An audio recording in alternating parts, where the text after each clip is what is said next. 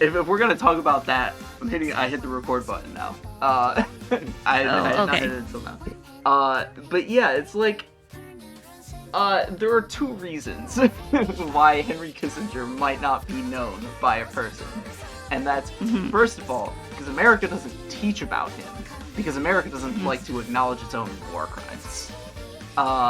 Second of all, you're probably not inundated with, like, political news, so to speak, or political events. So you wouldn't, like, be aware that, you know, he's kind of a big fucking deal. And also, and part of the reason America doesn't teach it is also because it hides its war crimes. So even outside of its education system not teaching his war crimes, America is hiding its war crimes from, like, the press, or rather, also the press likes to hide America's war crimes as well. Yeah, because I mean, like, I didn't even know who Henry Kissinger was, to be honest. And you know more about politics than those two. I, quite frankly, didn't know who he was until I started, you know, actually consuming political content. And even then, I didn't, like, really know who he was until the broadcast I was watching got interrupted with sudden update that Henry Kissinger is dead. And I was like, who's this guy? Oh, right!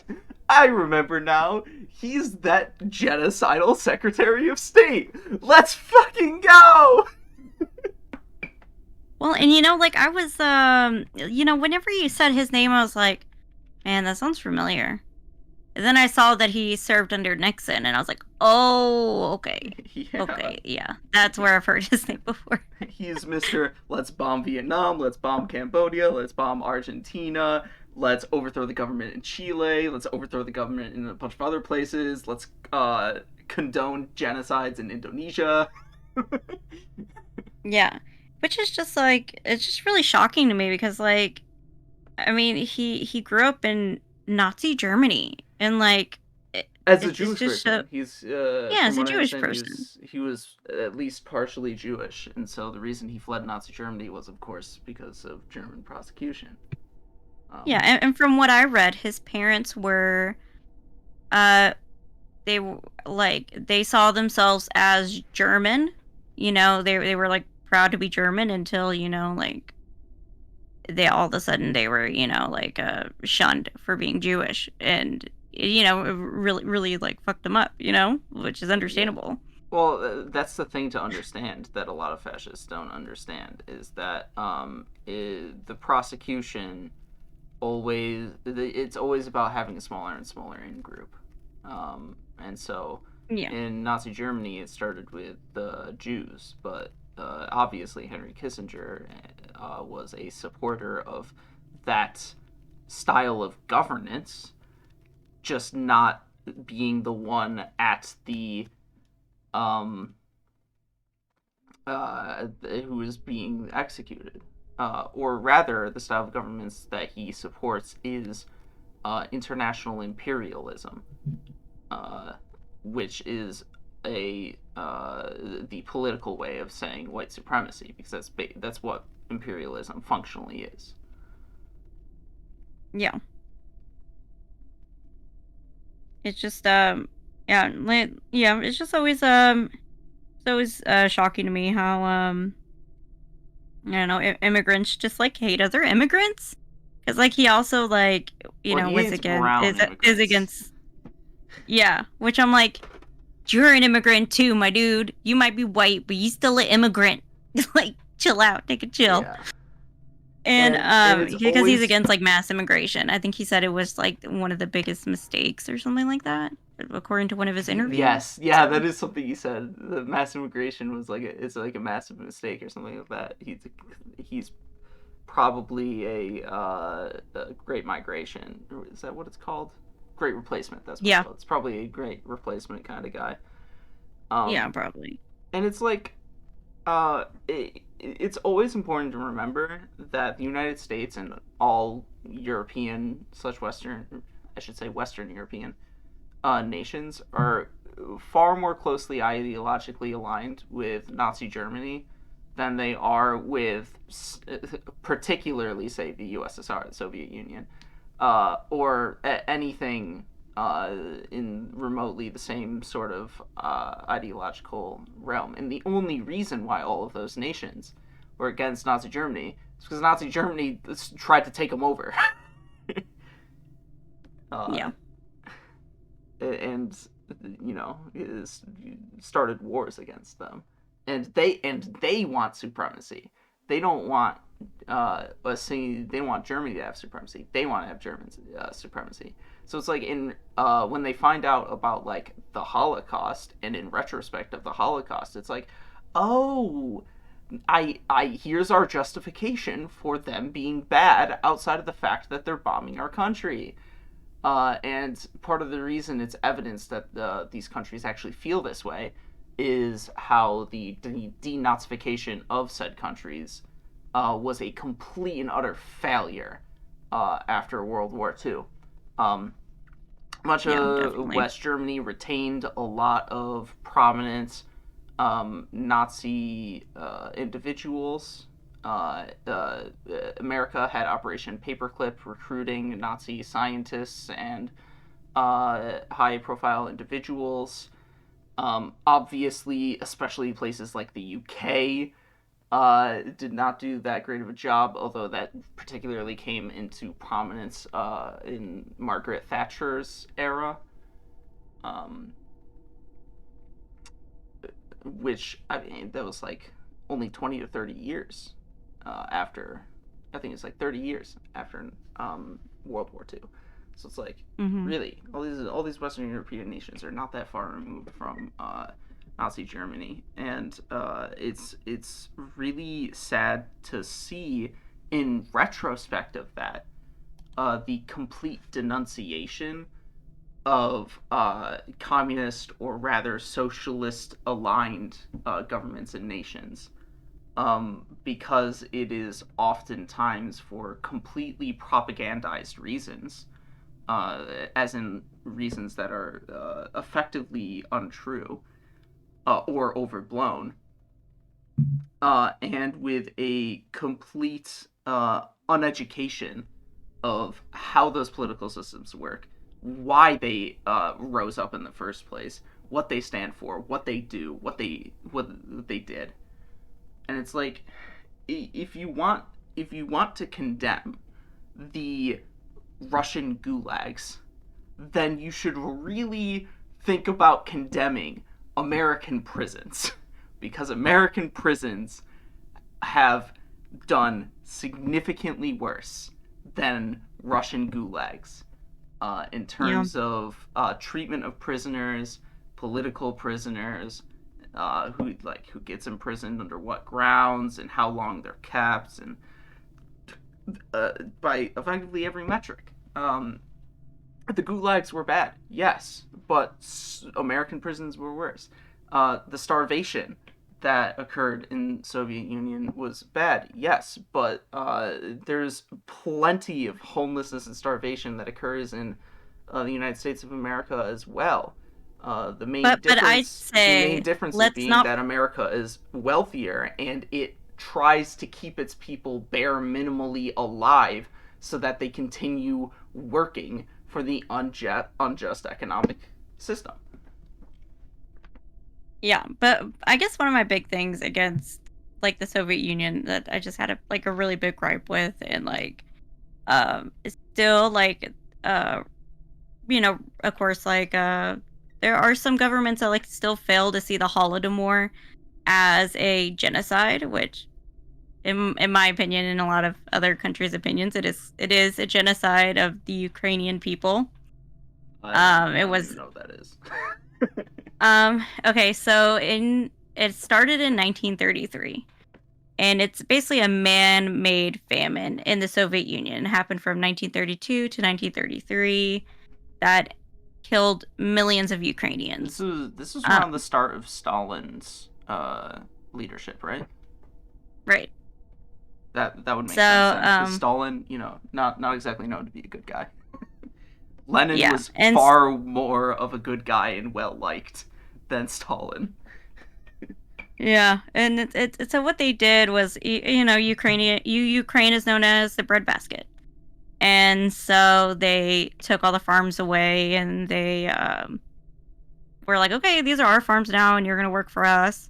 Only they didn't give any of the grain to the workers. They took it all and were giving it all to the cities, or they were trading it with other countries. And they just let the Ukrainians starve.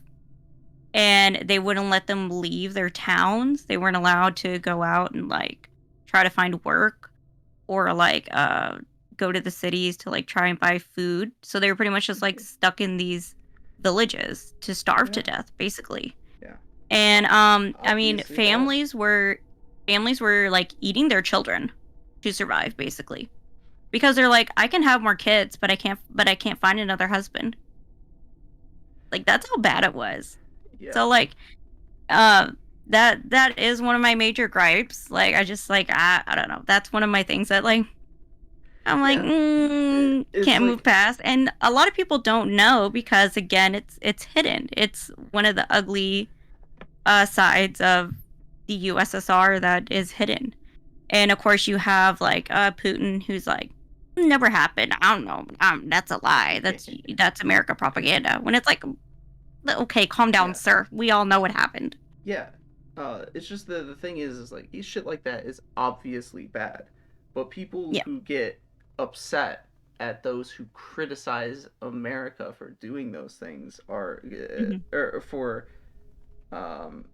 doing similar things, like completely misguided, because nobody who does that is justifying the actions, the genocides or the mass killings or however it may be of these foreign governments. They are just applying the same lens of criticism to America as is done to those governments, as well as, by extension of that, a bit more of an understanding eye of the circumstances which led to those, which obviously for something like genocide, such as like the Armenian genocide and probably the one that you're referring to, it's like there's no actual justifiable reason for doing those things. But just in the general case of like starvation happening under these socialist countries, oftentimes it is a direct consequence of them attempting to rapidly industrialize over a short period of time while suffering the consequences of Western sanctions. Yeah, well, and they also, from the 2 books that I've read about the Holodomor, they were, one of the main reasons was because they saw the Ukrainians as second-class citizens because they spoke Ukrainian. They didn't speak Russian. Classic. Anybody who spoke Ukrainian, yeah. That's a classic of every country, really, but especially ones who commit genocides. Yeah, and it was also to so they're second-class citizens. They were just in the way, so like let's just genocide them. And I'm looking at the numbers right now, and they think it was between 3.5 to 5 million people died. So yeah, but I'm trying to think what else. Yeah, but and they were also the plan was to move Russians and other people in the USSR to those towns once like all the Ukrainians were dead. So yeah. That's just colonization. That's what. Well, it's not colonization in the same way that say Israel or America did it, where it's like you came there to settle and you forced the people to leave, and the people died in the process, whether it be because of direct fighting or because of the conditions of the migration. This is you kill them first and then you settle. Yeah, pretty much.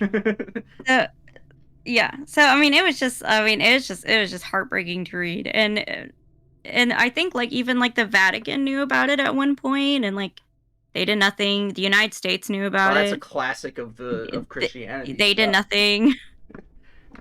The United States did nothing about it. So a lot of so that's another another dig at America. America knew, and they chose to do nothing because at the time I think they were trading with the USSR at the time, or there were talks of it. I can't remember exactly. And even Britain at the time, like they were trading with Britain, so like Britain didn't do anything about it. So it's like the Spider-Man meme, like Yes. you all pointing fingers at each other at the end of the day because like you guys are all fucking shitty, Yeah. And it's my personal main point in this conversation is just to say that as much as the USSR hid them doing that, America has hid them doing similar actions globally over and over again, such as in the wake of the recent death of Henry Kissinger, the unjustifiable carpet bombing of Cambodia, Vietnam, and I'm not actually sure how much Laos was bombed by the American government, but it was involved in that conflict. But specifically Cambodia and Vietnam, as well as the many other war crimes that he's done. And America hid the fact that it did those things. Yeah. Because the government knows what it's doing, and the people running the government know that what they're doing is bad and would be unpopular if people knew about it.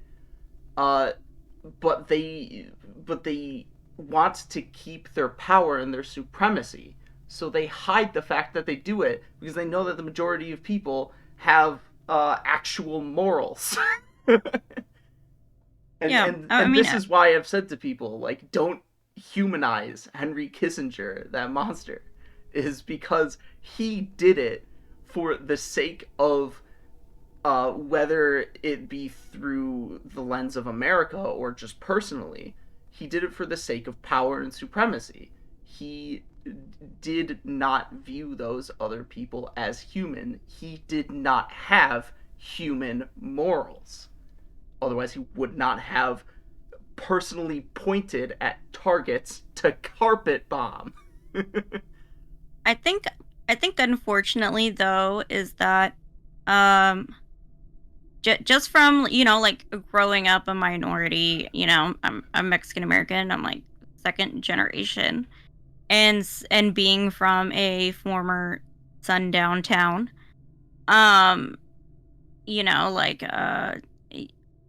like unfortunately that's the way a lot of white Americans think though. Is that you are an other and we are dehumanizing you, and like if keeping you out of the country and like keeping you out of here is gonna like make America safe, then like we're gonna do it. So I hate to say it, but unfortunately that is how people think, and we do need to get rid of that type of thinking. Yeah, but the thing is about like your average racist is that they can be reformed. They can be re-educated, because they are in.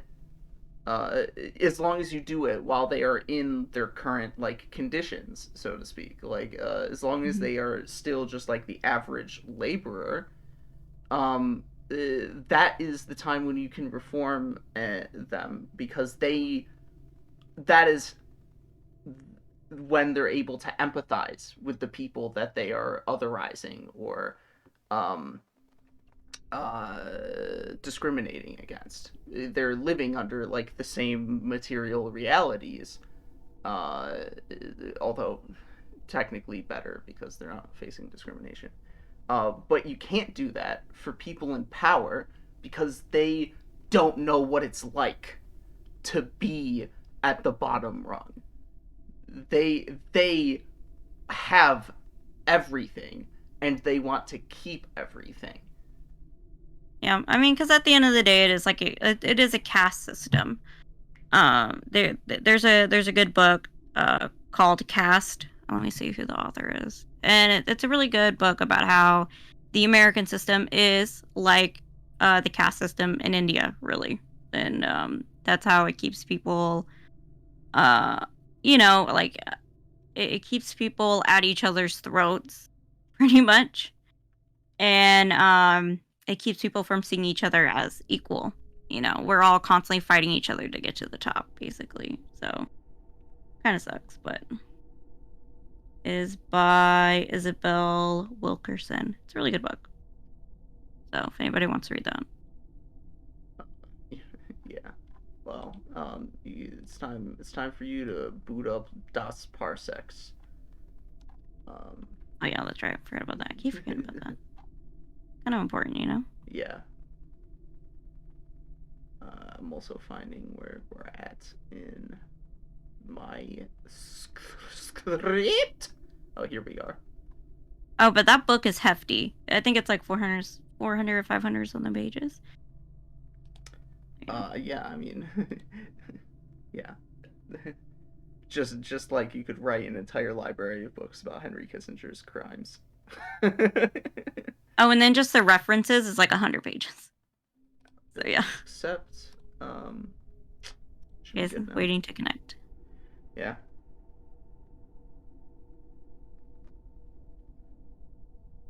Oh, it failed. What? Oh, what? Okay, want me to try again? Yeah, try it again. Okay. Connecting. Waiting to connect. There we go. Yeah. I might have had to do a thing that I didn't do. Oh, well. Wow. Yeah. Okay. Okay, we're moving. Wow. We're moving. Look, I pressed the right button this time. Yeah.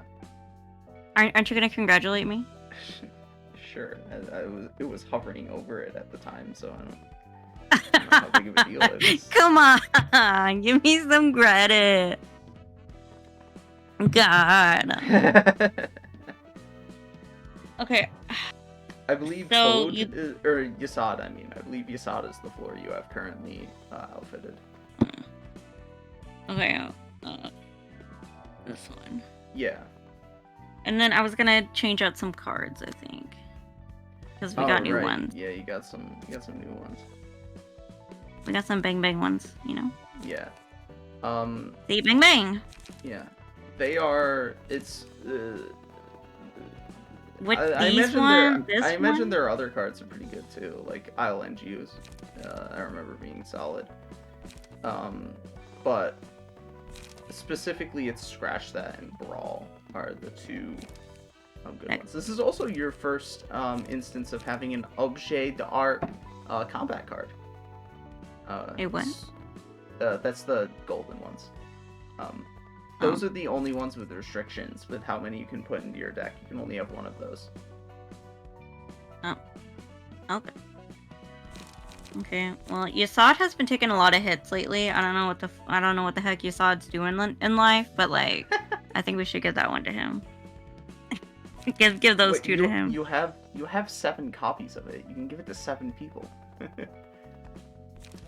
Oh yeah, because you did the second round because I wasn't paying attention and we were failing at life. Yeah. That was fun.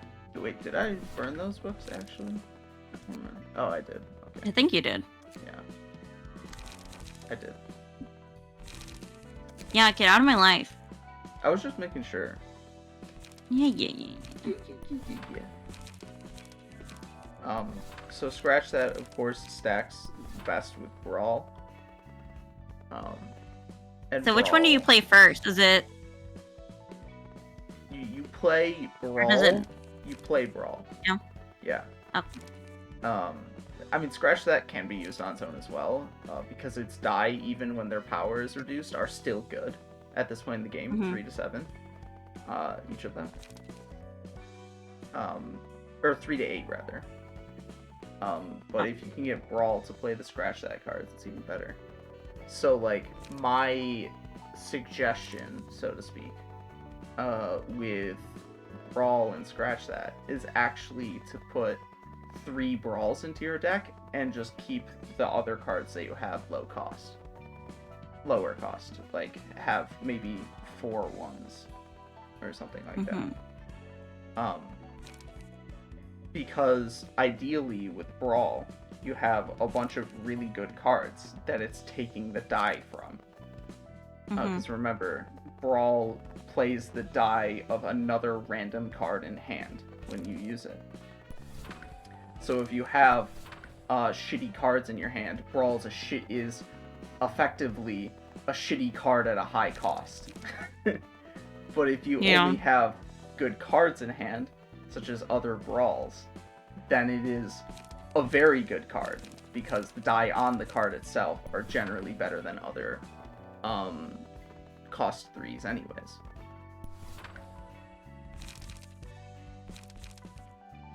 Wait, so how many did you say? Like 4? Yeah, just as a general thought, like, 4 cost 1s, 1 cost 2. Because at this point in the game, general deck building rule of thumb is average cost of 2. What does that mean? When you average the cost of all 9 cards in your deck, it comes to 2. Oh. Math is hard, okay? Yeah. I mean, it's not like I'm adding up all of the costs and then dividing by 9 when I make that calculation anyways.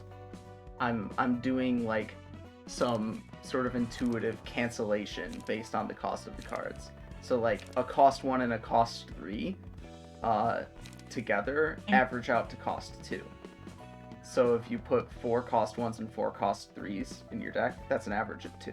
And then you put a 2 in there, and it stays at an average of 2. If that makes sense. Okay. No. Well, whatever. You don't... I get you don't really need to know math at this... Well, you do need to know math. We're fucking IRS.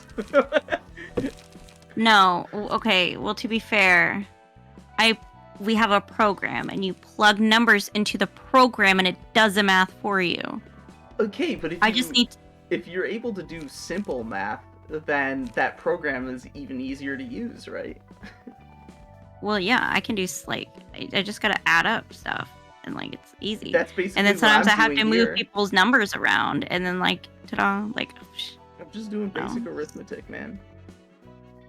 Basic. I'm not doing fucking calculus here.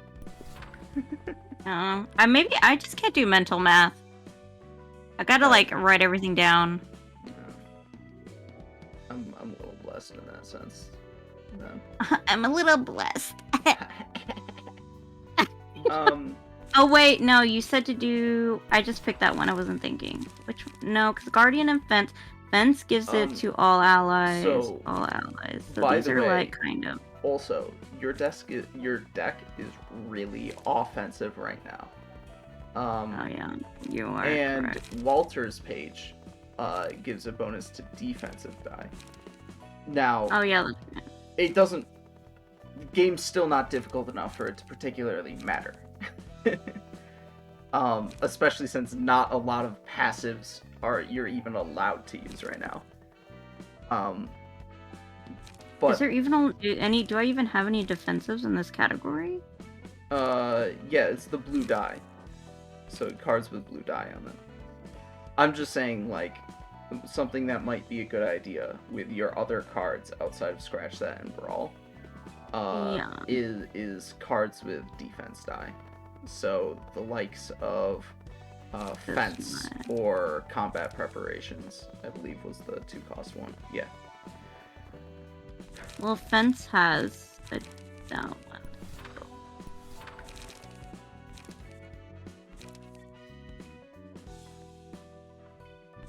Oh, you don't have enough fences. That's probably because you have a bunch of fences on either Kinsley or Max.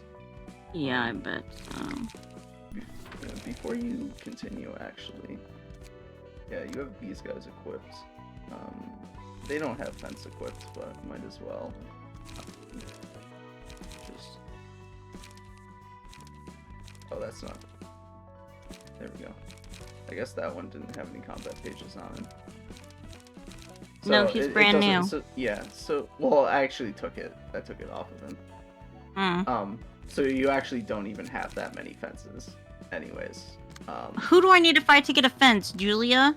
Yes, darn you it. need to fight Julia. Oh, Julia wasn't that hard, I think. No, and you got even better cards now, so... So I'm gonna kick your ass, Julia. You better watch it, girl.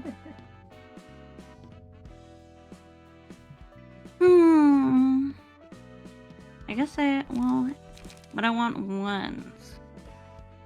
Well, what is this one? Is this where you deal 2 damage to opponent? I don't know. Maybe we'll pick it. Combat preparation is probably better than your shield. Yeah, combat preparation is better.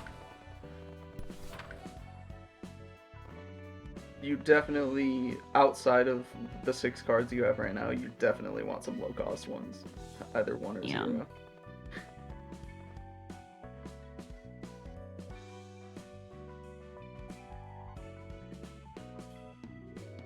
Why do I have 100 freaking these? What does this one do? I feel like I've never used that one. It's because you haven't. Those are those are from the basic Zwei fixers. So that's why you have a bunch of them. I'm like, okay, so is this one, huh? Like, why is there so many? I don't have that many ones in this category then. Who? No. Bummer, bro.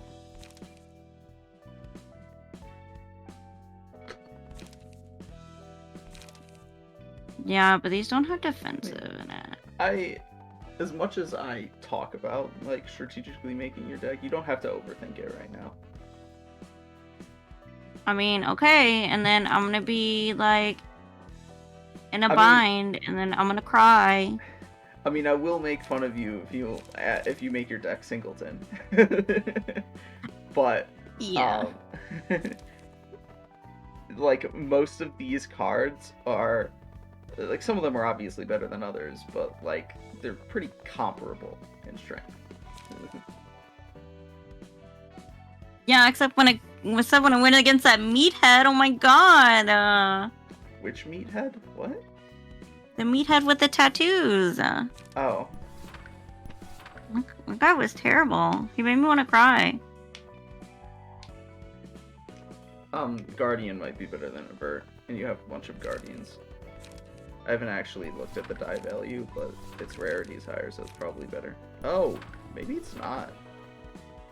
Oh, the reason why it's higher rarity is because of its bonus effect of giving it endurance. Its actual die are much worse. Well, maybe not worse. Definitely worse, though.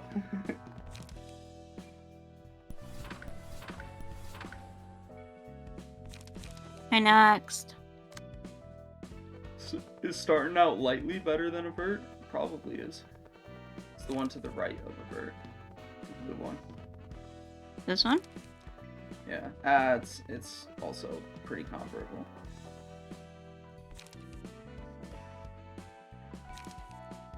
Okay, so I want to put some brawls up in there. Up in there. Clear out the retaliates and blade whirls. Oh, wow. What? Oh, did you say not to take him out? No, I said to take him out. Oh, I thought you said. That's what I thought you said, and then I thought you said "wow," and I was like, "What do you want from me?" No, I said whirl. I was like, you're gonna make me cry. Whirl. Imagine I tell you to do one thing for Yasad, and I tell you to do a completely different thing for Kinsley, even though they have the same key page. that would be comical. Okay.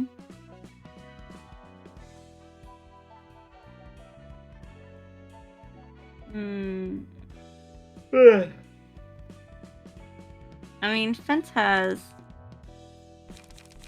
a little die in there. Has a little defensive thingy in there.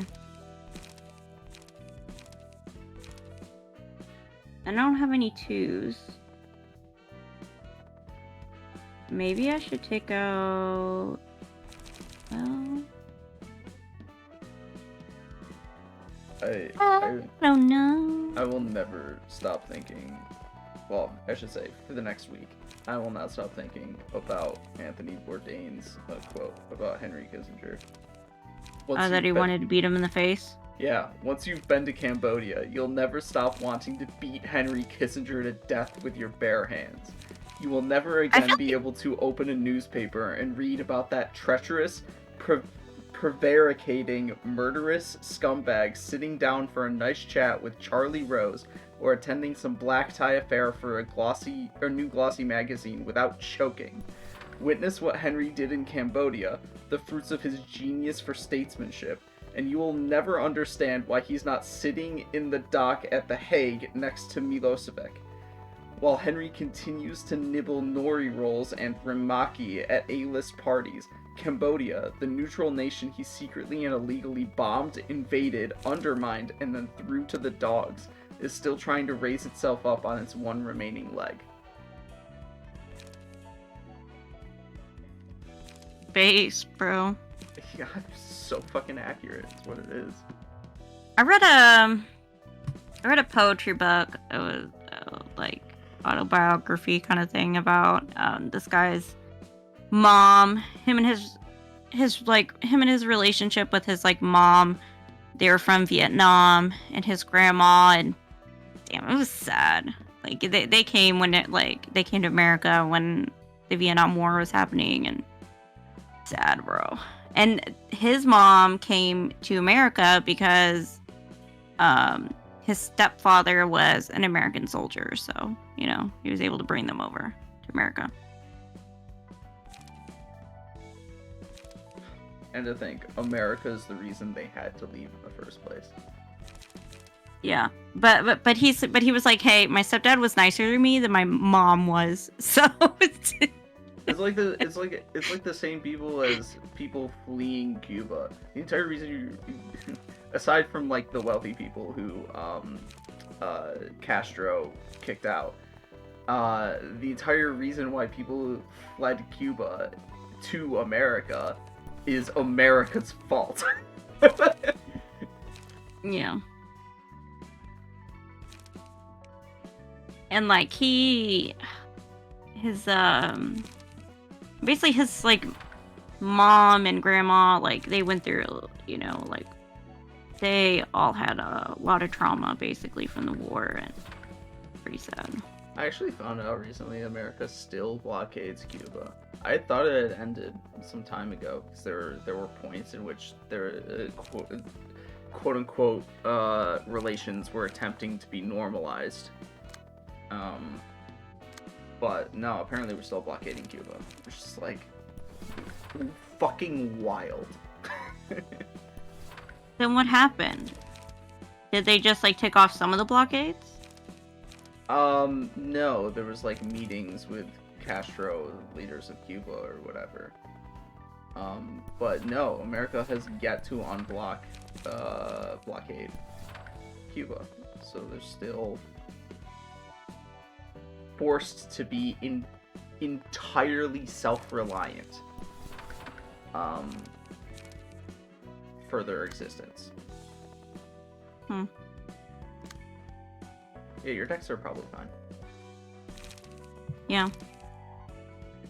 I did it! Okay, let's see. I guess I could go up against Julia. I mean, do you really need more copies of that card? Because your cards are only just going to keep getting better from here. Okay, fine. Maybe waggle the mouse. Like. Hmm? Wait, what? It's Oh. not. Excuse me.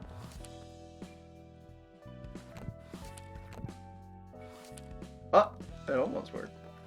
Okay, let's try going to a different menu. That's really odd. It's busted. It's busted. You broke it. Yeah. Why'd you break it? I think this works though. Maybe. Or is this a general? No, that's a general invitation. Maybe it's this. I think this. Wait, what? No, guess.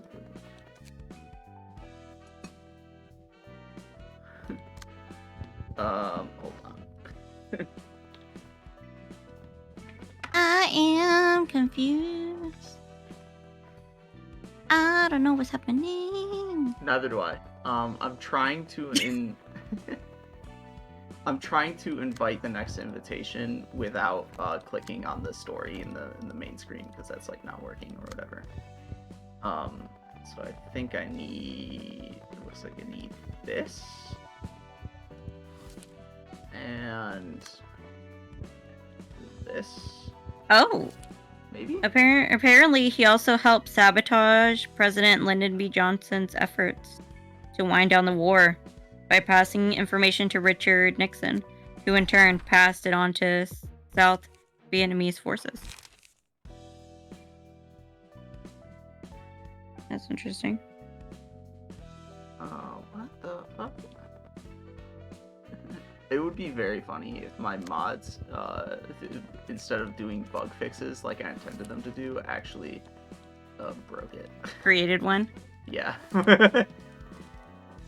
Wait, this one worked last time. Why is that not working this time?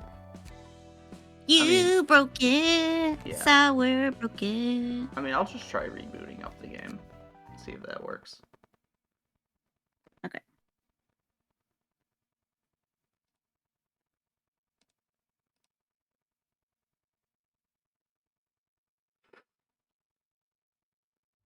Oh, historians estimate now that around 500,000 tons of U.S. bombs were dropped on Cambodia.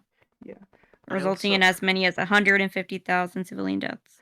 Also, the thing I was trying didn't work because I actually got it wrong. You need the Book of the Distortion, Book of Lobotomy Corporation, and the Book of Walter. Whereas I just read it as the first two.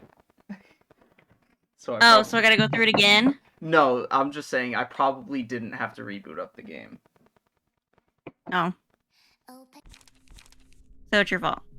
Yeah, it is my fault. Oh, bummer. Well, it's working now. Oh, okay. So weird, you know, but okay. It was worth it. Oh, we love her high ponytail. Yes.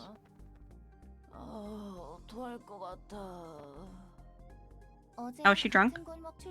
Yep. Oh, she hungover. Good for her.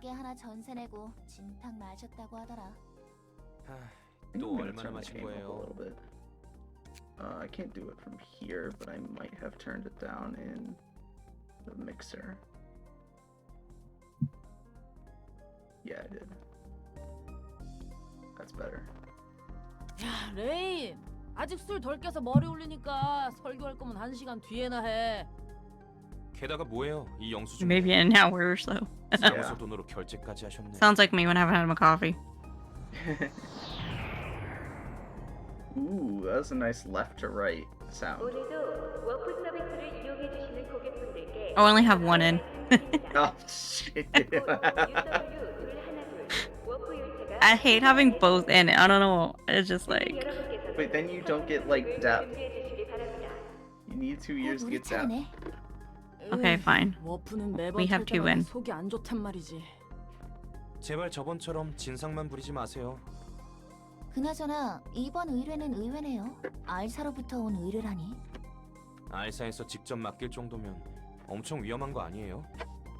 우리 같은 어중간한 사무소를 그냥 찔러보는 용도로 쓰는 것 같은데. 의뢰 담당자 이름 뭐라고 적혀있냐? 토끼팀 대장? 너희들이 보기엔 내가 아무 생각 없이 행동한 것 같지? 또 저러시네. 바로 그 묘라는 녀석이 어제 나와 같이 술잔을 나눴던 오랜 친구 중 하나라 이거야. 그럼 묘가 꿀 좀 빨 수 있는 일을 주겠다 하더라고. 자기한테 마진 좀 띄워주면 된다더라. 그래서 그렇게 당당했던 거네요. 아, 기분 좋아서 사무소 카드도 써가며 확실히 접대했지. 묘라는 친구분은 믿을만해요? 아, 성격이 지랄 맞아서 그렇지 속은 괜찮은 친구야. 이번 일도 이상한 거면 평생 저주할 거예요. Oh, girl, it's gonna be weird. It's not gonna go very well for them. 이게 얼마만에 휴가야. 워프는 처음 타보는데 괜찮겠지? 당신도 참 걱정 많아. 얼마나 많은 사람들이 워프를 타고 있는데. 초창기에는 여러 사고가 났다고 들어서. Yeah, it's fine now. 걱정되면 그냥 내 옆에 딱 달라붙어서. I don't know. The last time I saw it, it didn't look fine. 그냥 딱 달라붙어 있을게. 나 열차 안에서 토해도 알아서 It's just the 처리해라 train. 레인. We like trains here. 제발 좀. 승객 여러분, 모두 안전벨트를 착용해 주시기 By the Oh way, wait, wasn't the- this bitch like permanently drunk the whole time? she's hungover when she boards the train. Yes. Oh, yeah, this mean hungover. Oh, I can't imagine, bro. Sounds like. But by the way, R Corp is a military corporation, like a mercenary sort of. They're like a private military group. And their rabbit team, headed by Mio, actually is used in Lobotomy Corporation.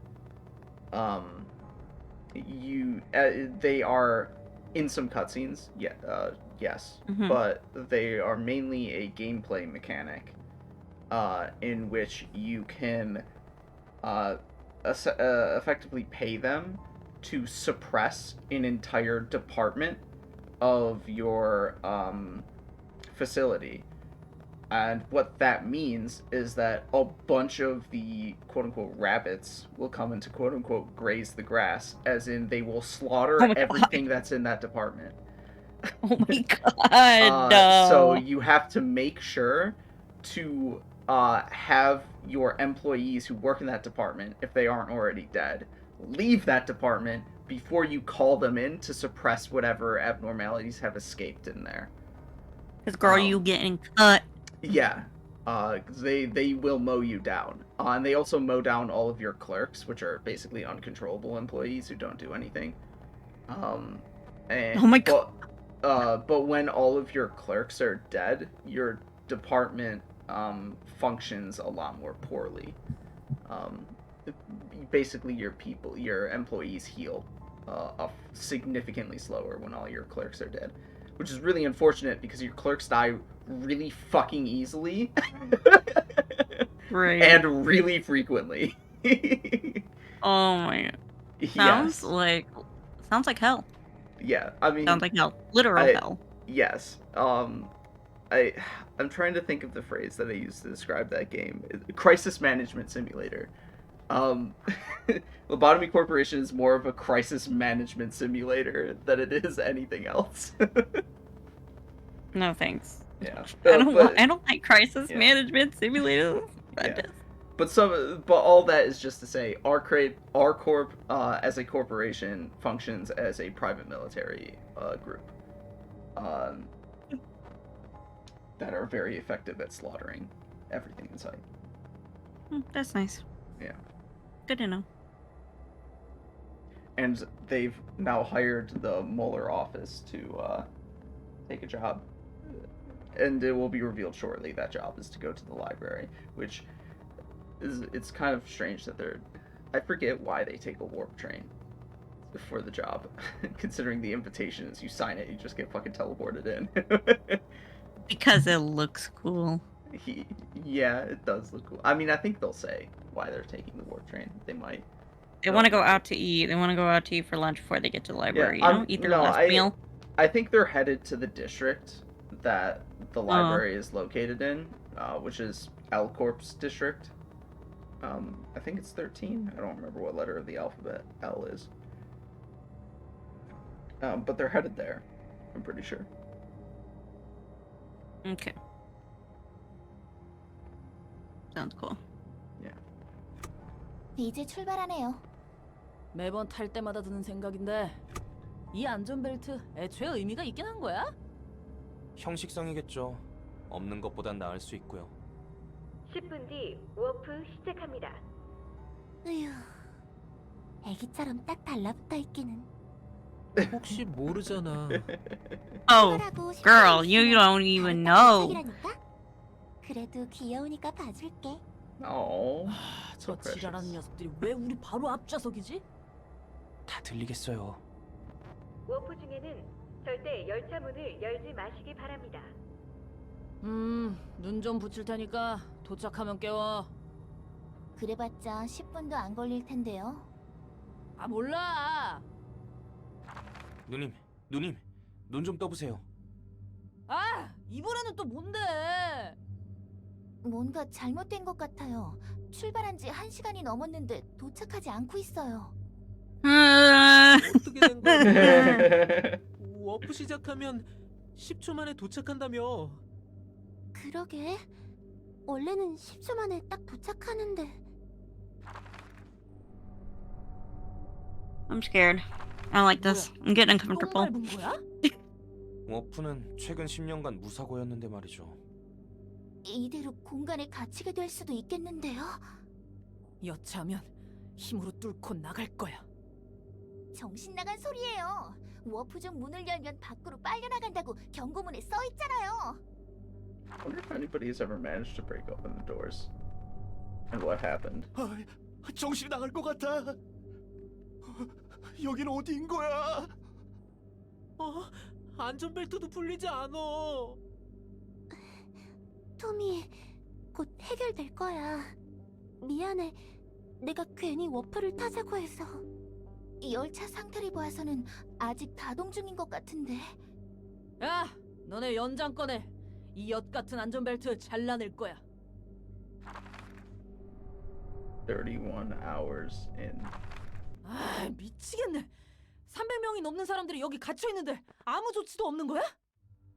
열차 분위기가 심상치 않아. 300? 다들 묘하게 감정적이고. Yes. I didn't realize it was. 인건 It's 31시간이나 a train. 지났는데 Trains 전혀 carry a 목이 lot of people. 마르거나 배도 고프지 않다는 거야.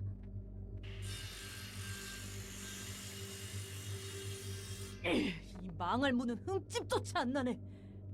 정말 꼼짝없이 I wonder 갇혔네요. if it's made out of 방법이 exports 없어요. materials. 그냥 기다릴 수밖에. 다른 사람들도 좀 맛이 가고 있는 것 같은데요. 야, 우리 도박 한번 해보자. 뜬금없이 무슨 소리예요? 이거 써보자는 말이야. 초대장이네요. 묘한테서 받은 물건이야. 지금 쓰게 될 줄은 몰랐지만. 여기 펜이요. 저도 어떻게든 이곳에서 벗어나고 싶거든요. 워프 고장이라니. 세간에 알려지면 W사 입장에서는 꽤나 곤란해지겠는데. 원래는 10초 만에 도착해야 했던 거지? 맞아. W사의 특이점으로 만들어진 워프 열차는 아무리 멀리 있는 정거장이라도 10초 만에 도착하거든. 그런데 30초도 아니고 30시간이나 넘게 연장되는 건 치명적이지. 특이점도 고장 날 수 있는 거겠지. 역시 완벽한 기술은 없다는 건가? 그나저나 설마 했던 녀석을 곧 만나게 될지도 모르겠어. I feel like 저 the 사무소에 most 아는 녀석이라도 surprising thing 있어? here is that they aren't 아니. even suspicious 토끼팀 at first. 대장이라는 Yeah. 맞아. It's like, 알사의 대장 중 하나와 인맥이 다 있었다니. 올가란 녀석도 그렇지만 너도 수완이 대단했구만. 다시 만나게 되면 서로 좋은 꼴은 못 볼 것 같지만 말이야. 뭐야, 사이가 좋은 게 아니었어? 아니, 그럴 것 같긴 했다. 뭘 기대한 거야? 나하고 웃으며 얘기할 사람이 있을 줄 알았어? She 혹시나 does 했어. now. 알사 녀석들은 Roland's her friend. 해결사와 본질적으로 달라. basically, 하늘은 yeah, 해결사와 비슷해 they're 보여도 buds. They're 일의 bros for 처리 life. 규모와 마음가짐이 확연히 다르지. 날개 중 하나면 그 정도는 되어줘야겠지. 여유만만이시네. 이야, 이거야말로 순간이동 아니야? 망할 W사 특이점보다 빠르고 확실하구만. 이렇게 얼렁뚱땅 일 처리해도 되는 거예요? 초대장은 알사에서 받은 거라면서요. 미카, 이 녀석 입 좀 막아. 더 듣다간 이 자리에서 토할 것 같아.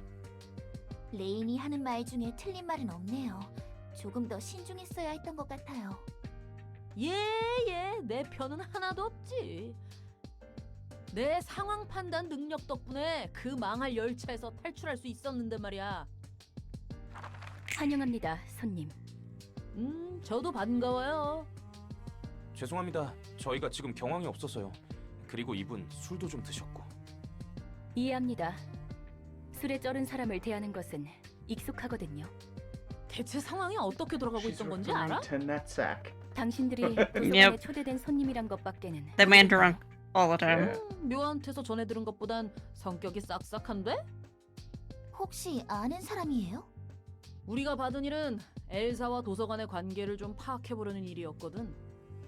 그래서 저에 대해서 아시는군요. 그리고 이거 사람 아니다? 기계지. 괜히 속 긁지 말고 초대장에 적힌 것들만 챙기고 돌아가죠. 까놓고 좀 물어보자. 도서관과 엘사가 무슨 관계인지 알지? 묘가 그러는데 네가 도서관에 있다는 것은 무조건 엘사와 관련이 있을 수밖에 없다더라고. 책으로 확인해 보시는 것이 확실하겠죠? 죄송합니다. 입장하도록 할게요. 당신의 책을 찾으실 수 있기를.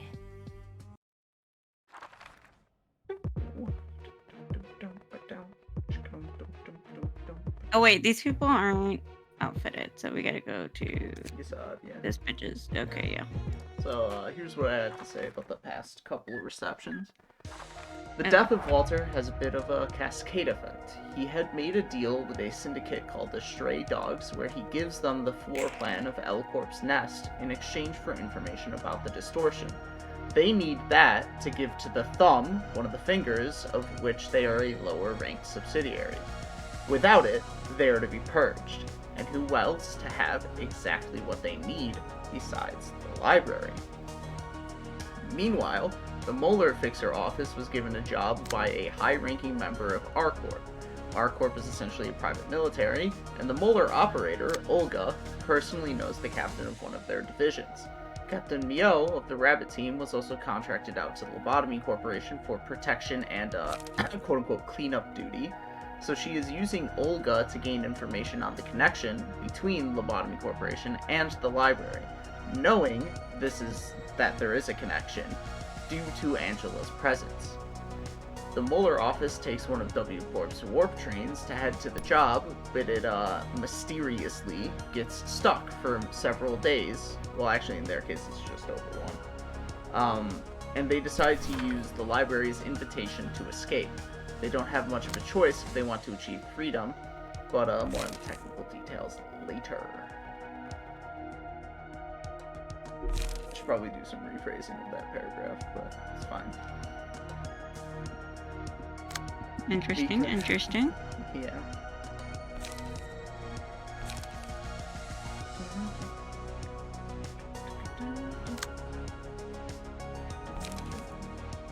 Keep in mind that Brawl will not use its own die if you use it. What does that mean? When you use Brawl, it takes the die of a random other card in hand and uses that.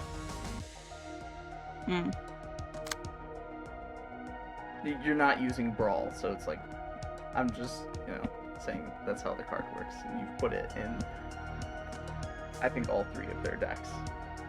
So you should kind of know how it works if you're going to use it. You don't have enough, I already used it. Okay. Yeah. I think I used it with this girl, dude.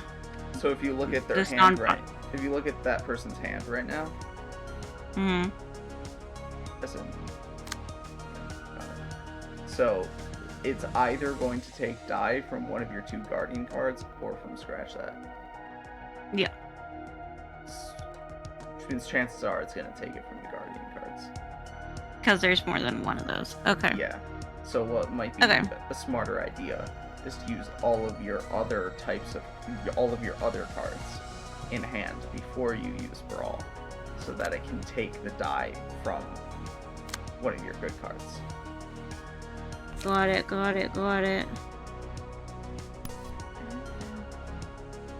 Oh my god, it keeps freezing on my end. Bros, can you, chill out? Is my ping terrible? I mean, it looks like my internet's working and OBS doesn't seem to be having any issues. It might be mine. Because it's, been raining on and off and, storming. It's been raining in Texas? Wow, that's crazy. I know. God bless America.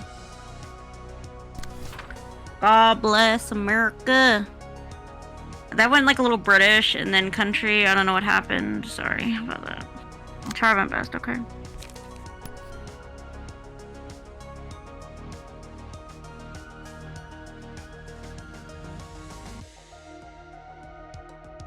We're just fucking winging it over here.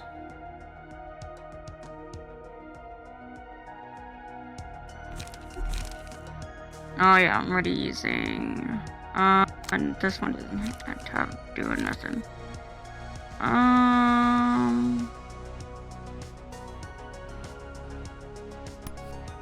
Well, I guess we could try it now. Or should I wait till I have less cards, maybe?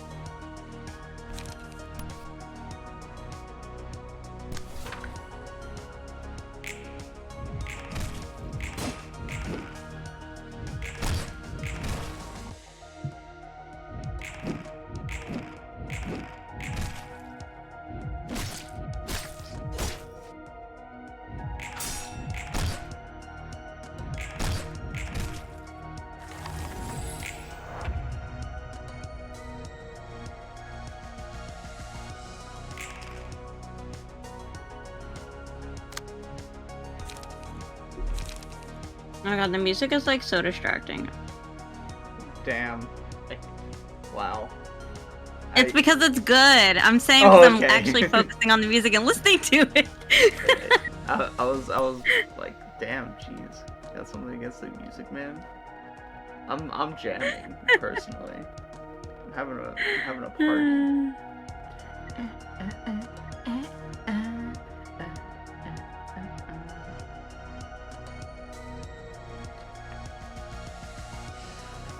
And I like all the gears and stuff. It's very nice. Yeah. We stand, basically. I think I mentioned it before, but one of the mods I have is an optimization for this floor because apparently the background stuff took up like a lot of processing power. Although my computer is strong enough that I don't think I didn't have any issues with it. But I guess people with lower spec computers had some issues. We're on the struggle bus.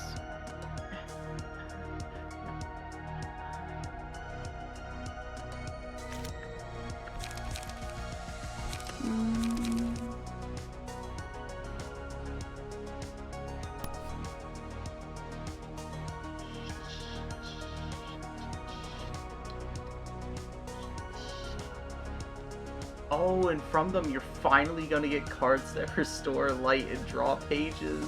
That's right.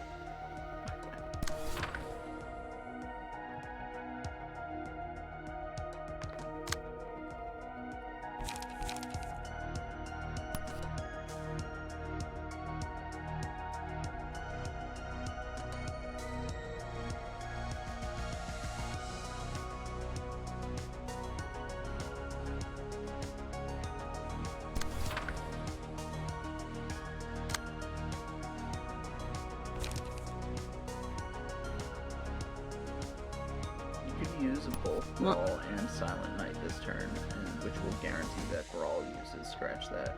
I'm pretty sure. At least I'm pretty sure that's how that interaction works.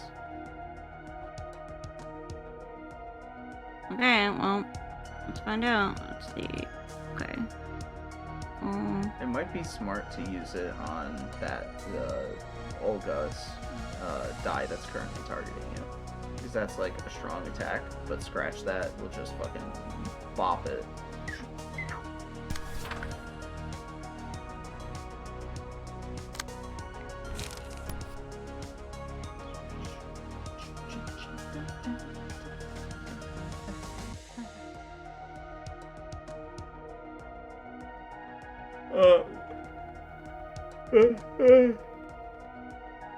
Goodness, what a great big yawn. Remember, whatever you target, aside from Mika, with this card right now, will redirect that attack to it.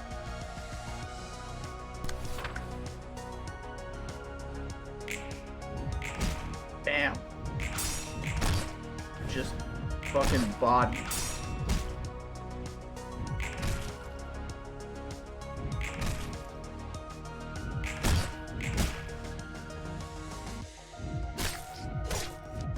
Sorry, Olga, your ponytail is very beautiful, but we just gotta take you out, bitch. Sorry.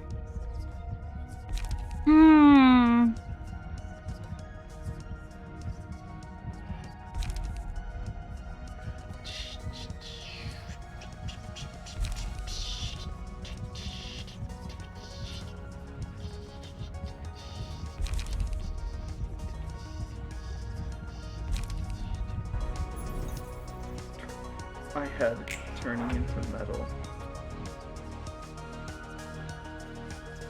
So I have a bit of a suggestion, and that is to not kill Olga. And the reason being to raise her and your emotion levels more, so they can resolve more books.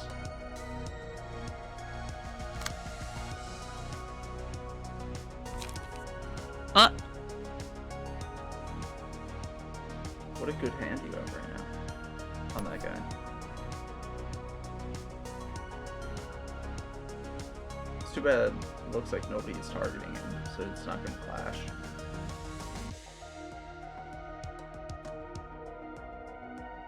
Oh, if you use it on the other die, it will clash.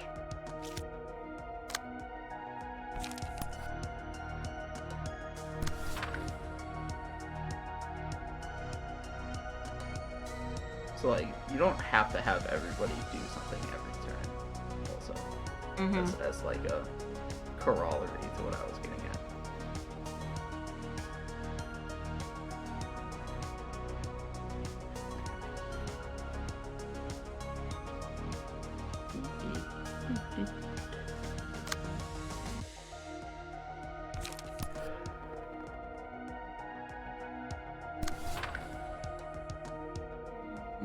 So, like, that's fine for a turn. That's totally fine.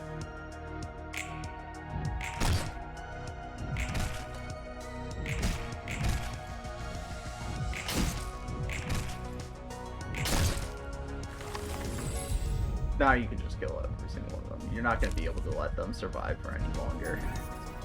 Like, on purpose. It would be rather difficult to, rather.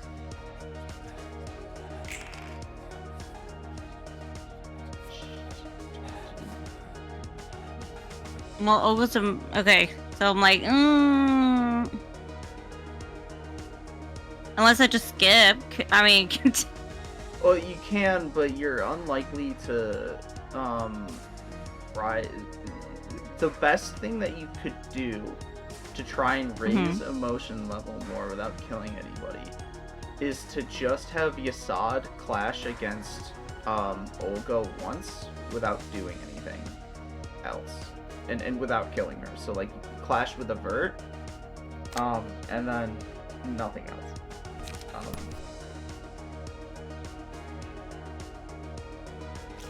And to be fair, I don't entirely know how the emotion level mechanic works in resolving books. Like, I don't know the details. So I don't actually know how much your emotion level impacts it so much as their emotion level. And if it's only their emotion level, then it's entirely pointless to keep all of them alive at this point. Because their emotion level is not going to rise any higher.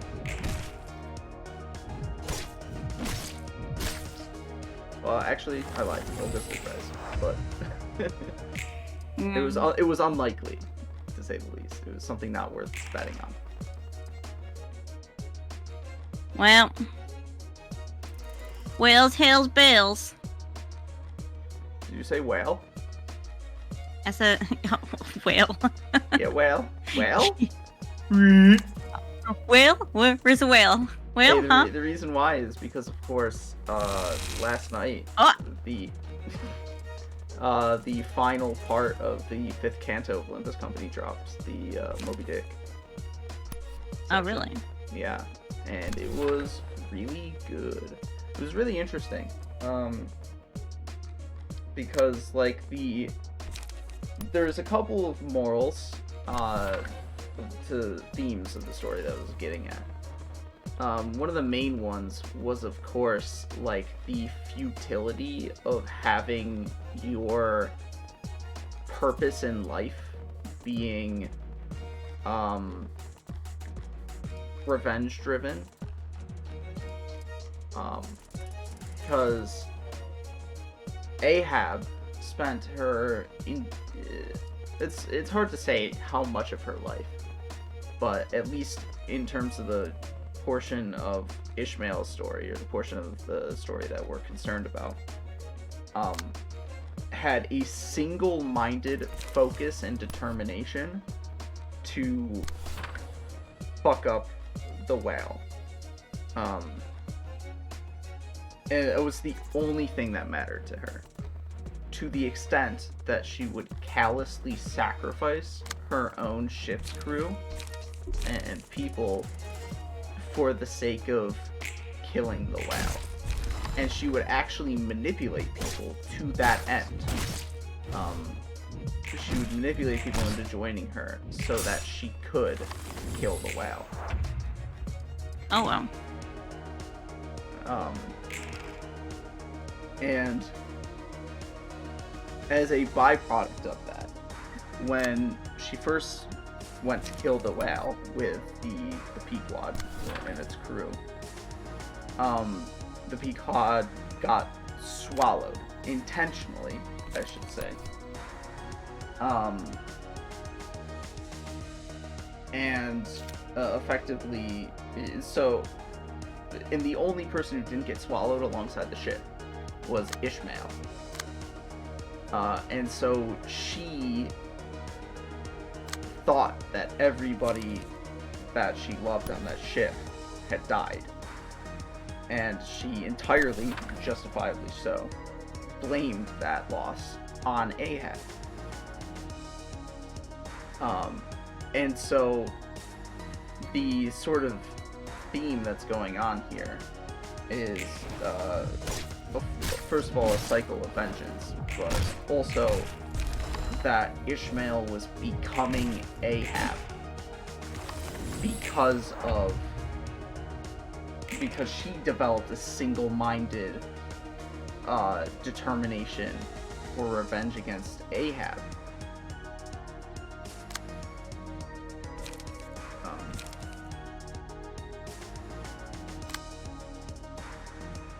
And on top of that, part of the reason she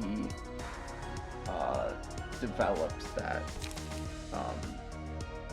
determination is because prior to joining the Pequod, she was effectively listless in life. She had no, like, concrete goals or determination. She was very a malleable individual who didn't know what they were doing with their life. And she was given purpose to kill the whale through Ahab, and that's was Ahab's intent. That's how she manipulated people. She struck to their core of, like, that they're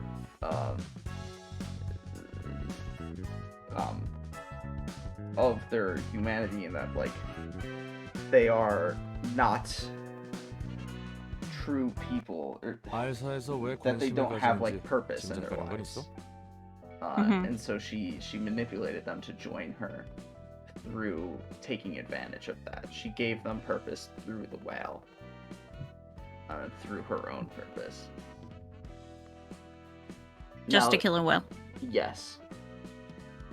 So it's there's some interesting stuff going on, and it was very impactful. Interesting.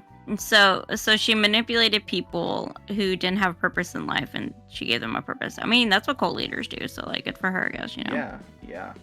She's just going by the rule book. And that's what she was. When somebody on the way to their initial fight against the whale, like, died due to with, I guess, them, like, fighting a different whale. She gave, like, a grandiose speech about how he was, like, I don't remember the particulars of the speech, and is kind of ambiguous as to whether or not the rest of the crew knew that he was going to die. Or if she was manipulating them into thinking that he was just leaving the ship early to, like, go back to port, and then when they get back to port, they're gonna celebrate with him. And I think it's deliberately ambiguous in that sense. Because the speech works both ways.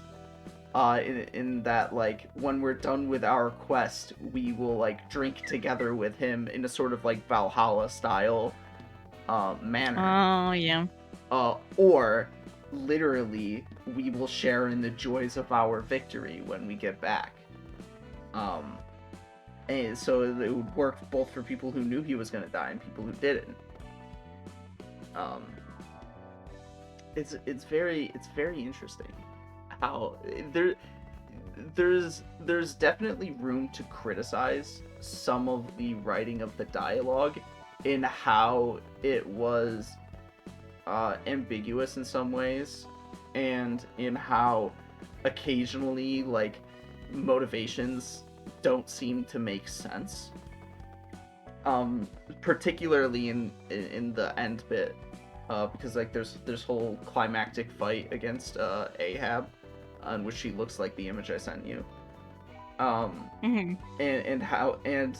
the whole dynamic here is that Ahab is like, I'm gonna kill the whale, and then I will willingly give up my life to Ishmael to kill me. But it's like, so why are we fighting against you right now instead of just killing the whale? Like, why are you so concerned about having Ishmael kill you before you've even killed the whale? In the sense that, like, they're fighting, so, like, if she loses the fight, then Ishmael will kill her. Especially, like, the very end of the fight, like, there's this whole, like, decision sort of quote-unquote thing, this sort of scripted cutscene, where you're given the quote-unquote choice to either kill Ahab or the whale, to harpoon either Ahab or the whale's heart. And the thing that's confusing about it is that Ahab is saying that she wants to be harpooned, that she wants Ishmael to kill her, but at the same time she hasn't killed the whale yet. So why does she want Ishmael to kill her now instead of after they've killed the whale? It doesn't. It sort of doesn't make sense. But at the same time, back to what I was originally trying to say, the deliberate ambiguity also tends to work in favor of the story, in how it's, like, framing things and what sort of ideas it's trying to get at.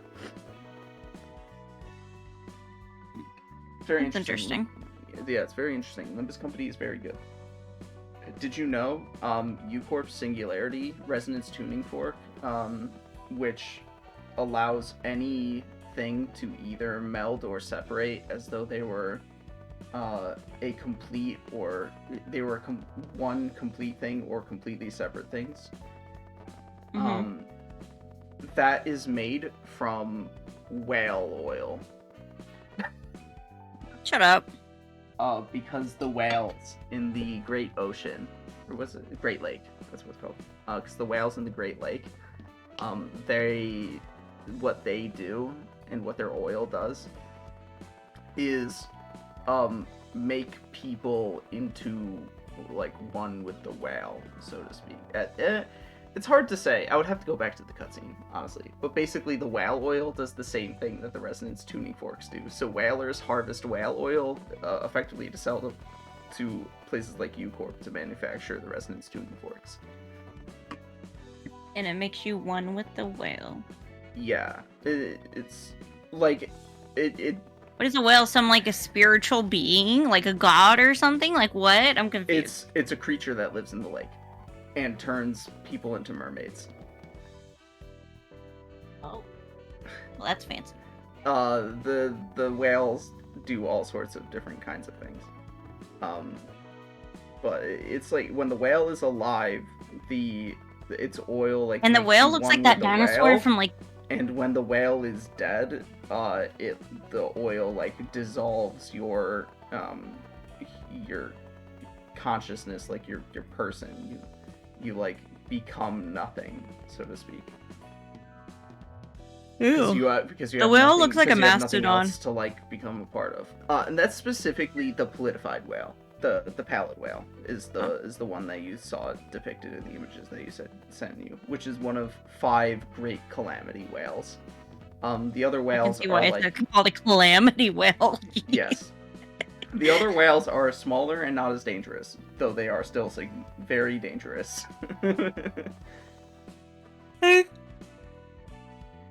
You must get paid a lot of money to hunt down those whales, because no thanks. No thanks, I'm good. I like to keep all my limbs survive, you know? I'm just saying. I mean, I don't want to become one with the whale. I don't want it to melt my consciousness. I don't want to become a single consciousness, I'm just saying. I mean, specifically in the context of the Pequod, these are people who had, like, nothing else to turn to, so to speak, in their lives. Yeah. So it's not as though they had much of a, like,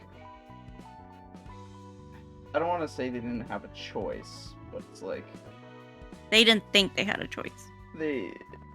There wasn't. It was one of few options available to them. It's not like they had a great life ready to be lived if they didn't go whaling. Yeah. Like they didn't have a relationship with their free will, kind of thing. Yeah, a good example of what I'm trying to get at is one of the main ones used to be part of the middle, one of the fingers, but she decided to leave the middle, and as a consequence of that, had to engage in a lot of like self-harm practices. Like her body became severely damaged. And even then, to like protect the secrets of the middle or whatever. And even then, she still had to be on the run from the middle, because unless you yourself are like completely destroyed, then it is not like enough you cannot leave the middle without having every single part of you that is associated with the middle like completely eradicated. Oh, like Naruto.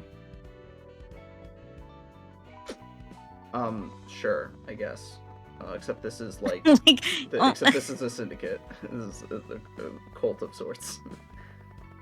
Yeah, but like, you know, like the hidden leaf or the hidden villages, like they don't let they capture the rogue ninjas because their bodies hold secrets of their villages, so they hunt them down and like murder them and cut up their bodies to like make sure that their secrets aren't released to other villages, you know? Like that. The story of Naruto gives the impression that such things are grossly exaggerated. Okay, I'm just saying. It's a thing that happens, okay? Because people are tools, okay? You are a tool and you were used as a weapon. Sorry about your bad luck, kid. You know? Right. Well, and that's what it seems like. That's what it seems like in this circumstance. You know, she was used as a weapon, and now like you cannot leave, and you cannot leave. We dispose of you. Sorry. All right. Well, let's get a fucking move on with this story. You're over it? Yeah, I'm over it. Oh my god. 엘사는 하루아침에 He's over it. 알사는 하루아침에 주요 고객을 잃었으니까 여러모로 조사하고 싶겠지. 알사의 주요 고객이었군. 확실히 엘사와 그 둥지 자체가 지닌 무력은 특별할 게 없었지. 둥지 단위로 알사를 이용할 정도면 정말 중요한 고객이었겠어. 그리고 협력 관계였지. 알사에서 사용하는 에너지 전부 엘사가 공급했으니까. W사까지 포함해서 말이야. Stop collaborating. 날개 셋이서 Listen. 짝짝꿍했단 거구만. 있는 놈들끼리 다 먹으니까. So much for trickle down economics. 나한테 불평을 해도 소용은 없어. 난 하라는 대로 했을 뿐이니까. 그래, 날개든 뒷골목이든 피 고용이는 까라면 까는 대로 굴려지는 거지. I mean, I wouldn't necessarily call such activity like collusion. Although they definitely were colluding, but like the mere act of just selling your energy to the other companies in exchange for their services as well is not necessarily collusion. That's just normal business. They were definitely colluding though. These guys, definitely, yeah. Don't get it twisted, you know. Yeah, so you can't actually proceed until you, well, yeah, first of all, burn the books. I mean, yeah, wait. Where are they? Oh, Middle right there. here. Yeah. I was like, where'd they go? I feel like I didn't get that many copies, but like... You actually got a number of copies. The Book of the Mueller Office is just cards, whereas the other 3 give you key pages. So you actually don't want Book of the Mueller Office. It just gives you repeats of what you already have. So being able to get 4 copies of each of the unique individuals is actually pretty good. Yay! Okay, burn. Yeah.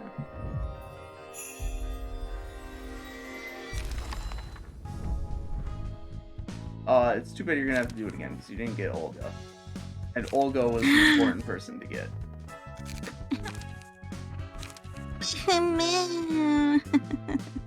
Yeah.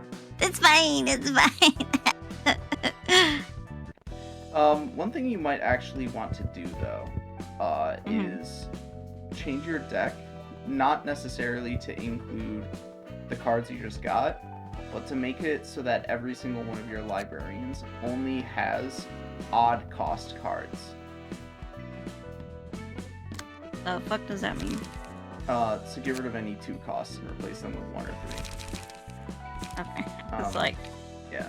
I was like, do you mean... I wasn't sure. It's like, does he mean odd, like, numbers? Or am I just, like, missing some... Is this, like, a word in the game? No. Okay. The reason I say that is because you actually won't be able to move on in the story until you do more realizations. And the only way to unlock the next realization is to do as I said, is make it so that you win a reception with only odd cost cards in your hand.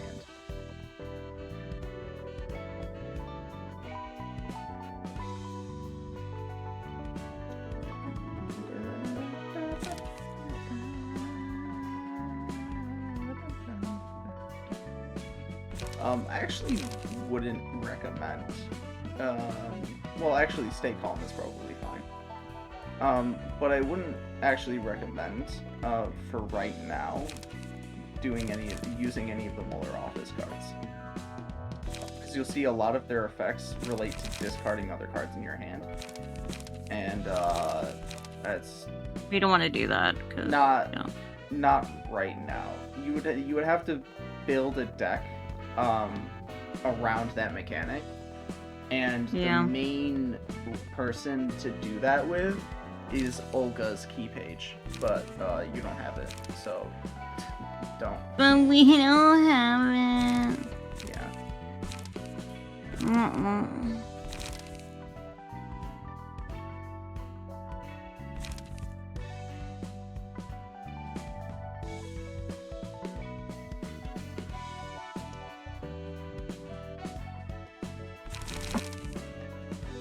I got 1 fence card because somebody else has it. I guess I could put... Maybe... No 0 cost cards. Only 1 or 3. Remember. I wasn't gonna click it. I just had my mouse resting there. Okay. There.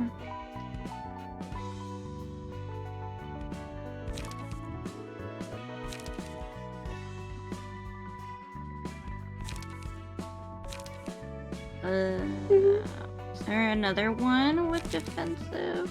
No, not really.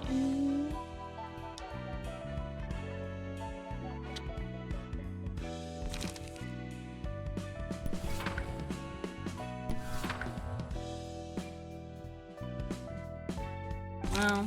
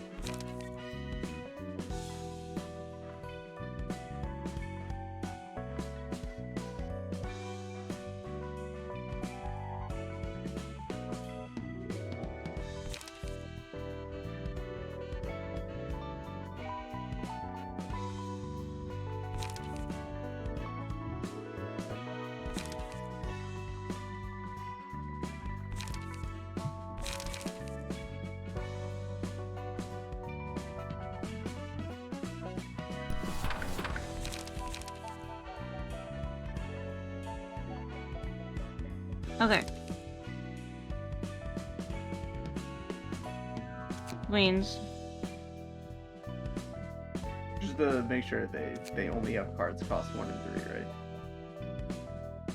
Yeah, but let me double check. I wasn't paying attention because I was reading something on my phone. Wow, you're not paying attention to me? That is so rude. I feel so unloved, actually. I'm letting you play the game, okay? Wow, I feel so unloved. Sour doesn't love me. Wow, okay. Cool beans.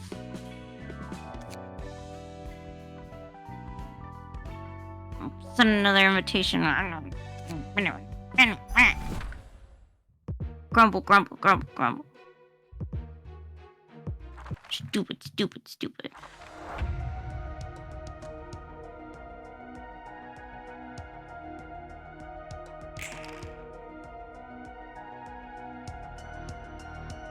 Okay, okay. Okay, why is everybody attacking me over here? Leave me alone. Like, two people, y'all are ganging up on me. That's evil. Okay.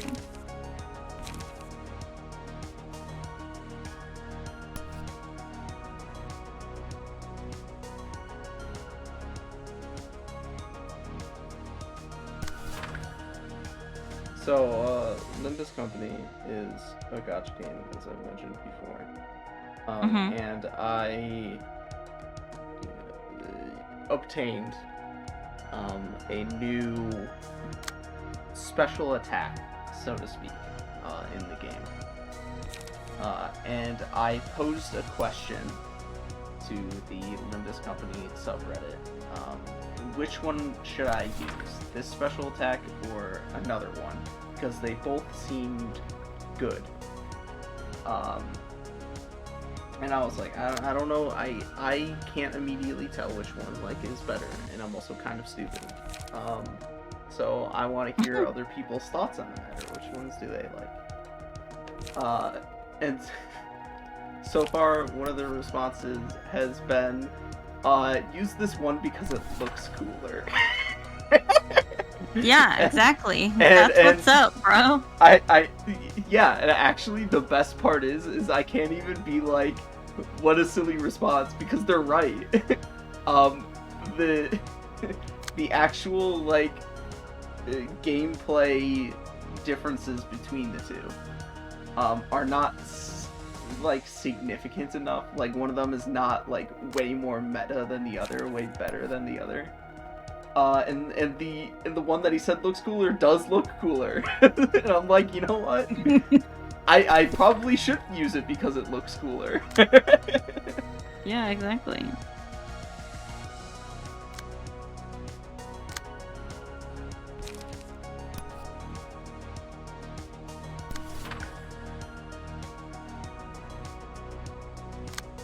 Once you're done setting up this turn, I'll actually pull up what it looks like for you. It does actually look fucking cool. It's fucking sick. Is everybody set up?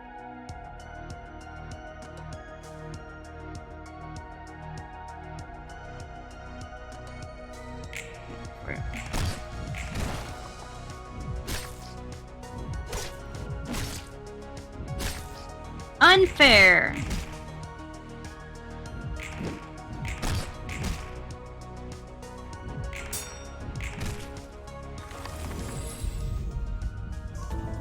이 파도 속에서 움직일 수 있는 오직 나다. 에? 깨어져라. That's the art for it. 직접 And this is the 알게 한다. attack. 이 파도 속에서 움직일 수 있는 오직 나다. 에? 깨어져라. Oh, that does look very cool. And each attack has 2 versions. This is the second. 거기 그대로 있어. 이 번쩍이는 조명은 내게 깨어질 테니. Oh, okay. And that isn't even the coolest version. That's the one that I was referring to. That isn't even the coolest version of that, like, EGO. 총알. Because 조명이 another 전멸하는 character 저곳으로. gets it's their own version 파도. of it. 모든 것을 잡으실 Ishmael 거다. gets one. And it's really fucking dope. 실이 빼는 편이 좋지.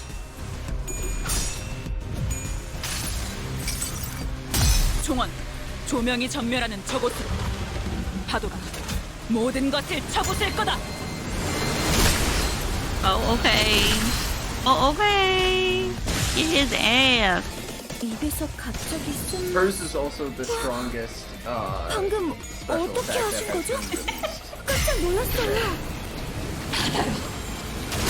배를 버리고 모두 아래로 내려간다. Yeah. 반짝이던 깊은 그곳으로. 한 번에 이렇게. Oh, Yeah, it's pretty, that does look pretty cool. yeah, it's pretty Yeah, cool. you should definitely use that one. Actually. Well, I'm going to use that one. So, like, you can equip multiple special attacks on people according to different classifications. So the reason I asked the question about the first one I showed you is because there's another good one from that same classification. You can only have one equipped of any given classification. But the Ishmael one is the only one that has been released of that classification so far, of any character at all. So, of course, I'll be equipping that one and using it. Of course, duh. Yeah.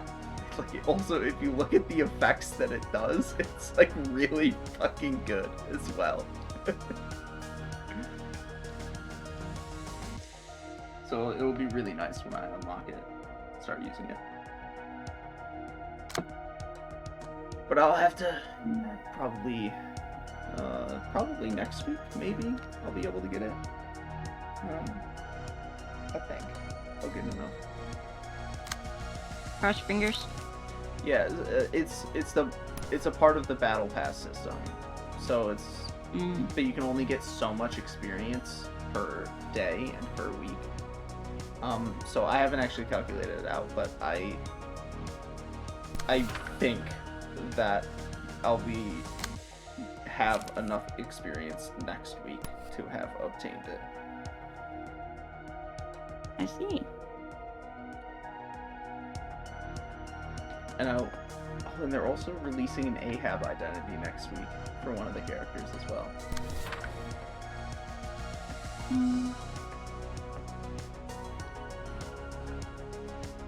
EGOF4C Gas Harpoon.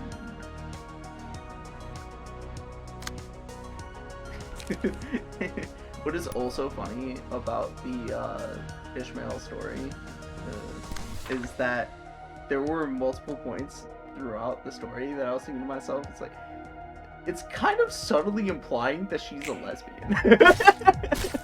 Good for her. We love a lesbian.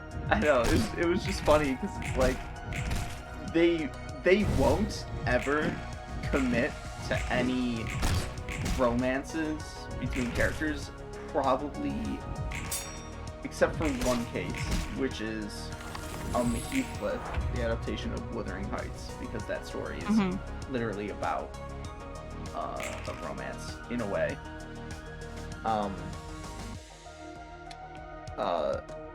But Moby Dick, obviously, not about a romance. And Ishmael, and they're not going to have any romances between the sinners. That would be like weird. That'd be a bit weird. It'd be fucking ridiculous.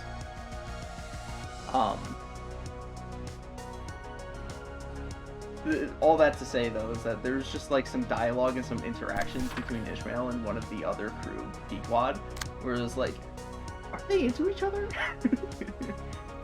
We're kind of like, this is sus. Might be the case. Yeah, that's kind of way Skate the Infinity kind of goes. You know, it's kind of like queer baiting just a little bit, but you know, yeah, it's fine. The whole thing is that like Ishmael had no dreams of her own, so to speak, and so while on the Pequod, her dreams developed into essentially like having good times with her favorite crewmate, Queequeg. But like the way that it was being written and talked about was like effectively implying that she wanted to marry Queequeg, and it's like that's weird. And not that it's weird, but so much as like I don't think that that's their actual intention. But like they can't like write the dialogue in the scenes to convey the same ideas without having that subtle implication. Yeah.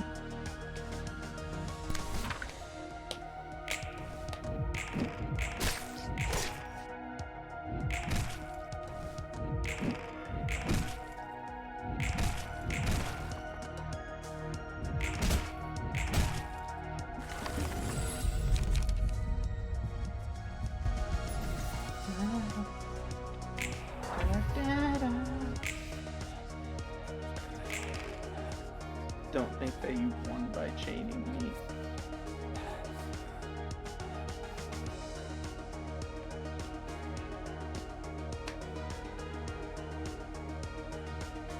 Oh, one thing I wanted to ask though, by the way, is this Saturday, which did you want to have the Pirate Odyssey be about? Drum Island or the live action? I guess the live action, because I was gonna watch it tomorrow night again. Are we just gonna talk about the first episode? No, not just the first episode. I'm considering breaking it up into 2 parts, depending on how long it talks for us to talk about the live action. Because if it starts if we're like, you know, halfway through after like an hour and a half, it's like, we should probably break this up into 2 parts. Okay, so we'll see. Yeah. How it goes. Because as I said before, I kind of want to be particularly detailed about the live action, because there's just so many problems that I want to talk about that I think deserve to be talked about. Especially in retrospect of people thinking that it's good for some reason. Yeah. Yeah. I haven't heard that many complaints about it, I feel like. Yeah. It's because people are fucking stupid, that's why. Yeah. People are stupid.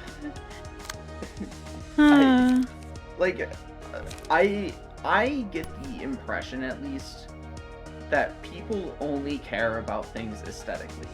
It's like everyone's a liberal at the end of the day. And what I mean by that is they don't care whether or not it's actually good.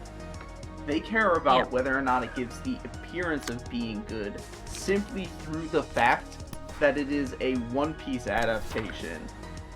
And they like One Piece. And One Piece is good, yeah. simply through the fact that it's a One Piece adaptation and it's not like immediately awful, I guess. Yeah. I say that, but I kind of do think it's immediately awful. I don't know. I think it's more so like compared to other adaptations of anime. It's not the worst.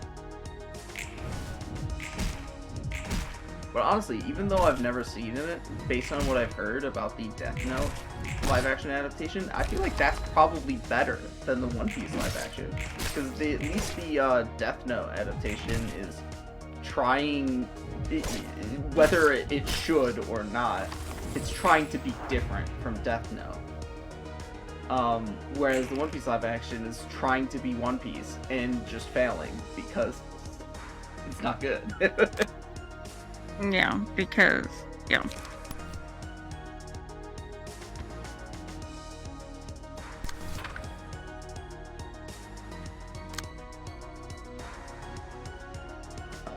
From what I understand, the Death Note live action was attempting to be like a sort of slasher horror, more so than a dramatic thriller.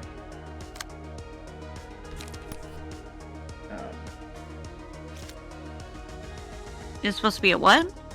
The Death Note live action American film was supposed to be a horror slasher film, as in the sort of vein as Final Destination, as opposed to the dramatic thriller that the Death Note manga and anime are. I see. So that's what I mean by it trying to be something different than its source material.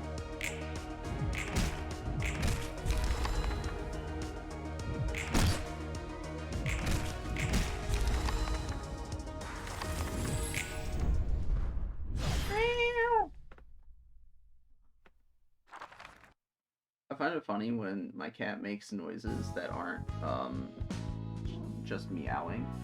So it's just like minor grunts, but in like the cat way. I've never heard a cat grunt before. Well, it's I don't know if my mic would adequately pick it up. So like I don't know if I should try. Because I know that when I've made mewling sounds before, it hasn't actually been picked up on my microphone. Specifically through Discord. Yeah, I've never had a cat, so like, I don't know much about cats. They're pretty awesome compared to dogs. Oh, but I think I sent you a picture of my sister's roommate's cat. I don't remember if that was one of the like ugly cats that I've seen. Was it orange and white cat? I don't remember. Yeah, it's oh yeah, I did. Her name is Kit Kat, and she has a wee, so she calls her Wheezy K Baby. So, yeah, that's fun. Oh, we got Olga's page. Yeah, I did. I was like, wait, why did I do this level again? Yeah, let's get Olga's page. Olga's page is interesting. Okay. Okay. Oh, we're gonna Sorry, read Olga, some we Molar just Office. Yeah. Okay, where are we doing? We're going to books. Right. Oh, molar, a tooth. Haha. Haha. I get it now. I didn't know what it was. I was like, what is that? You don't know what a molar is, huh? It didn't look like a tooth. I'm sorry. I just now noticed. Your screen is just too small to recognize. It looks like a tooth. Maybe that's what it is. Every useful workshop technology is patented. The city strictly forbade making or selling products using technology patented by another workshop without purchasing the rights to it. If anyone infringes this regulation and still uses technology they shouldn't have access to, they will receive a cease and desist letter up to 3 times. When you receive the warning, you must pay all profit you've earned through the infringement to A Corp as a fine. Why A Corp out of all places? because that's the corporate in charge of managing and granting all patents. It's all the head patents. we're talking about. Yeah, all patents. It's like one of the few actual restrictions that they have in the society's patents. Because patents are not actually, pro free market. Yeah, bummer, bro. Yeah. So it's the head we're talking about. In any case, if you can't pay the penalty by the third warning, the claw will tear you down. To tell you the truth, yes, I'm the daughter of a small workshop owner. My father dreamed to make his little brand famous one day. Its name was... sorry, I don't feel like saying it out loud. It's long gone, so you'll get nothing even if you looked for it. That's right. As I explained moments ago, if you can't spit out the money you illegitimately earned from manufacturing or selling products using stolen technology, punishment awaits. Oh, wait, please listen to my story to the end. My father was a victim of fraud. His friend gave him a technology and asked him to make weapons for his office out of it, so he made them per his request. He didn't even realize that the technology was stolen from someone else. He'd already sent the weapons to the office, and when he was waiting for his friend to test them out and transfer the payment, a cease and desist was sent. You can guess the rest of the story. Oof. Sorry, girl, but... Rip. When an office accepts a request, an official deed of contract must be drawn up before the case can be dealt with. It sounds big, but it's basically just a mutual promise. I think it's consideration in legal terms. The client will pay a certain amount of money as reward, and the fixers will do their best to resolve the case. They're plain and natural clauses for the most part. It seems people in the city are prone to breaking promises as simple as those without a contract to bind them, though. In any case, contracts serve as physical evidence to prove our performance and secure our payment when we submit reports to the association. Without contract, there's no assurance that we'll score a record for our career or get our due payment. To give you an example, Big Sis resolved a huge case the other day, but we got absolutely nothing out of it because she forgot to sign a contract about it. Oh my god. That fucking sucks. Requests made by wings are quite different from those assigned by the associations in several aspects. You'll be made the envy of everyone once you get a request from a wing. First of all, a wing commissioning a regular office indicates that the office has been recognized to be worthy of its trust, and that alone can be a significant achievement.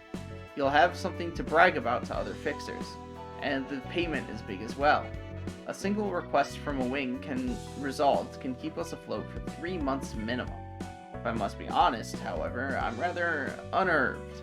As rewarding as work given by the wings can be, there's significant risk associated with it. Imagine how dangerous and difficult this mission may be if our corp, a wing specializing in combat, requested us to resolve it for them. Big Sis happily accepted the job, though I still can't help but be worried a little. Still, I hope it goes well. Sorry, Rain. Didn't go well. Sorry, baby girl.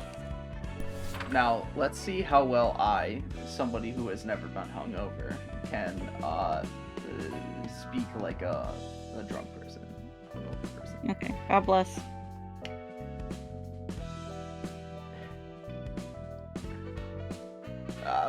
No, I'm not even gonna try it. Never mind. I thought about how I was gonna go about doing it, and I was like, none of these are gonna work. He said, never mind. Yeah, just never mind. Mio and I are old friends. I honestly don't remember how our first meeting went, other than it being Backstreet's buddies, but that just goes to show how long our friendship's been, don't it? We've done requests together, been in life or death situations together. We've been too busy to contact each other often ever since I moved to this office, but then Mio called me out for a date one day. Maybe it was because I got to drink with my old friend after a long while, or maybe it was the honor of having a seat with the famous captain of the rabbit team, but I was in a mighty good mood. I was taking swig after swig of booze. Rain would have scolded me for sure if I went back as drunk as a broom, I felt that. But that happens all the time anyway, so I didn't care much. How's it going? So, how about you? Same as you, lass. After some meaningless chatters, Mio gasped like she remembered something and started skimming through her fanny pack. Then she shot me a stealthy look. Psst, Olga, come closer. We don't want anyone peeping at us, so stick right next to me. And stay quiet. You're the noisiest one here, and you already stick out like a sore thumb, so just say it already. You're not a woman of style, are you? It's more fun to talk like we're secret agents exchanging confidential info when we're discussing topics like this. God. It's stylish that way. Forget it. Our corp has been investigating something of late. Are you giving work to our office, or are you just bragging? By the way, I guess it's pretty serious if our corp is paying attention to whatever that is. Just how big is it? Oh, I heard people's been going missing lately. Does it have anything to do with that? Or... Shut up and listen for a sec. You always have too much to say. Here's the deal, Olga. I've got a lush grassland to show you, so graze it to your heart's content and bring some of its veggies for me. How's it sound? Some words she chose.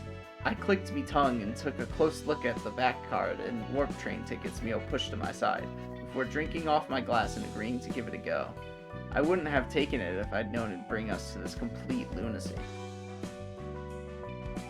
Yeah. Sorry, girl. But at least we got your page and you'll live on in our memory, you know? Yeah. Yep, God bless. So now we can see what it does? Yes. So, Olga, and the Molar Office in general, for that matter, they are in... Their decks are built around discarding. So their cards often have effects related to something happens when you discard this card, or discard other cards. And her passive gives you bonuses if you don't have any cards in your hand at the end of a scene. Oh, so it's like rewards you for throwing away cards, okay. Yeah. Which is interesting and often good.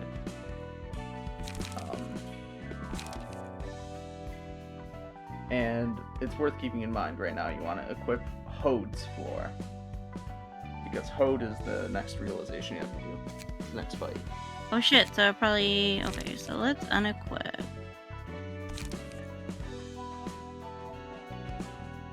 Okay. You can switch with the icons in the top right, remember. Well, I'm already here. Oh, wait, no. It all looks the same. It's all connected. Okay, okay.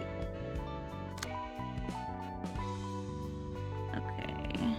She's so cute. Code is very nice.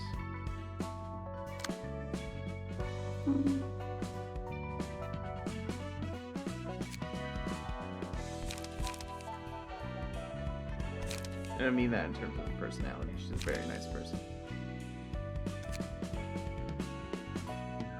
She looks a little bit like a butch, but you know. Well, you do have Olga's card equipped to her right now. Yeah, that's what I mean.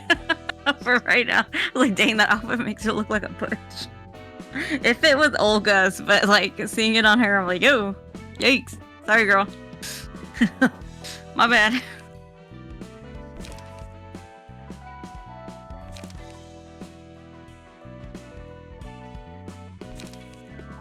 These are just like normal.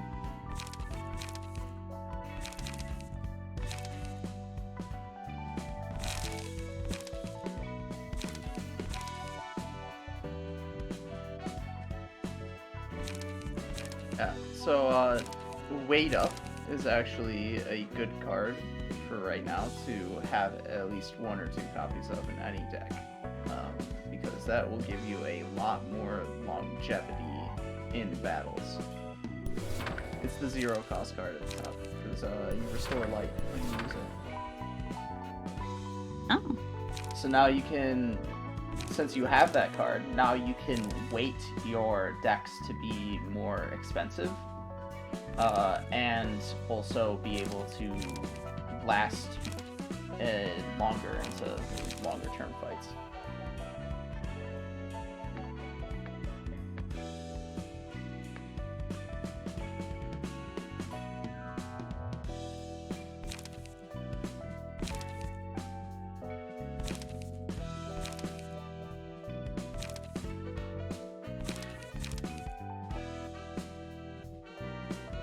Oh, this one's discard all pages.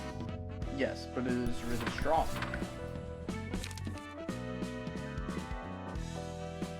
So it is also, and since you want to end each turn with no cards in your hand, it's also really good.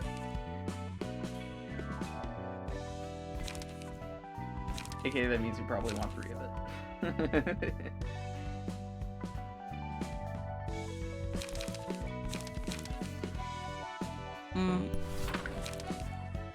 Do we have any 2s? No, we don't have any new 2s, but these are just regular ones. Okay, draw a page upon discarding this page. Yeah, stay calm is put really good as well. one more in there.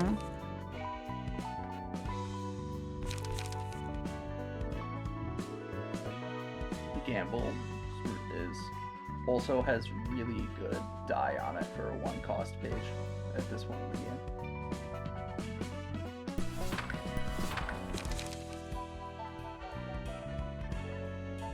Honestly, that right there is probably a fairly solid deck. There's maybe some different ways that I would do it, perhaps, but like, I'm not sure I would make it much better. I don't know if we're gonna find out if it works or not. It'll probably work.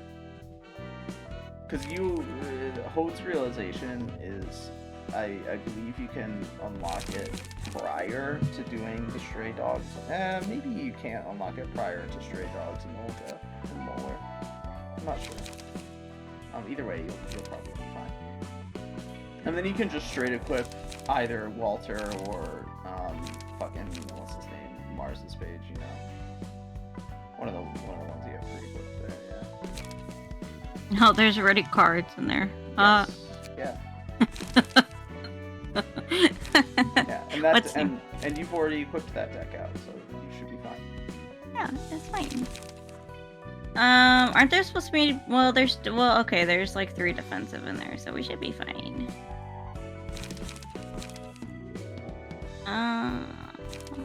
Okay. Okay. Queens. The red shoes. Are you gonna find it? The red shoe, yeah. Dang, that sword is ginormous. Why have I never noticed how big that sword was? Did it just blend in with the ground? Yeah, I guess. Like I said, it's a Zweihander. It's ginormous. Oh my god, it's bigger than her little body. Yes, it's a Zweihander. Again, I'm just blind, I guess. Oh Jesus, I'm gonna have to scroll down in this one at some point. Oh, do you wear contacts or no? No. The damn shoes got better with people's blood. Those who saw the shoes would chop off each other's ankles to wear them, blinded with desire. Shut up. Yeah. So you're gonna read what they do? Oh, I think this is just a straight up battle. Their main thing is that they inflict bleed. They just love inflicting bleed. Yeah. But other than that, it's just a straightforward battle. Oh, I guess it's not like super straightforward because it looks like the way you're. Oh, so it makes you bleed. Yeah. So and then it prioritizes you the more you bleed. Yeah. So one of them makes you bleed, and the other one is stronger against targets with bleed. So the idea is that you have one person soak up the attacks with bleed as much as you can, at least, since you can't redirect its attacks. And you redirect the one that's more powerful against bleed to one of your characters that doesn't have bleed. Like, that made sense. Okay, so you have one character take on the bleed more. Yeah, so you can't actually control which character is being attacked by the one that inflicts bleed. Because as you can see, it's very fast. But you can control the one that's more powerful against characters with bleed. So you draw that one's attacks away from whichever character has bleed. Although hopefully at the end of the day you don't get inflicted with bleed at all, and you're able to win clashes against the one that inflicts bleed.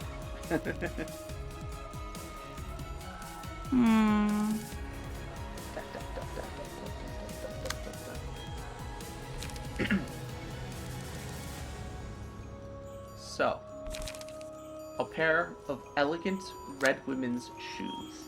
The design is antique, but there is no telling where and how they were made. It overwhelms the mind with the urge to try them on. The changes that occur from wearing the abnormality are first visible in the eyes of the wearer. The next observable change is that the wearer is unwilling to take off the shoes. They will also act upon any and all desires that they may have subconsciously suppressed. If someone attempts to hamper them from acting on their desires or tries to take off the shoes will control its host, which sometimes leads to murder. It is unknown whether the host's will is involved in the process, but taking into consideration the sharp increase of one's desires and aggressiveness, the host's primal urges seem to remain intact. Excerpt from Counseling Log, Employee F1230. Redacted was a nice person. Well, they were also kinda a celebrity. They always told us that our job was something to be proud of. Did you not clash against the attack that inflicts bleed? I thought it did. So apparently not. I don't know. Unless you lost the clash while I was reading, but it didn't look like it. So Look of the Day will require more conscious involvement of you as a player. Because if you remember the fight against today's Shy Look, you're supposed to initiate the fight when the thing is on the smiley face. You're supposed to do the same thing for Look of the Day. It will go through the same process. You have to time when you initiate the combat if you choose that card. That said, it's a good card if you choose it. Shoot. What the fuck?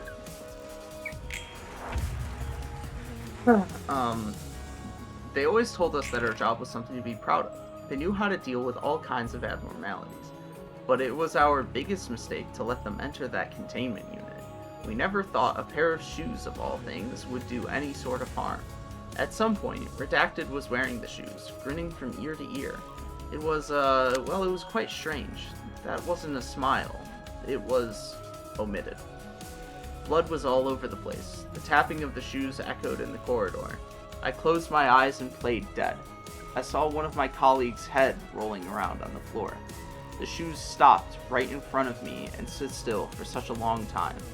Eventually, they moved past me, and that was right when I passed out. Omitted.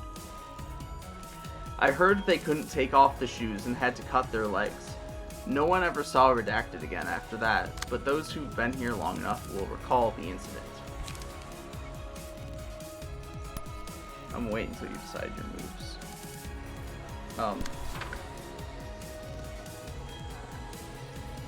So the reason you're not clashing against that is because you can't redirect it. The only die that can clash against the 6-speed one is the one that it's targeting. Oh. That's why you didn't clash against it last time. Yeah. Okay, which is Olga's 2-speed is the one that it's targeting. Oh.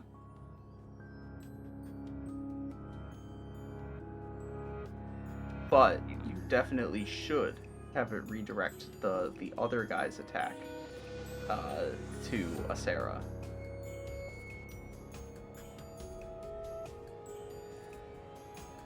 So attack him with Brawl, this one? Yes. Wait. But it's gonna clash, okay.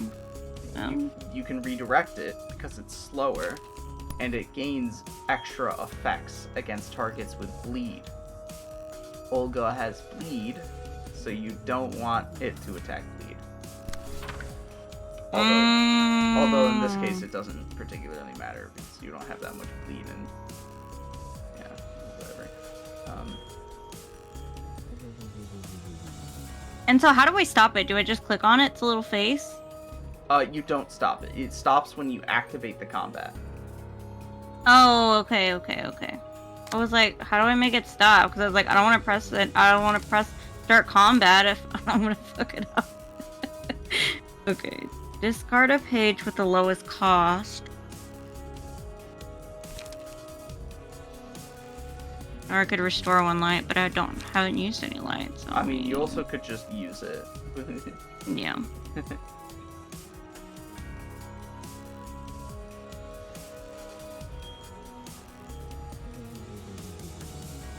But I mean, would I even use it against this one? No. Well. I mean, you would do a one-sided attack. You would do a one-sided attack with weight up, and either a one-sided or a clash with gamble against the Sanguine Desire. Probably one-sided, but the Sanguine Desire is high clash. You're gonna lose that clash. I did not hear that. What? So, what I mean, effectively, is to do... Okay. Something like this.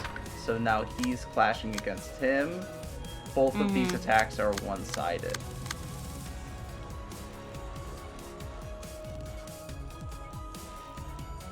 Okay. Yeah.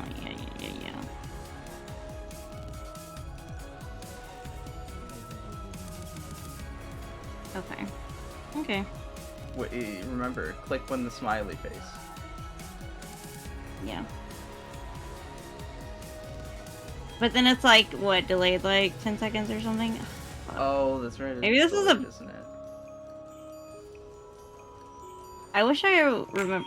Oh, fuck!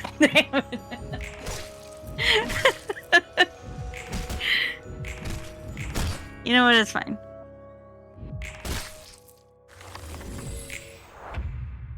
Oh, right, I wanted to scroll down while that was happening. Oh, jeez, it's so fucking long.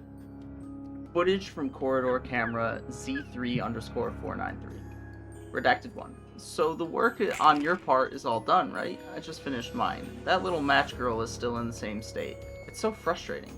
Want to grab some coffee at the lounge? Redacted 2. You know, Redacted 1, there's something I've been thinking about for a long time. Let's talk when we get to the lounge. I'm just too tired right now. Hey, are you wearing shoes? Only staff footwear is allowed during work. That's not important. Redacted 1. What's more important is that we're not alone at the moment. Fuck, God, I can't read. That's not important, Redacted 1. What's important is that we're alone at the moment. What are you talking about? Wait, what exactly are you wearing on your feet? You didn't wear it, did you? Redacted 1. I've loved you for a while. Take it off, now. Do you even realize what you're doing right now? I was thinking about why you wouldn't love me back. It's Emily, isn't it? You were so busy looking at Emily that you didn't even notice me, right?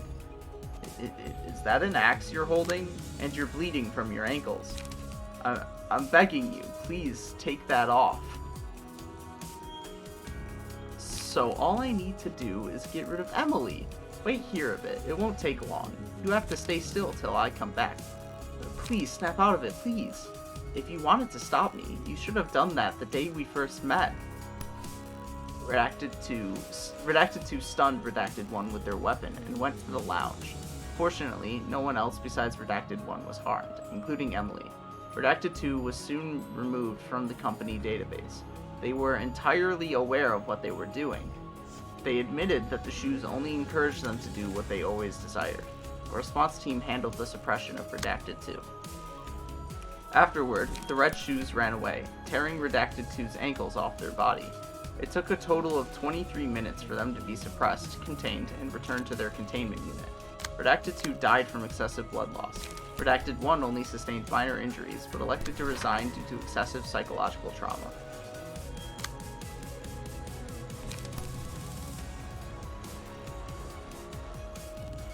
What, can I not attack this one, or like? Yes, you can. You have to click on the staggered speed die. I know Where it's like is it? faded, but it's in the same place it's always been. Oh, there it is.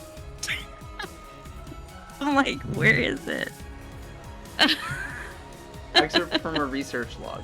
We received the report that employee Redacted was alerted by the shoes and was roaming the corridor. We immediately ordered employee F3054 to suppress her. She was a veteran employee with vast experience in suppression, so we expected her to suppress a female employee without any trouble. But she didn't return, and when others found her, employee F4002 was unconscious with both her ankles severed, while employee F3054 was maniacally trying to remove the shoes from the severed feet.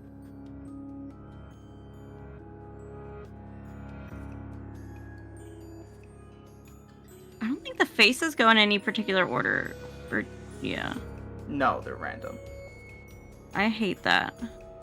That is such BS. That was definitely the delay, wasn't it? Yeah, it's probably better you just never choose that card. Yeah.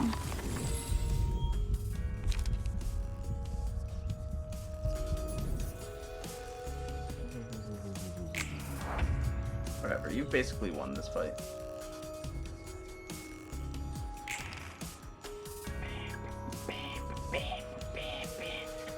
I wonder what musings Hode will have.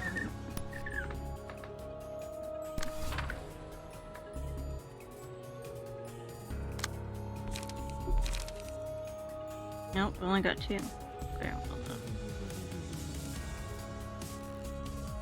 What does this one do again? Oh. Well, and then I don't have enough light, so okay. Oh.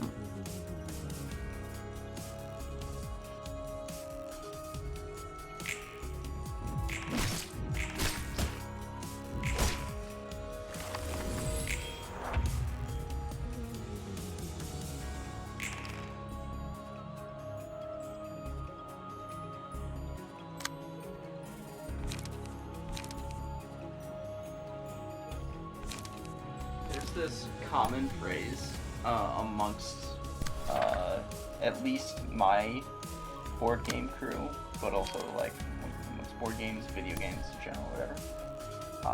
It's called RTFC, and it stands for read the fucking card. Because a lot of games, a lot of them, can be boiled down to, or most readily understood how they work from the lens of read the fucking card, because the card will tell you exactly what it does. I literally did. No, I'm just thought saying. It was fine. Like, I know. I thought it was fine. I know. I'm just saying, like, in general, you know, RTFC. That's what this game basically is. RTFC, you know. Yeah, because I'm like, I'm not going to restore 1 light because I'm probably going to win. So I'm going to gamble because it's just going to throw this one away. Yes, yeah. Well, you could also use weight up for the attack as well. Oh. Like you might be able to win, but like it's to teach you, so to speak.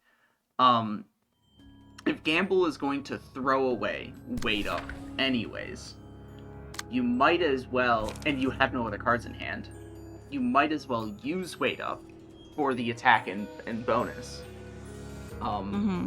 as opposed to not using it, you know, just letting it get discarded for nothing.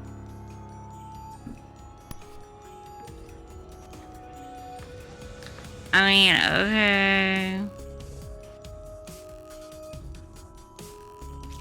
I mean, I guess I could just use Brawl and just like, I mean, I pick Fence, but like, is it gonna really fucking hurt anything? Probably not.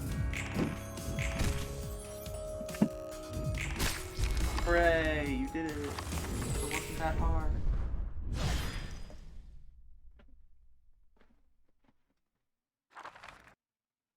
So the red shoes basically bring out like your desires, like yes, great, super.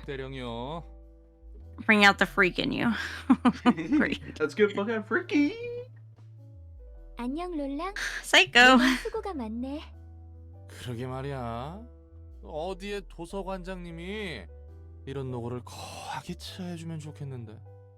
엔젤라와는 잘 지내고 있어? 뭐 그럭저럭. 가끔 무서울 때도 있는데 나름 할만해. 엔젤라는 너와 이야기할 때가 제일 편해 보이더라. 그런가? 하긴 지금까지 만난 사서들은 모두 엔젤라를 싫어하는 것 같으니. I mean, yeah, Roland doesn't have a history with her. Yeah. 그건 그거고 Yep. 이건 이거다. And also because Roland's 아무래도 very like lackadaisical. 난 그러지 못하겠어. 그렇다면 엔젤라를 마냥 미워해야만 하는데 무조건적인 증오를 쏟아낼 수가 없어. 아이쿠, 복잡한 길로 들어섰네. 그 이후로는 역시 엔젤라도 엔젤라 나름의 아픔이 있기 때문에. 맞아.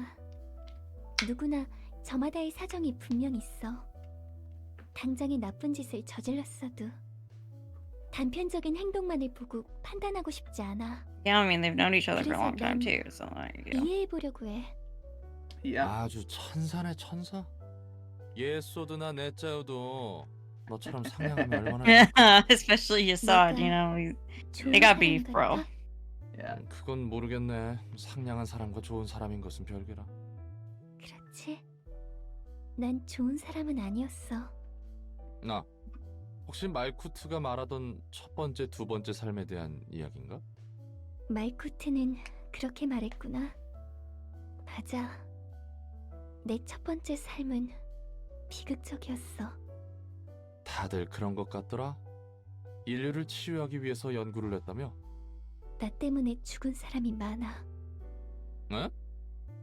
네가 사서로서 전투를 잘하고 있다고는 해도 예전에 누군가를 죽일 만한 냄새는 풍기지 않는데. 그래 보여? 난 내가 직접 죽인 거라고 생각해. 내가 머리에 밀고 있어. 우리가 어떤 실험을 하고 있고 동시에 끔찍한 짓을 저지르고 있다고. 그렇게 머리에서 It's just 파견한 good stitches. 조종사가 연구실에 들이닥치고 많은 동료가 죽었어. 난 그 사실을 알고 차마 견딜 수 없어서 극단적인 선택을 했고. 무슨 일이 Was she the bathtub girl? No. 난- No. No. 말쿠트. The bathtub girl Oh, was she's just a different suicide girl. Let's Okay. No, the bathtub girl was 연구실에서 the 죽는 모습을 original 지켜봐야만 head 했어. researcher. Before it was Lobotomy Corporation. Mhm. Then after doing some, child experimentation, that resulted in the child's death, she took her own life. Okay. And then, yada yada yada, things happened. Their experimentation got more unethical as they kept desperately searching for an answer. And then Hode, who I don't remember her initial name was, snitched to the head about the fact that they were doing those things. And the head raided their facility and killed nearly everyone. Only 2 people survived. Is that right? 2 people? Oof. 2 people. I think only 2 people. Yikes. Yeah.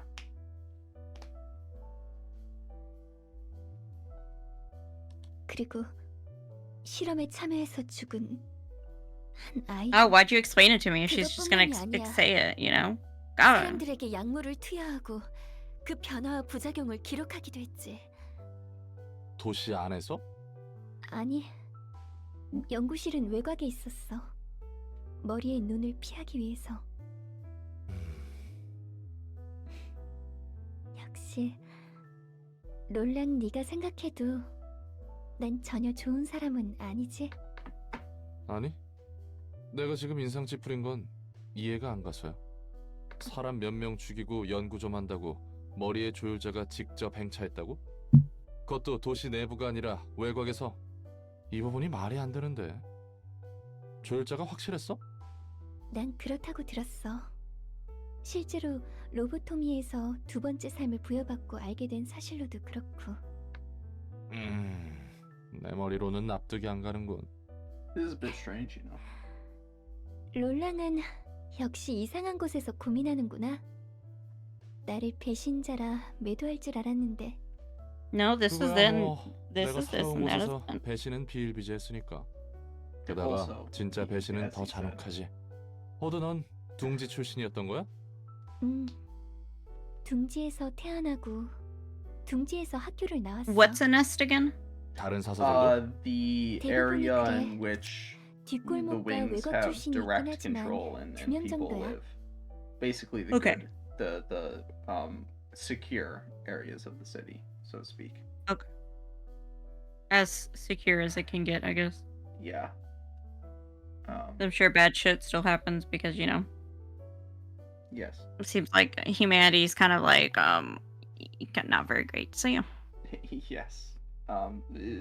Bad shit happens both in the back streets and the nests, but most like unexplainable, spontaneous sort of bad shit happens in the back streets, whereas what happens in the nest generally is much more secure, and also like white collar crimes.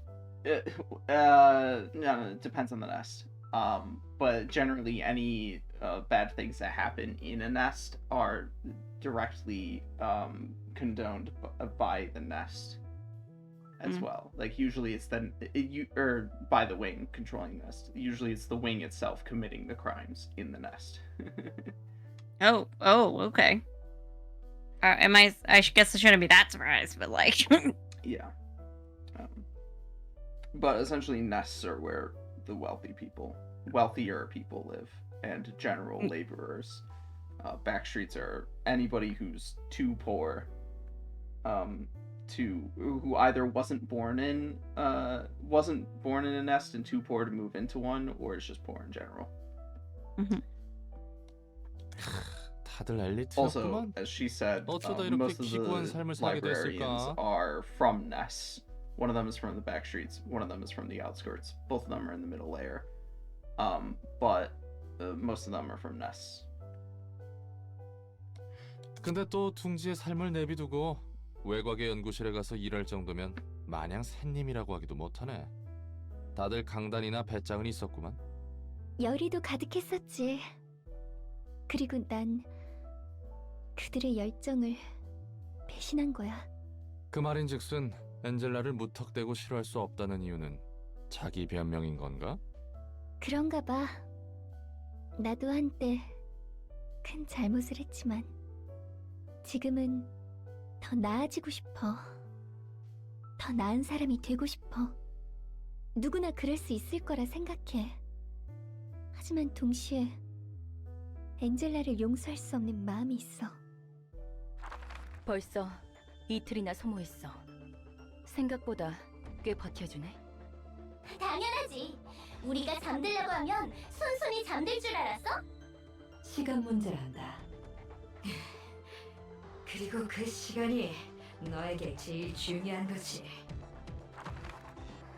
직원들 피해가 너무 심해. 재생로 가동률도 한계야.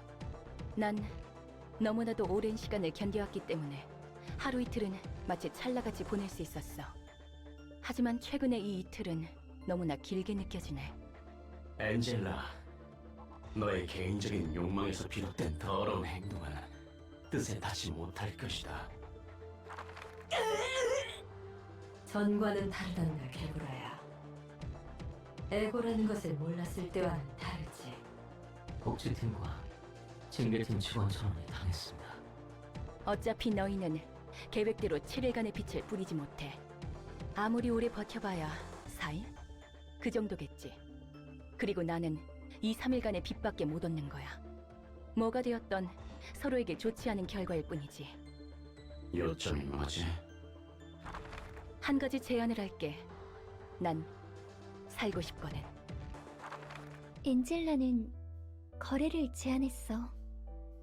그리고 그 제안에 많은 세피라들이 반대했지. 세피라?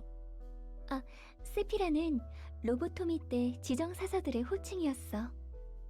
도서관에 잠들어 있던 9명의 지정사서들 말이야. 그렇군. 하긴 다들 반대하는 것 같더라. 그래서 엔젤라를 싫어하는 거고. 나와 말코트, 예소드, 네짱, 그리고 호크만은 반대했어. 나머지 4명은 찬성을 했다는 거군.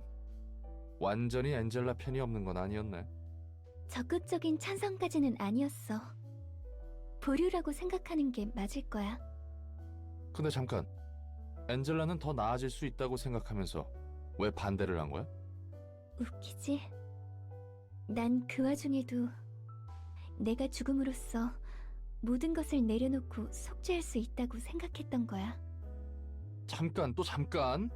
그 엔젤라가 망쳤다는 계획이란 게 완료되면 다들 죽는 거였어? 우리는 모두 작동 정지가 되고 수건을 이룬 채 잠이 들므로써 끝나야 했거든. 다들 섬뜩한 생각을 태연히 하고 있었구만. 롤랑은 늘 이상한 곳에서 놀라네. 마지막까지도 도망쳤던 나를 비난할 줄 알았는데.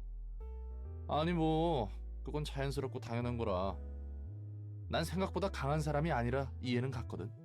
정리하면 엔젤라를 막을 때는 너에게 주어진 최후의 속죄라 생각해서 반대했지만 지금 좀 생각해보니 엔젤라를 지켜봐도 될 것 같다? 맞아.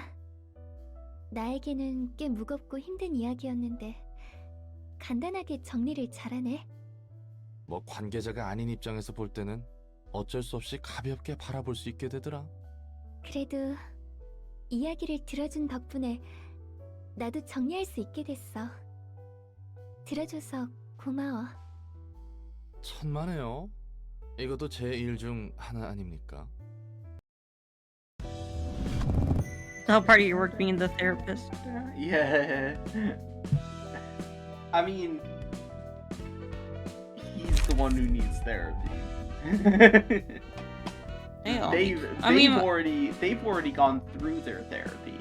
They still have, like, you know, they can still be more than they were, of course.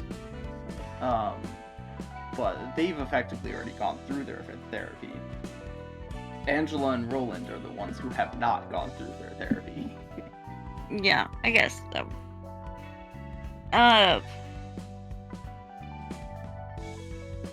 Yeah, I mean, I could understand, like, why that they think that, like, you know, that, like, why they would want to die after everything they had did, you know, like, that's pretty understandable, and I would never say that's, like, running from your problems. Well, hers is a particular case where she sees it as atonement for her sin of being... Because she got everybody else killed, you know? Yeah.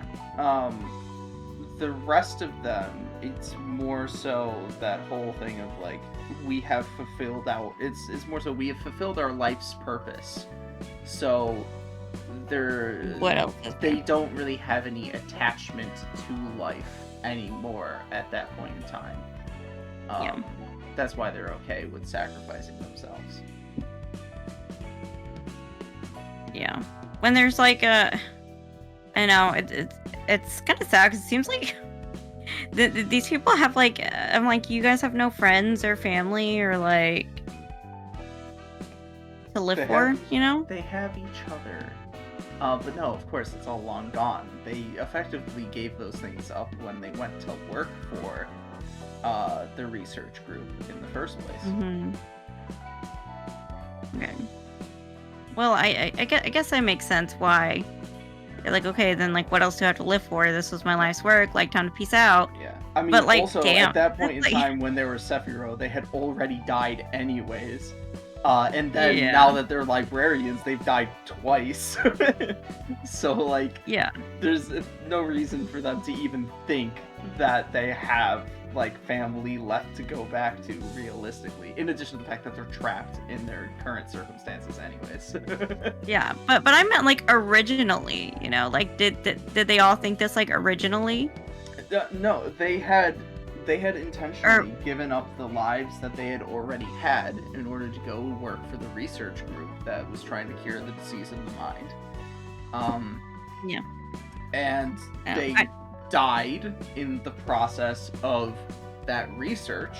Fulfilling that research, yeah. Yeah. And then they were reborn as the Sephiroth without having like I wouldn't say without having memory of their past life, but like having a sort of disjointed or like messed up sort of like mental state. So they didn't really fucking like understand what was happening to begin with, anyways. And though they later remembered, at that point in time, they're like, "Oh, I'm a fucking brain in a robot case, and we're still doing that research that I gave up my initial life to accomplish in the first place." So like, and once that's accomplished, and they've already died, it's like it's a bit of an odd thought, I think, at least, to think like, why didn't they consider that they might have something to go back to, given the circumstances that they were in? I feel like that is an odd thought, if anything. Well, I guess like I just have a problem with just like, I don't know, with just like people with just like such a single-minded focus, and like they all seem to have like really good lives, and then you're like doing some weird research for like this huge corporation. It wasn't a huge corporation at the time. Lobotomy Corporation actually came after the raid that Hode, after Hode snitched to the head. Actually, after that event is when Lobotomy Corporation was made. Okay. This was like an independent research group in the outskirts. That was formed under Carmen, who's it was like a startup. Ended up slitting her wrist in the bathtub. Yeah, I guess it was sort of a startup. It wasn't intended to become a wing, so far as I know, or can tell. At first, at least. But they did end up, in the process of the research, developing a singularity that allowed it to become a wing after the entire research team and facility have been destroyed. We'll get to like how all of that stuff happened, though. Seemed to be later. Yeah. It's just like I just have. I think this is my trouble with like people with such a single-minded focus, is that you tend to lose sight of yourself, and that you're just so focused on like the micro that you can lose sight of like the macro. I don't think that that's what the story is trying to say. In addition to, if anything, they're focused so much on the macro that they forget about the micro. If anything, it's the other way around. But these are people who essentially, in their first lives, pursued their dreams, so to speak. And then in their second life, well, I guess they still continued pursuing their dreams, but like, it's not as though they forgot about everything that they... I don't know. I don't know how to phrase it, but I think that's like a weird way of looking at the story, the circumstances that it's portraying. Yeah.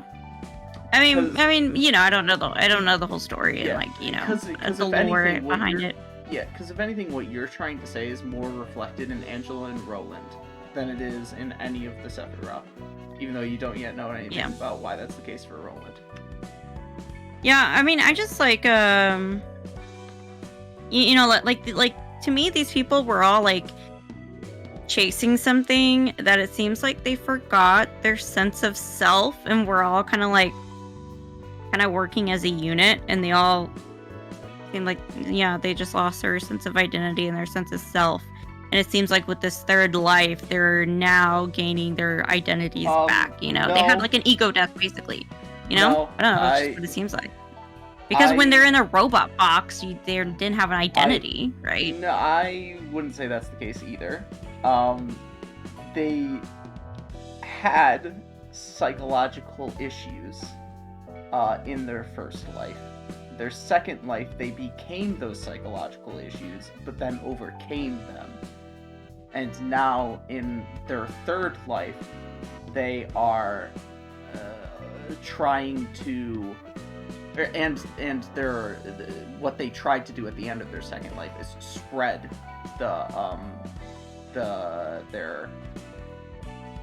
what they learned, how they overcame those psychological issues to the rest of humanity. Yeah, and by overcoming your psychological issues, and in their third life now, they're continuing to try to do that, but they are trying to do that through directly teaching that effectively to Angela.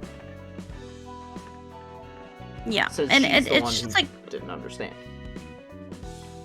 yeah, and my whole thing was like you're gaining your sense of self is that like you understand yourself and like you understand why you did the things that you did. Well, you understand your actions, and so like you're able to, you know, like all these people and all their stories, they understand perfectly why they did the things that they did now, when before they didn't, you know, like in their first lives they didn't really get it. Yes, but to frame it in the way that you did, of like them like I suppose giving up the things that they had or whatever, I forget exactly how you did it, is just like incorrect. Yeah, it's just like a literal incorrect way of framing the story and its intentions, especially since, for all you know, most of these people could have not even really had a family or one that they were attached to or anything of the sort before they went to do the research.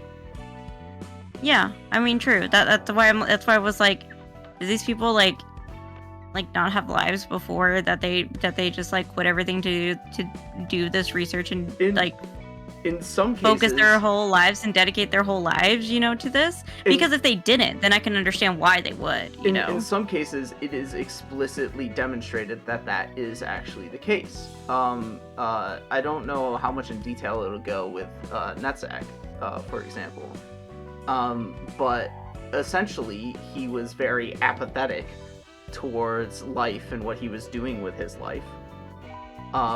But Carmen was his childhood friend, and he was attached to her, and so he followed her into the research station when she asked him to, and he contributed to the research, essentially out of, even after she died, out of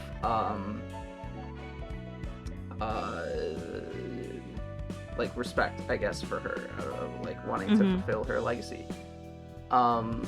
And so you could say that to Netzach, Carmen was the only like person in his life that mattered to him. And there's another librarian that you haven't met yet, that it is kind of similar. Although he wasn't particularly attached to Carmen, it is more so that he had no attachment to anything else that he was doing with his life. And the research to him was something interesting and worthwhile to do.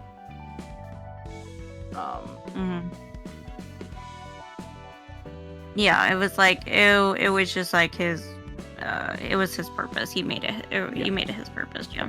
Yes.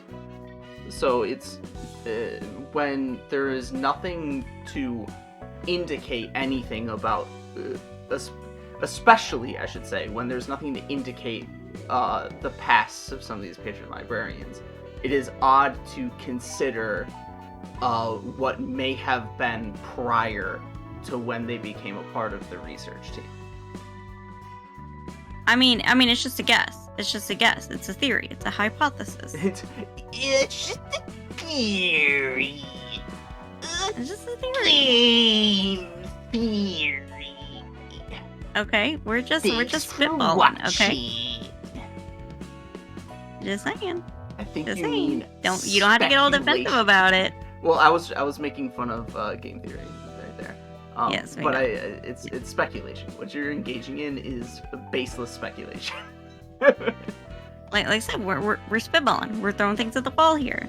Because to me, I'm just like, I can never do that. Like I can never just be like, let me just drop everything and just go work for like this research facility that I know barely anything about. Like no, fuck that. Right. Like no.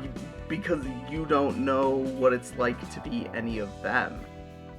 You don't know what it's like to be the type of person who would do something like that. And frankly, the story's intention is not to, like, convince you that that was necessarily a smart idea by any stretch of the imagination. It is more well, of course. It is yeah. It's more describing so what I'm trying to get sort of like thematic lessons and outlooks to have about life and what to learn about life and other people in it. You know, to be like empathetic and to understand how things work and always try to improve both yourself and the society that you live in. Yeah. So, like, you know, so I'm thinking about it in my head is like, I would never do this. So what would make a person drop everything to do this? And then to go and then to regret it so bad later. That's gotta be like such a shitty experience to go through, you know. But they don't regret it. That's the thing. Well, I mean, Code, she regretted it so much she like killed herself. She regretted snitching. She did not regret participating in the experiments. She regretted snitching about them. Yeah, but she felt so guilty. Of everybody that she was working with. Yeah, she felt. Yeah, but she felt guilty about the experimentation that they were doing. Yes, that is true. That's why she snitched. Okay, this just makes me think that you should watch the Lobotomy Corporation cutscenes. But the unfortunate thing is that they aren't voice acted.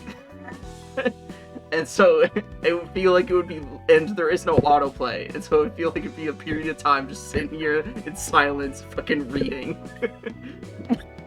In silence reading, yeah. I mean, because it just seems like, you know, like if you, I don't know, if you're gonna commit to something, you gotta, I don't know, you gotta commit, and you can't, and like you.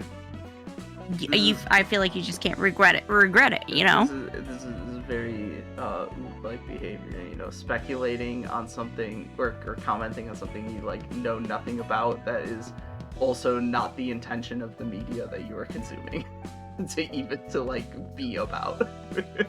To be fair, you can pull, or you can learn, like, whatever you want about, like, whatever the media you are consuming is, you can, it's up for any type of interpretation, you know?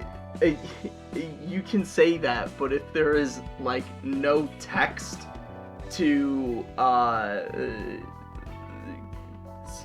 wouldn't say support, but if there's no text even, like, about your conclusion, then it's like, why is this even what you're thinking about? Why are you even getting this conclusion if there's nothing in the story that's even, like, about it?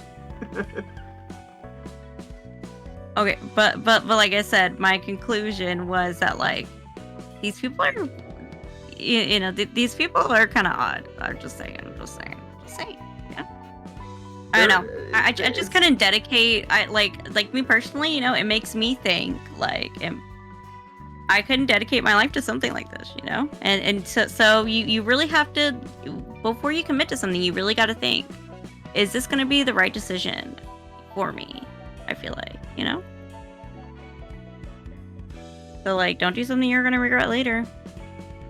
You know? And that is not what happened. I don't know. Like I said, she experimented on a child. She felt so bad that she snitched to the big guys upstairs, and they killed all her friends, and she felt guilty, so she killed herself. Here's something to understand. Carmen resisted experimenting on that child for as long as possible, and it was the pressure of a lack of progress, in addition to the child who was rather worldly for his age, volunteering himself to be experimented on, like, wanting to be experimented on. And then, after that didn't work, Carmen killed herself. And the following unethical experimentation and bad stuff that happened was after Carmen was dead, in other words, no longer heading the project. And so that's when things started to spiral out of control. And Carmen was the one who recruited everybody.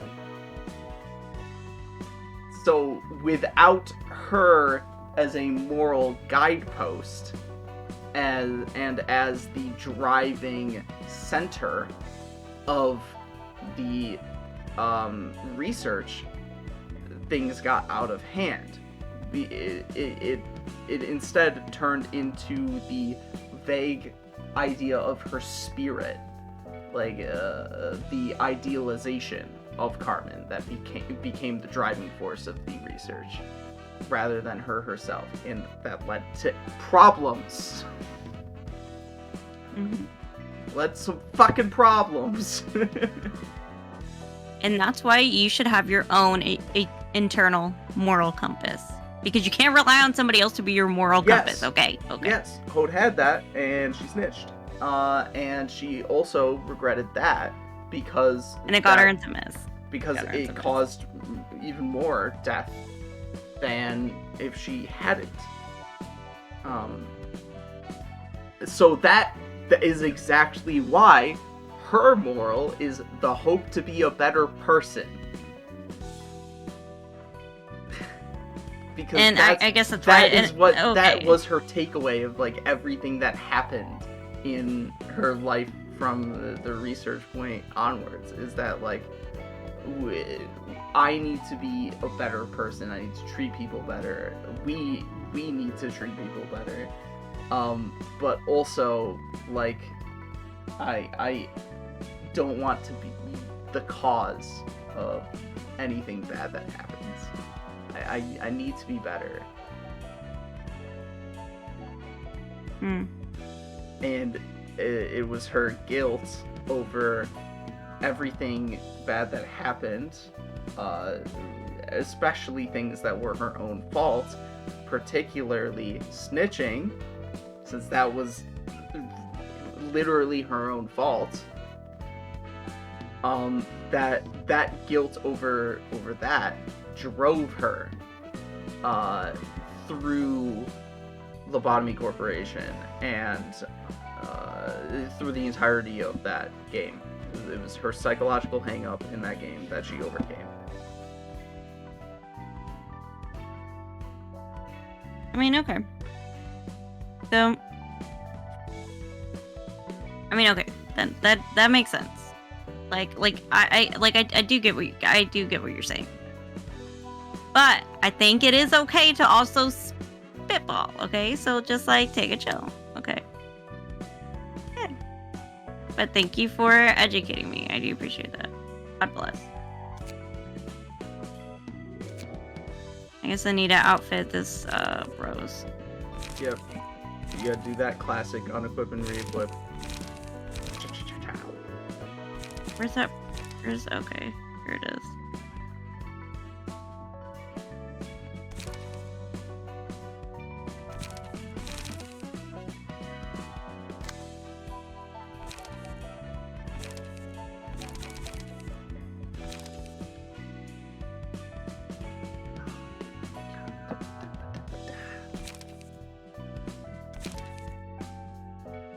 See, you can't see the sword with it that dark. Look. Yeah, it's out of frame. But I'm telling you, I thought it was. I literally thought it was this size the whole time. I'm telling you, I have said multiple times. I thought it was just a Zweihander, and that a Zweihander is like the size of a person. I thought it was just a sprite. I thought the sprite was just tiny and like you couldn't see. So the sword was tiny. You know? A bitch just can't see, you know? Like, I'm blind. Okay, so what is this thing? Do I need to know anything? Child of the Galaxy? It's another freaking alien? I'm sick of aliens. No. Do you want to use it? Are you gonna figure out what it does? That kid always ignored me since I wasn't in charge of it. It seems to be using a more vicious method now, but I guess it still values its friends.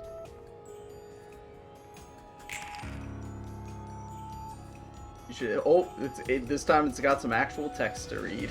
Oh my god. Okay, I gotta get up close. I can't see this shit. Okay.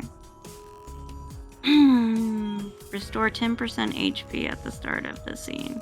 Activate the current HP is 1. I don't know what 10% is, so like that's nice. 4 in this case, because they have 40 health. Oh. Okay, but... thanks. Much appreciated. HP does not go below 1. Become staggered upon taking lethal damage after taking.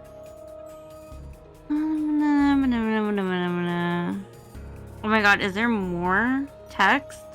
Yes, you can scroll down. There's more? Shut up. Ew. I hate that.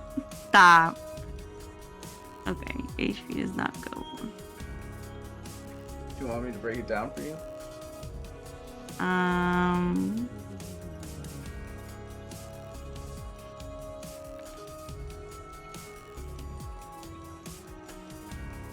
Okay.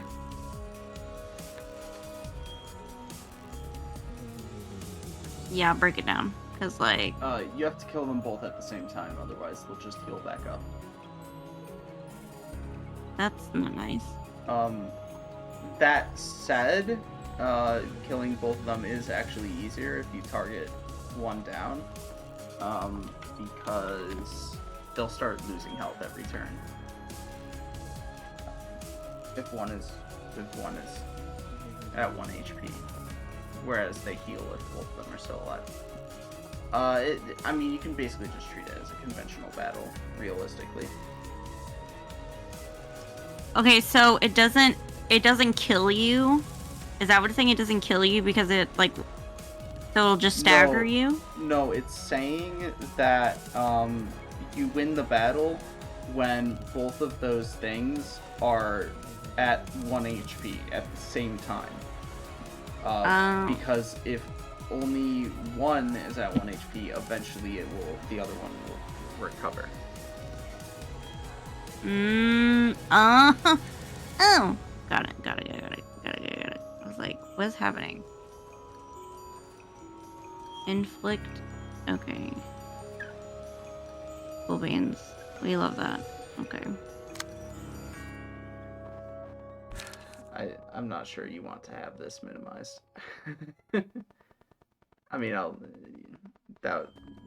it's always. Oh my god, there's so much happening now. Okay. You, at the very least, want the combat page to be open so you actually can compare what you're looking at.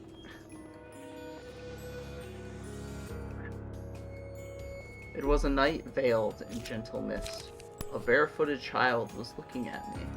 I stopped because I saw the sadness hanging on his face. He was crying, his dreamy eyes filled with sorrow. I gave him my help. The sadness hanging on his face stopped me in my tracks. He said he lost something precious, and when I offered to help, he gave me a big smile. A teardrop fell from the child's dewy eyes as stars showered from the sky. The world falls into a slumber, trapped in an ecstatic lullaby. That night, the galaxy descended with bare feet. Excerpt from the diary of employee redacted who committed suicide. It takes the form of a young boy with big eyes and skin that resembles the night sky. The child shows great enjoyment when talking and playing with others. He has a strong attachment to the act of making contact with another. If the child and an employee reach a certain level of intimacy, he will give a small pebble to the employee he now considers his friend. The employee will feel happiness and vigor while in possession of the pebble. However, this pebble will do more than just good if the employee happens to enter any containment unit other than his. If an employee in possession of one of the child's pebbles, the sign of their strong friendship, dies, he will show deep grief and sorrow for their loss. In terms of gameplay mechanics, basically, anybody who enters this abnormalities containment unit cannot do work on any other abnormality. Otherwise, eventually, they will die. And when one person who has one of these stones dies, everybody who has a stone dies. Mm.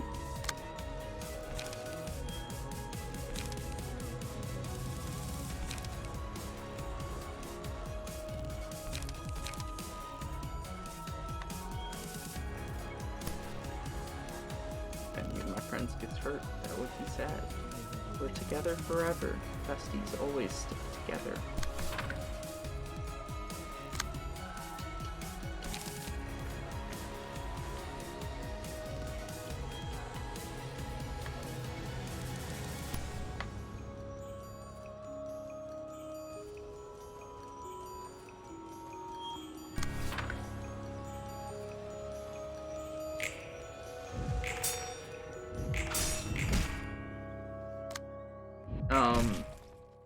I will say, like, in the following portion of the story, like day 1, day 2, day etc.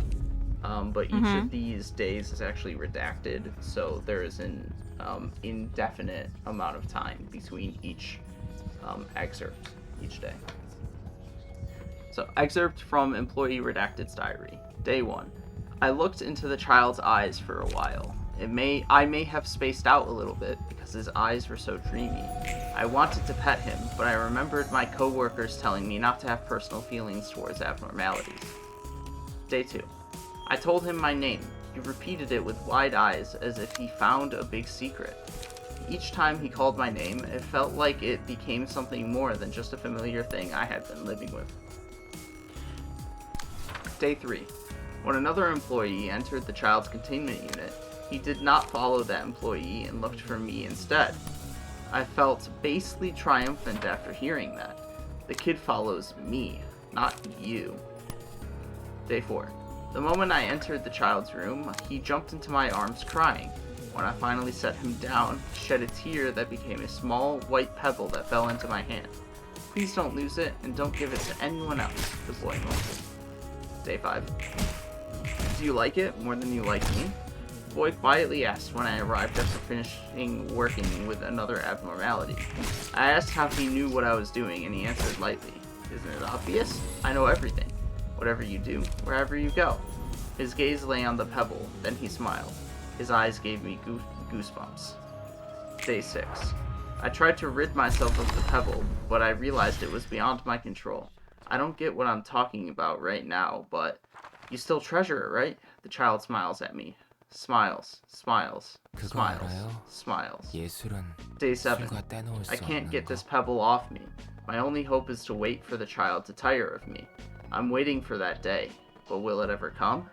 People tell me I'm an excellent employee. Idiots, they don't know a thing. Shut up. Day 8. I can't take it anymore. I can't escape him. I thought I was in charge, but the truth is I was just a pebble in his hands the whole time. Whatever I do, wherever I go, I hear his whispers. I have to end it, but I'm not even sure if I can. I came from afar. I'm so glad to meet you. Become a pebble and let's walk the galaxy together. I hear his whispers and breath. Pitch black darkness follows, just like the night. It sounds like a pickup line. What? Let's walk the galaxies together. Sounds like a pickup line. Sheesh. Okay, please continue. Does that mean you're picking up a child? No. No. Ew. And that was the end, by the way. Oh, that was the end. Yes, that was the end. Okay, so it takes the form of a child? That looks like a galaxy. That looks like okay. That explains the word galaxy. Okay. Yes. Child of the galaxy.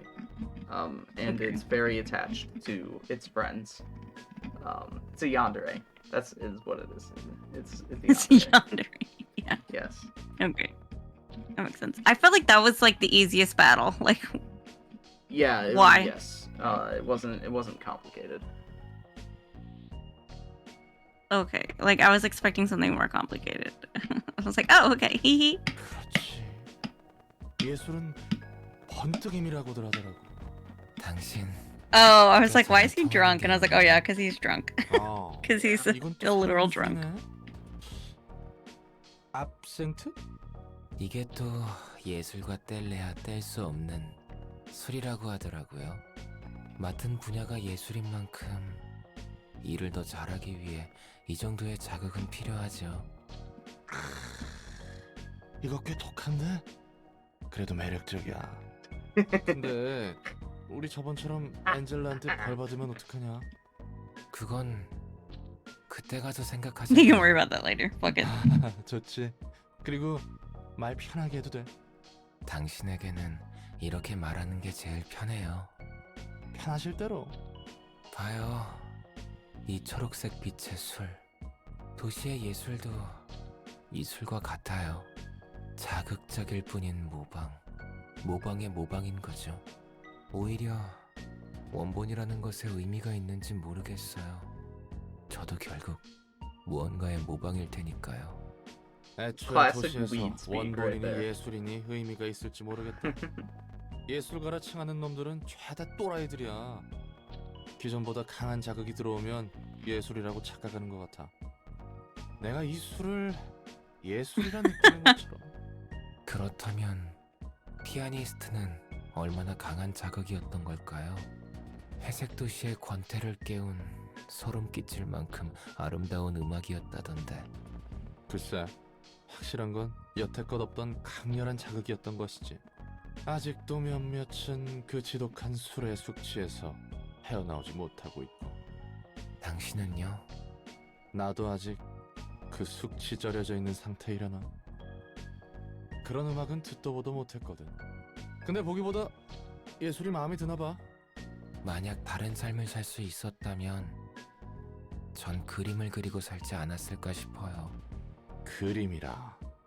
감정을 마음껏 소리내지 않고 조용히 쏟아낼 수 있잖아요. 그저 그렇게 만족하며 That'll 살 work 수 in this fucking place. 몰라요. 그런 내자가 어쩌다 인류의 치료라는 거창한 일에 발을 담그게 됐을까? 그러게요. 저도 모르겠어요. 어떤 사람에게 힘이 되어주고 싶었나 봐요. 어떤 사람? 반해버린 첫사랑 그런 걸까나? 사랑이었을까요? 그렇다고 해도 이루어지지 못했을 사랑이었겠죠. 그래도 희망을 붙잡고 있었어요. 저로 인해 무언가 나아질 수 있다고. 내가 내 삶을 놓으면 누군가 더 큰 희망을 줄 수 있다고. 그래서 연구에 발을 디뎠고 엔젤라에게 반대했죠. 슬슬 이 교착 상태를 끝내도 되지 않겠어? 나을째야. 이 이상 시간을 끈다면 너희 모두를 바로 처분할 수밖에 없어. 난 찬성이야. 어차피 이대로는 승산도 없어. 이런 어정쩡한 반푼이 빛을 완성하자고 칼을 휘둘러 온 게 아니야. 개구라, 어떻게 저 말에 찬성할 수 있어? 모든 것을 잃을 수도 있다고. 나도 찬성할게. 에녹의 죽음은 이렇게 어중간한 의미를 가지면 안 돼. 전 모든 것을 잃을 수도 있는 도박은 하지 않습니다. 엔젤라, 네 말대로면 지금까지 이곳에서 죽어간 직원들도 되살아날 수 있다는 거야? 그래. 너희와 직원들은 새로운 몸을 얻고 깨어나게 되지. 그렇다 해도 우리와 직원들이 겪은 고통이 잊혀지는 건 아니야. 우리들의 노력도. 이 거래가 성사된다고 하더라도 잠시 결과만을 유보시킬 뿐이다. 네가 우리를 또다시 배신하지 않을까 어떻게 믿지? 배신? 웃기지도 않아.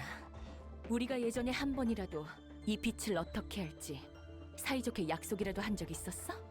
없었지. 그러니 이번에 약속을 하게 된다면 지키도록 할게. 너희의 입장에서나 내 입장에서나 온전한 빛이 필요해. 난 지금 당장이라도 이 빛을 사용할 수 있지만 가능하다면 온전한 빛을 원하거든. 더 살아가고 싶어. 너희는 이대로 죽을지 어떨지는 몰라도 난 살고 싶어. 그리고 알아가고 싶어. 세상과 도시를 알아가고 싶어. 엔젤라. 빛을 다시 온전히 회수하게 될 때, 그때가 되면 너희들 의지대로 나를 심판해도 좋아. 물론 나도 다시 맞서겠지만 내 거래의 제안은 여기까지야. 반대 의견이 없다면 진행하도록 할게. 난 또다시 파수꾼이 되어 널 지켜볼 거다. 보아하니 의견은 취합된 것 같구나.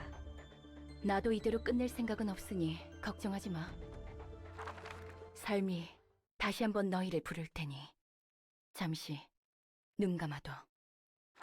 쉽게 죽고 싶다고 입에 담는 사람들은 전부 거짓말이에요. 누구보다 살고 싶어서 오히려 죽고 싶다고 말해버리는 거죠. 하지만 정말 죽을 수 있는 사람은 누구보다 조용하게 사라져버려요. 엔젤라가 살고 싶다고 말했을 때 느꼈어요. 저도 살고 싶다고. 죽고 싶은 사람 어디 있겠냐? 죽기 직전에 다들 후회하는 것 같더라고. 뭐 대부분 그때쯤이면 돌이키지 못하지만. 잘 아시네요. 직업 성격상 그런 일을 몇 번 봐왔단 말이지. 살고 싶다는 절박함을 봤을 때 제가 로보토미에서 지키지 못한 많은 직원의 죽음이 스쳐갔어요. 인류를 구하고자 한다면서 당장 눈앞에 있는 사람은 구하지 못하는 게 아이러니예요. 그리고 생각하게 되더라고요. 만약 제가 앞으로 더 살아갈 수 있다면 무엇을 하고 싶을까 하는 생각을요. 좋은 생각이지. 다음을 생각한다는 것. 롤랑은 어때요? 이곳에서 자유로워지면 다시 해결사 일을 하나요? 뭐 그건 차차 생각해봐야지. 아직 난 갈 길이 멀었으니 서로 힘내보자고. 자, 우선은 건배! 좋네요. 건배.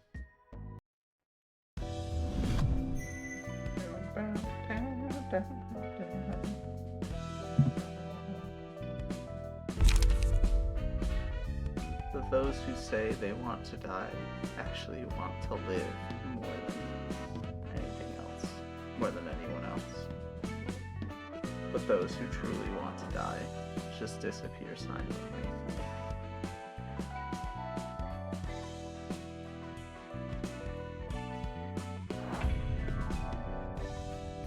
And here we are, Urban Plague. Moving up in the world. Slowly but surely. Yep. He says I don't have a disease. Okay. 내 덕분에 남겨주던 자리를 지켰으니 은혜를 갚아야 하지 않겠어? You can actually see who is speaking right now for this specific cutscene if you press the conversation log. 이번에는 무엇을 원하나? Oh, actually, I lied. That was the previous one. It doesn't show you. 너희 애들로 이 목록에 적은 것들을 처리해줘. 곧 찾아낼 수 있을 것 같아서 말이야. Or maybe it only tells you after you've encountered these people in the actual game or beat the game. Not sure. 그래도 이런 일이라면 이과가 제격이지 않겠어? 맞아. 그렇지? Oh, it says the location though. It's She Association Southern Branch. 관아협회가 도시 질병으로 지정한 도서관도 목록에 있군. 도서관은 내가 눈여겨보고 있는 건이거든. 롤랑? 응?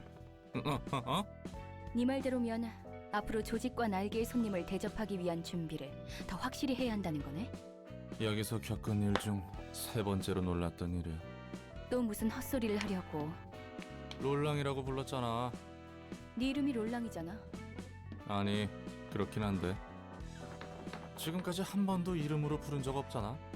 너에 대한 신뢰도가 올랐고 우호 관계를 위해 보다 친밀하게 불러봤어. 문제라도? 에헤, 재미없네. 그래도 친밀하게 부른다라. 옛날 가족 생각이 나네. 할머니는 예전에 사라졌다면서? 아, 난 아내가 있었거든. 신기하네. 하하, 나 같은 것도 결혼했다는 게 신기한 건 아니지. 인간의 비효율적인 결혼이라는 행위가 신기한 거지? 이야기해줘. 참고로 무겁기만 하고 시시한 이야기야. 별로 듣고 싶지 않을걸? 누군가의 새로운 이야기는 환영이니까.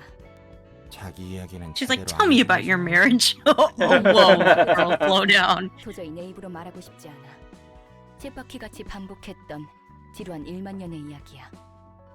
같은 책을 100만 년 동안 본다면 was it 10 million 너라도 years? Not 1 마찬가지일걸? million? Sheesh. 지루한 책을 5번만 읽어도 넥타이로 내 목을 졸랐겠지.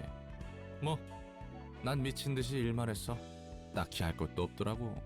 자란 환경 때문인지 몰라도 해결사 일이 꽤 잘 맞았어. 정신없이 일로 시간을 보내다가 꽤 괜찮은 곳에 집도 구하고 흔히 말하는 영혼의 단짝이라는 사람도 만났지. 어찌나 기가 세던지. 그 사람의 등을 바라보고 있으면 내 집을 구했을 땐 느끼지 못한 보금자리를 찾은 것 같았거든. 그 녀석 눈에 좀 띄어보려고 얼마나 많은 시도를 했는지 몰라. 아, 너무 길게 말하고 있나? 됐어. 계속해. 그래도 일이 일인지라 말을 붙일 기회가 많았거든. 참고로 내 아내는 꽤 높은 등급의 해결사였어. 괜히 듬직하다고 한 게 아니야. 아무튼 정말 많은 우여곡절 끝에 난 그녀와 결혼을 했어. 간단하게 말했지만 정말 마음고생 심했다고. 서로 악착같이 벌어둔 돈은 있으니 피와 살점이 난무하는 해결사 일을 내려놓고 평온한 날을 보내기로 했지. 조금 진부한 표현이지만 그 뒤로는 정말 행복했어. 내 삶은 늘 혼자였는데 유일하게 마음을 기댈 수 있는 사람이 생겼으니까. 서로의 고민이라곤 점심에 어떤 음식을 먹고 저녁엔 어디로 산책을 하러 갈까, 아이에게는 어떤 이름을 붙여주는 게 좋을까 정도밖에 없었지. 그런데 어느 날 친구로부터 급한 연락이 와서 잠시 멀리 떠나게 됐어. 여기서부터 Oh no, somebody murdered her? 별로 큰 일도 아니었고 보수도 괜찮아서 다녀오겠다고 했지. 아내도 흔쾌히 허락해줬고. 아내는 파전을 정말 좋아했어. 내가 파견된 곳은 파전이 유명했는데 배웅해줄 때도 파전 생각에 침고인 게 보이더라니까. 난 그 기대에 부응하기 위해 거금 들여 유사의 현상보존 포장 상자까지 사서 따끈한 파전을 고이 들고 돌아왔지. 그런데 와보니 내가 살던 구역에 큰 사고가 발생했더라. 집은 무너진 지 오래고. That's so sad. Roland. 난 한동안 펑펑 울며 세상과 도시를 저주했지. 왜 내가 기껏 That's why he felt like 얻은 행복은 이렇게 쉽게 내 손에서 빠져나가는 것이냐고. 자, 이야기 끝. Alright, that's the end of my story, lol. Yeah. With the happy music in the background. 넌 견딜 수 That's 있어? it. That's all. 마음대로 매듭 지으려는 중이지. 두 번째로 놀랐던 일은 뭐야? 어? 아, 여기 일이 생각보다 잘 맞았다는 거? 가장 놀랐던 일은 나중에 알려줄 거야. 전부 알려주면 재미없잖아. 어려나 실까? 나머지 책 정리는 부탁해둘게.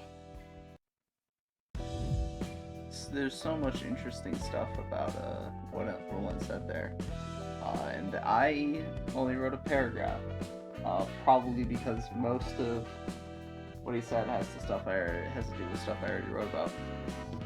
But it said, at this point the library is now considered an urban plague, a disease which actively consumes life and infects the city. By now, Angela and Roland have developed an amicable relationship. The previously callous and cold Angela begins referring to Roland by name, asks about his life, and even opens up a bit about hers, at least in regard to how it was a millennia-long repetition that she could not escape from. Bit by bit, she is changing. But while following along to Angela's whims and providing information based on his experiences, Roland is still actively hiding from her the details of his past, which would belie his intentions. Still, their relationship is improving. Yep, I definitely say so. And I don't know. It's just, man, it's just so sad. Or Roland, but I guess that's why he's so apathetic. He's like, well, I've kind of already lost everything. Like, what else do I have going for me? So, like, yeah, I'll work here at this library. Like, fuck it. Like, well, what else? Like, what am I gonna do? You know, I've already lost everything once. Like, he probably didn't have much of a life after his wife and child died, so. Okay. So he's like, huh? Alright, time to learn about passive ability transfer. Whatever that means.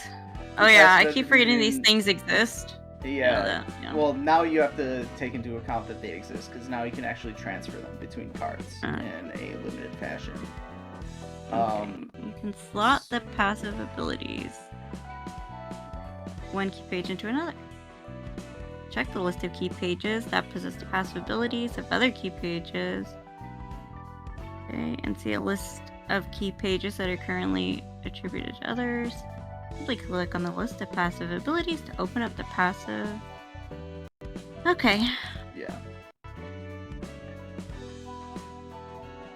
Each passive ability has a cost, and key pages have a cost threshold, along with a maximum quantity that limits how many passive abilities can be equipped at the same time.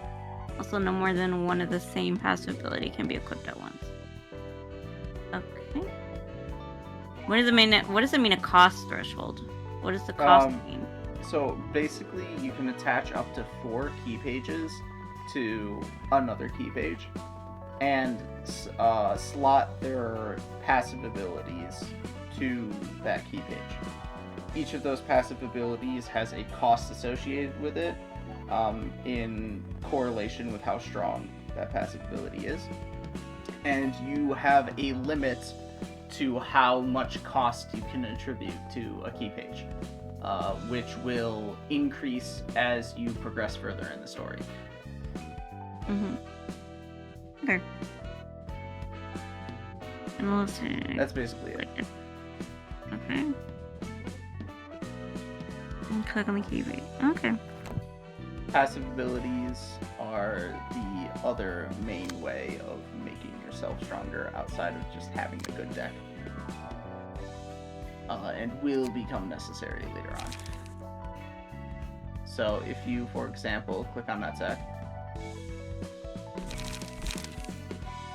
and then you click on the passive attribution thing right there, yeah. Now you can click on any of the key pages on the right side. And then you click on the passive ability in the center menu area. And now Netzach will also have that passive ability. You start being able to equip things with up to cost 6, and the one you just slotted is cost 1. Hi, doggy. It's doggy. Oh, sleepy tired. Okay.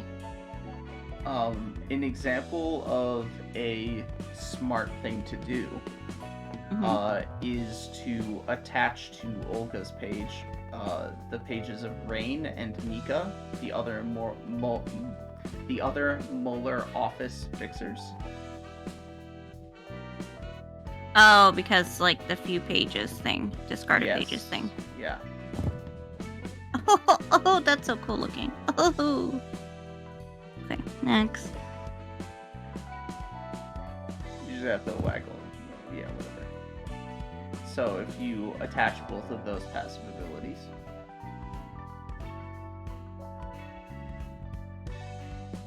right, they're already there?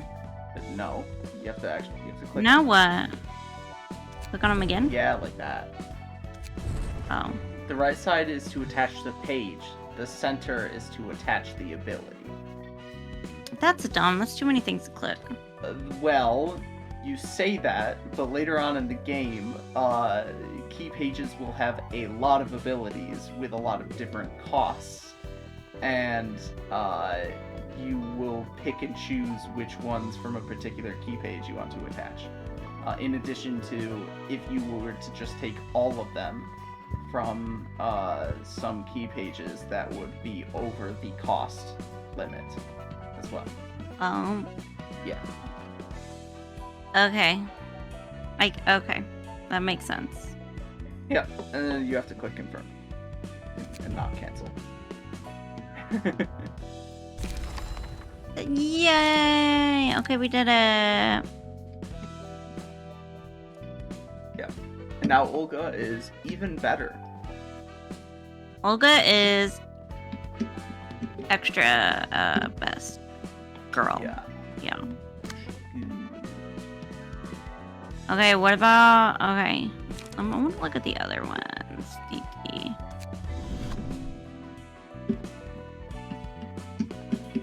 restfulness. Or one light at the end of the scene of the character not using any pages.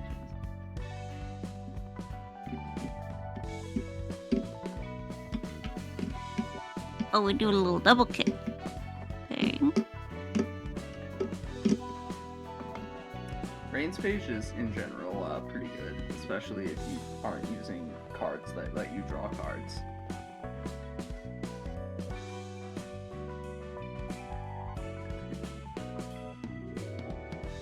That means you got to keep in mind what kind of pages you have and like what abilities they have, and then equip the right passive abilities. And I'm like,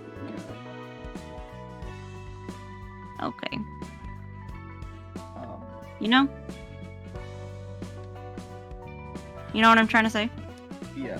It also makes you put under stronger consideration whether or not to equip an objet d'art page or to attribute it to another page, because they generally have the best passive abilities, but you only get one copy of them. Oh. So what does his floor do? Are his any good or no? The Child of the Galaxy is pretty good. His floor is generally about stagger and pierce damage.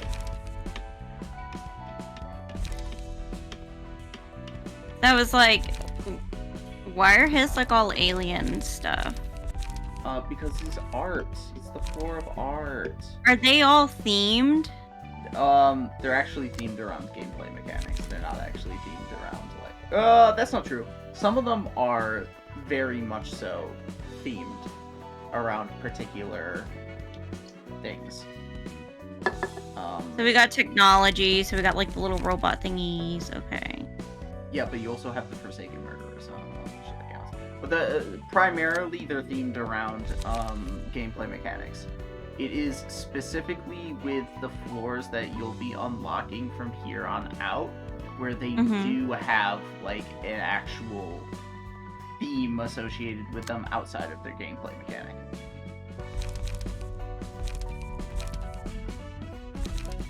You could say the floor of General Works is themed around like Angela and the circumstances of Lubang Corporation. If you really think about it like metaphorically, but I don't know. And this one's just creepy. Hode's floor is generally about bleed. About what? Bleed. Hode's floor is generally about bleed. The gameplay mechanic of bleed. But we don't like the faces because we lag over here, so we don't do that one. Hode's floor can be fun. Can be. I've never particularly been attached to using it personally, though. Okay. Malkuth's artichoke. Malkuth's floor is generally about burn.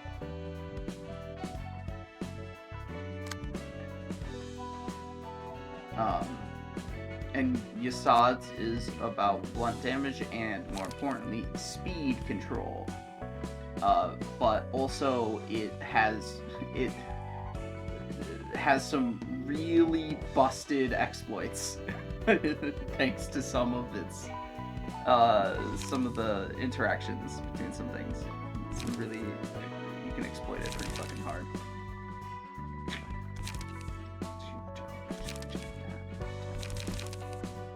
Oh, Yasad is naked. Yes, he is. Okay, why are you over here, dog? And why did you open my door? Thanks a lot, dude. Appreciate it.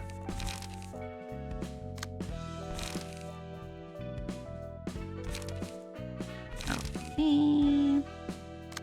Let's see, bitch. What do we want to put on you?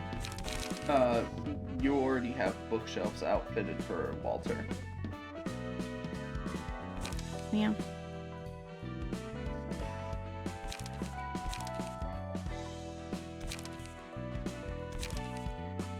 Alright, let's go ahead and move on with the story. Oh, and then we got Mars. Yeah.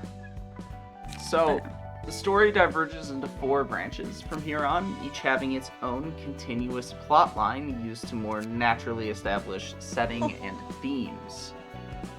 The left branch of I have like names for the general stories that they cover. The left branch is the story of the Fingers. The middle left is that of the Blue Reverberation. The middle right is that of Fixers, just in general. And the right branch is that of the Wings. So you're generally gonna have to do them all simultaneously anyways. But it's really your choice which one to pursue. In terms of difficulty, if I'm remembering correctly, the one on the right is fairly easy, as is the one in the middle left shouldn't be too bad either. Also introduces some new gameplay mechanics. I don't remember what the one on the left is though.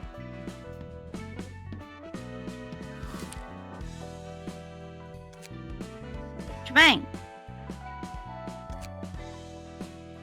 Wait.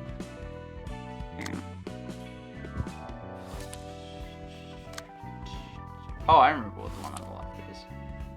That one's probably trickier. Moving in on in the warp train. Choo choo! Kind of. 녀석들한테 관측 장치 붙여둔 건 확실하지? 응. 번호, 관측 상황은 어때? Robot. They're people, I'll have you know. 이번 일로 실마리라도 My bad. I keep forgetting people are robots. 다시 물어본 거지만 이건 확실하지? 몇 번이나 말해. 추적 못하는 경로로 이어간 바로받을 수 있다고. 지팡이 사무소가 제시한 거리니까 믿어도 될 거야. 철석같이 믿고 있네. 돈을 받는다고 하더라도 특이점에 대한 비밀을 어설프게 건드리다가 꼴이 밟히면 보험 혜택이고 뭐고 얄짤없이 인생 끝이야. W사 뒤에는 R사가 있으니 그렇게 겁내는 게 이해는 가. 그렇다고 여기서 그만둘 거야? 그만두지 못하니까 이 꼴이지. 워프 열차 5분 후면 출발해. 아무리 생각해도 내키지 않는다니까. 어금니 녀석들이 No, but they're gonna get stuck on the train too. No, they're just observing it. 지팡이 사무소에서 직접 준 장치잖아. 도시에서 정말 몇 없는 귀한 장치라며. 그리고 그 성능은 우리가 직접 검증해봤고. 도시에 별천지 같은 기술이 많다고 해도 이렇게 소편한 기술이 있을 리가 없을 텐데. 자, 출발했어. 좋아. 이제 10초만 기다리면 된다. 9, 8. 아직은 인과 어쩌고 기록 장치가 무사히 작동하고 있어. 5. 뭐야? 잠깐, 이거 이상하잖아. 실종됐어. 관측 불가 상태야. 워프 열차를 탄 상태였는데 사라졌다고? 아직 도착하기도 전인데. 장치에 문제가 있는 게 틀림없어. 역시 그렇게 편한 기술이 있을 리가 없다고 했잖아. 탓하지 마. 기계 고장은 아니야. 제대로 작동하고 있으니까. 안에서 무슨 일이 있는 게 분명해. 혹시 특이점에 문제가 생겼다거나 눈치채고 일부러 기계를 고장낸 거 아니야? 쉽게 고장낼 수 있는 장치가 아니야. 그럴 능력이 있는 놈들도 아니었고. 그거야 모르는 일이지. 어쩌면 W사가 특이점의 비밀 세워나가는 일을 막기 위해 방해 전파를 보내는 것일 수도 있어. 지팡이 사무소 녀석들은 이런 거 하나 조사 안 해뒀던 거야? 미치겠구나. 이 여간에 혹해서 이런 엉터리 일이나 하고 있다니. 그만 좀 쪼아이거려. 내가 생각했을 때는 이거와 관련 있는 것 같은데. 아주 보란듯이 어금니 사무소 책이 적혀 있어. 말도 안 돼. 사라진 지 1분도 채 안 됐어. 도서관이라면. 그래 알고 있어. 해결사든 조직이든 만나면 도서관 이야기뿐이니까. 이제 어떻게 할 거야? 저 이상한 곳에 우리도 들어가자고? 다른 방법이 없잖아. 이 여간이라고 해도 목숨을 걸고 싶지는 않다고. 확실한 것도 아니고. 녀석들의 책을 보면 저 안에서 무슨 일이 났는지 볼 수 있을지도 모르지. 일이 여기서 꼬이지 않았으면 좋겠는데. It's funny 특이점에 to 대해서 think 알아내려는 that 사람들이 in terms of like continuity or temporal continuity, this actually technically takes place after the next 2 receptions, because both of those happen inside the warp train during its trip, and that trip only takes 10 seconds. And that conversation was definitely longer than, as they said, it had been a minute since the Muller office disappeared. So, in terms of temporal continuity, this would technically be taking place after the 2 receptions that follow this one. That's so weird, bro. And then it also kind of happens simultaneously with the reception after those 2 as well. Oh, that's a lot of time travel, you know, wild, Yeah. bro. Yeah. So outside of this circumstance, all of the other ones do happen like in temporal sequentially temporally. But this one's a little fucky-wucky, so to speak. And to be fair, for all we know of the library, it is not temporally confined anyways. Mm-hmm. Oh, which is why they can use like the cards like inside the train. Yeah. Actually, that's very true. That's a very good point.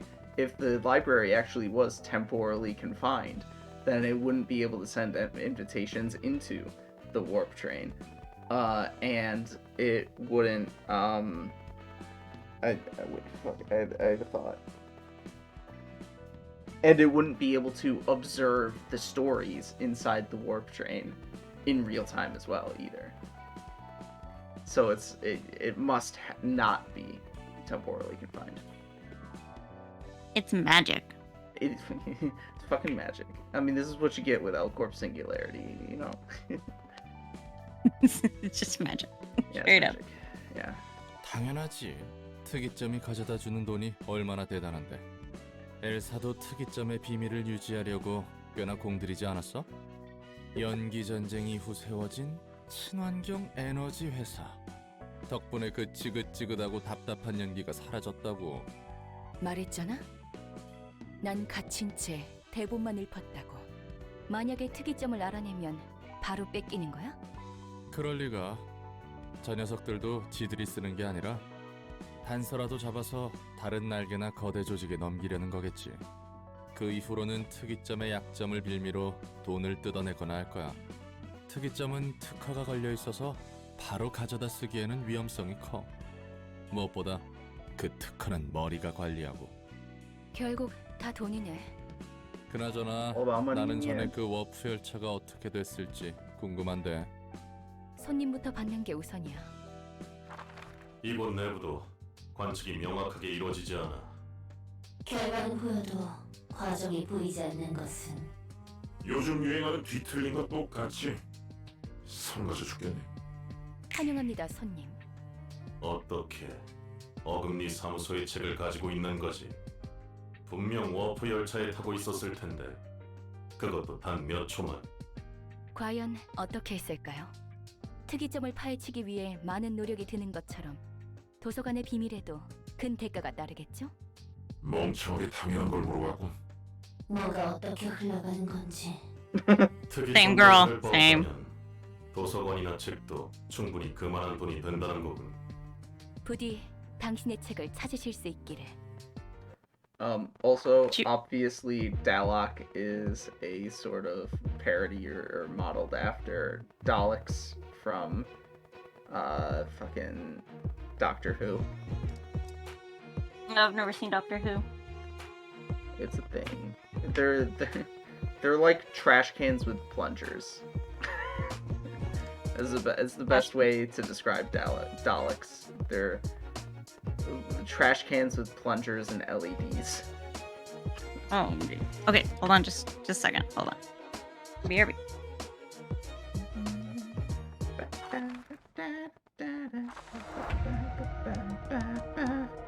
sure we can get the info the Mueller fixers had this way. It's trickier to analyze the things here. Okay. Look straight ahead if you have time to complain.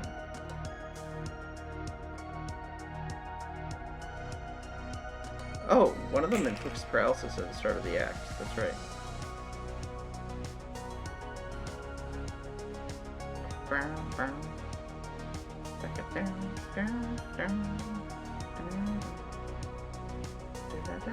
So here's an interesting thing to know, by the way.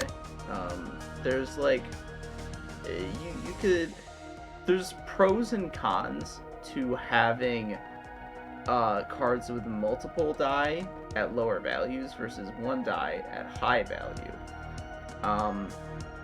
Because generally multiple die is better, right? But it is also better to win clashes than to just let yourself be hit or lose them on purpose. So oftentimes it's good to have a sort of like balance in your deck where you have one or two or some amount of cards with a single high value die that's built to win clashes against your opponents using the same type of thing, and also multiple die that's built to win clashes against those kinds of pages and also deal more damage in general. Because you probably don't have anything that's going to win a clash against Binding Arms. Even Scratch That is under the auspices of being used by Brawl is unlikely to win a clash against Binding Arms. Yeah.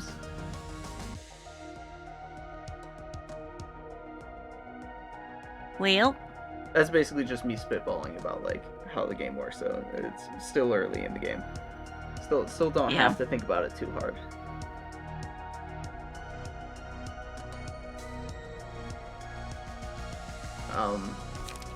So yeah, I'll talk about Gay's office here a little bit. So now we approach one of the most memorable stories told by the game. And in general, from here on out in the game is when you start having the most, having actually like memorable, impactful stories being told. And that's the Warp Train. The tale of which began with the Mueller office. But before we actually cover what happens inside the Warp Train, we need a little foreshadowing with the first reception of this Wings story arc. The Gaze office was contracted by another fixer office, the Kane office, to discreetly attach an observation device to the Mueller office before they boarded the Warp Train in order to collect data on W Corp's singularity. A dangerous job, as whenever somebody undesired learns about a singularity, the Wing will silence them by any means necessary.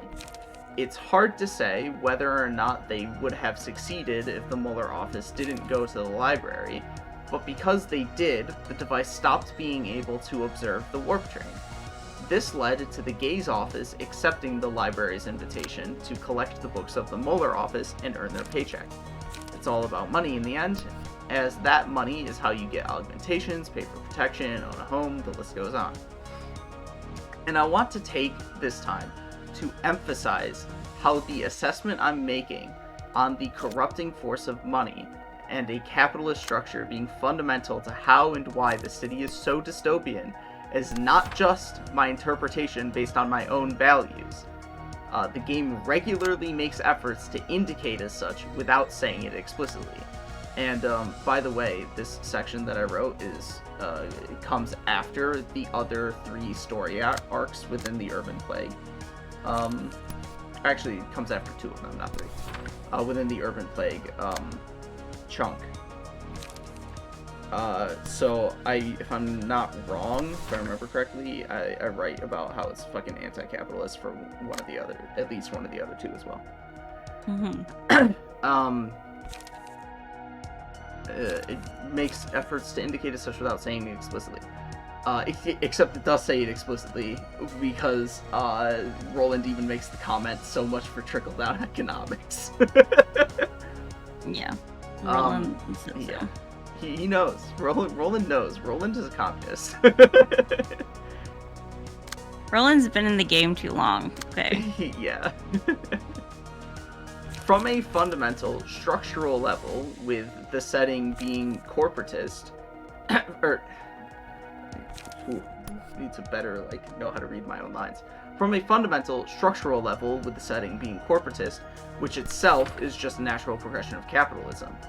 But I also want to directly read word for word some passages within the game. After you kill the guests and resolve the books for them, you're able to read those books, the credenza. Most of the time, they serve to fill out extra setting details and explain stuff that's unclear, such as will be the case with the Warp Train when we talk about it. But they also provide extra insight into the characters and themes of the game. So, some of these we have read or will read, but I will read 2 of them that are from general receptions that we might not read.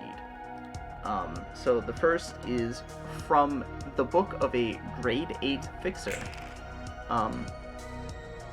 All people and firms generating income in this city must pay their taxes. In addition to funds... In addition to the fund for work-related expenses, such as maintenance of equipment and monthly rent for office space, which is already a lot, fixers must accommodate for rather heavy taxes as well. I became a fixer trying not to starve, but the taxes have put me in an even tougher hardship. Ordinary people have a hard time bearing this pressure, but what can I do? In the city, orders are to be followed. We all know what happens if we don't abide by them. Excuse me. I also referenced the Book of Walter when he talks about how the associations are more money-driven than not. They only work for money, even if this wise creed is to protect people. They only protect people when they're paid to do so. Mm-hmm. There's also the Book of Bono from U2. You'll get from this reception, which we'll be reading anyways, so I'll wait on that.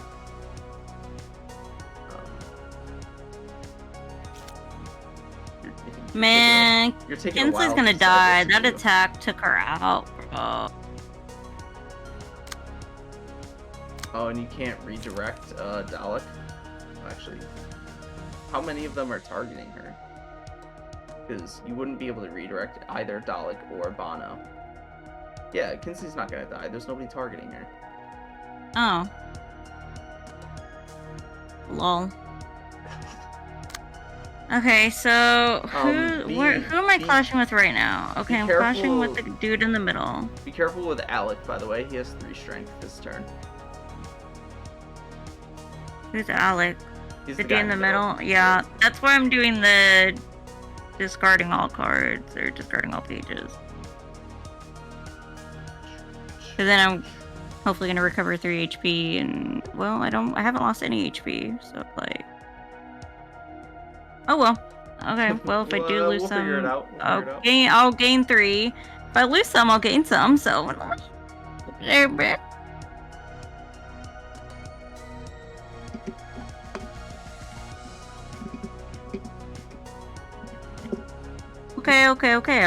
I think we're on the right track. No, we're figuring shit out. Okay. But why do they keep rolling 5s? That's just what I want to know, you know?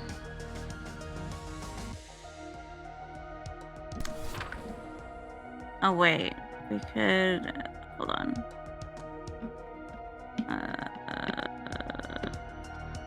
Maybe I don't want to do that.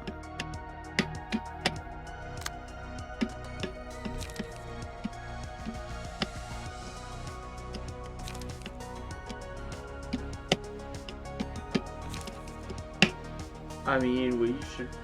well... Who is Alec targeting when you deselect your... This one? Yeah, when you deselect that, who is Alec, like when you get rid of it? Who is Alec targeting? Oh, he's targeting Kinsley. Yasad's gonna take a fuckload of damage this turn. Yeah. But I don't know what else to do. I mean, you're just gonna have to suck it up, basically. Like, new, bro. nothing you can do. Oh yeah, okay, we use up a light. What you're doing right now probably is the smartest thing to do, to be completely honest. But you can. This does at least give you some opportunity to do some one-sided attacks. Based on how this reception is going right now, you might want to be more concerned with winning than trying to raise emotion levels. Yeah. You can always do the reception again. Winning should probably take precedence. So you might. So what I mean by that is target down a single individual when you're doing one-sided attacks. Just a bro in the middle, because like I think he has that 5 out of 15. Like. He also has that card that gives him 3 strength, which is a major problem.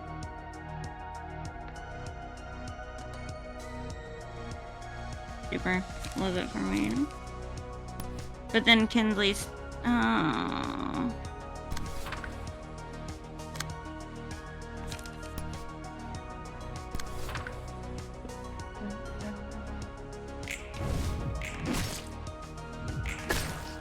Oh, fuck him up! Oh, fuck him up! Oh, he didn't take that much damage. See, there you go. You're cooking a little bit better now. Okay. And every 3 clash wins, restore 1 line. What does this one do? Violence is a great card. Okay, then we'll use that. We should use it on. Does it matter? I mean, yeah, it does. Use it on whoever you think is best. Personally, my choice would probably be Max. I was like, who's Max?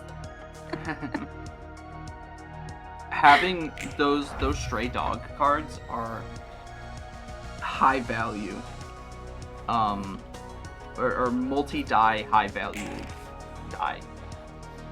So is probably most useful on him.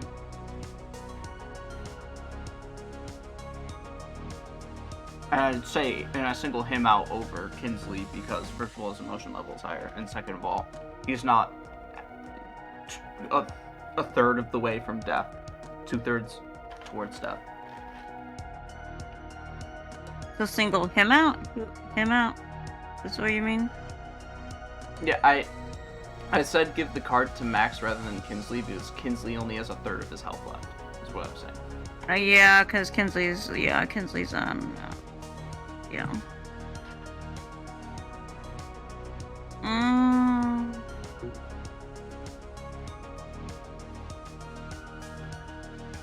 Okay, why is my dog growling asleep? Can you not, sir? Oh, now he's barking. Okay, great. Okay, draw a page upon discarding this page. I mean... Here's an opinion. Don't have Yasad play any cards this turn.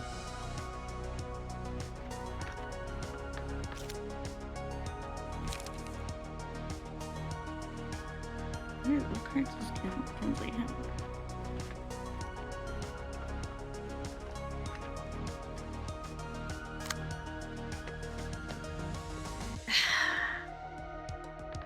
I mean, we have 2 brawls, but we have 2 fences, so like... You only have 1 light though, so you can only play fence. Yeah.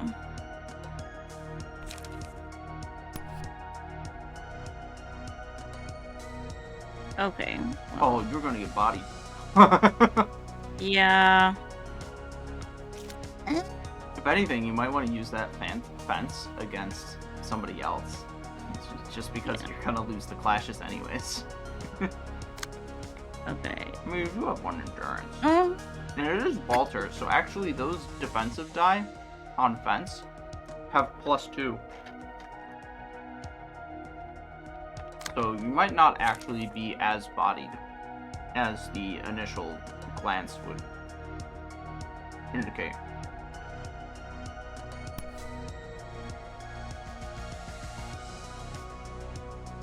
That evade dies 2 to 8, and the defense dies 5 to 6.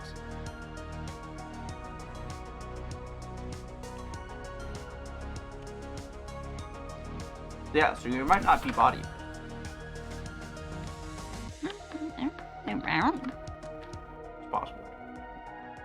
It's possible. Okay, we only have one light, so like, baby girl, you're gonna have to pull your weight.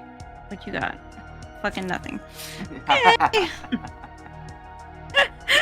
What the fuck? Baby girl, you ain't pulling your weight. This is what happens when you have no card drawing mechanism.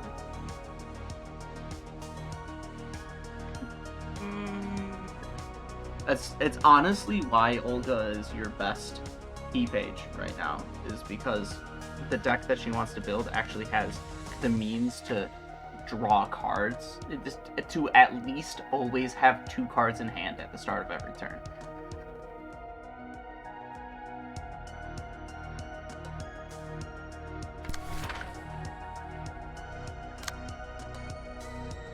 I mean, Crash that isn't gonna do anything, is it? Well, I want to save it.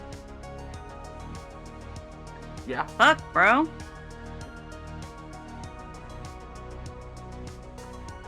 I mean, not every turn is gonna be a winner. Yeah.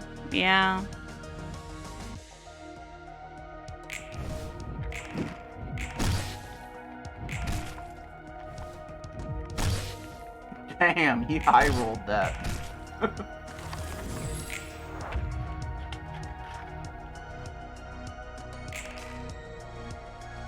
We are fucking struggling, bro. Okay, that's great. Okay. It's not that bad. I feel like I'm mentally struggling.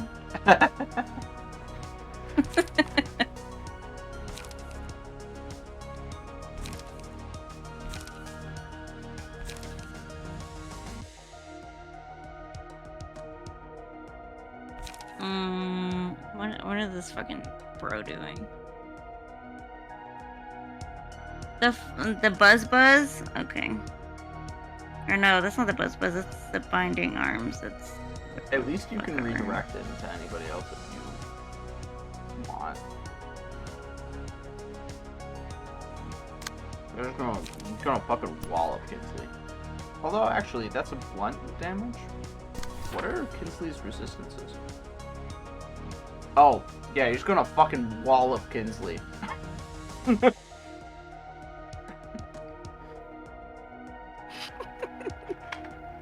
I thought Walter might have been resistant to blunt damage, but he's weak to it.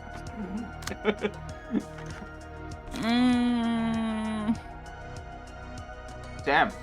No good card draws.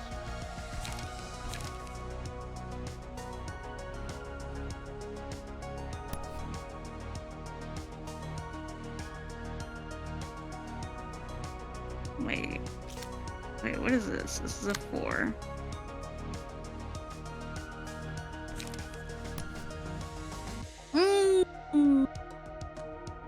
I don't know. I'm over it.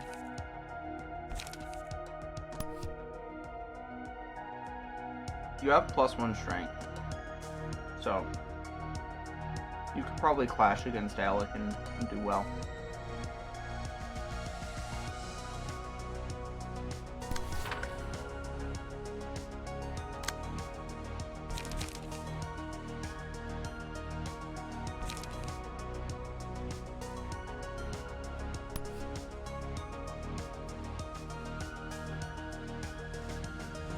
What are these? What's everybody else doing? Okay.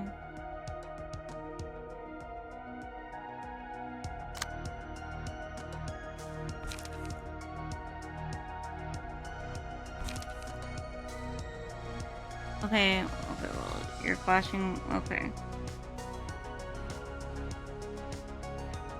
Bro, life is hard, you know?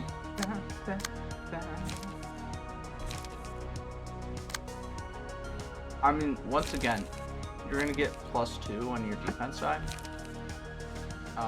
So you would have a pretty solid shot of evading those attacks.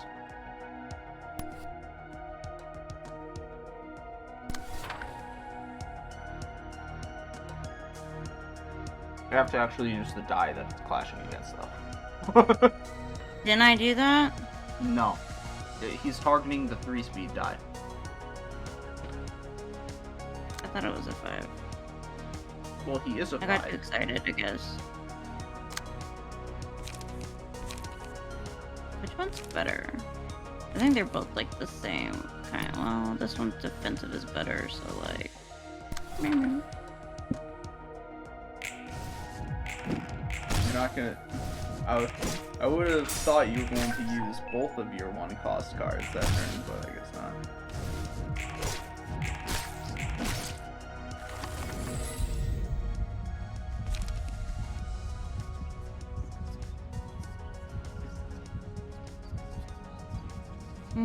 After every I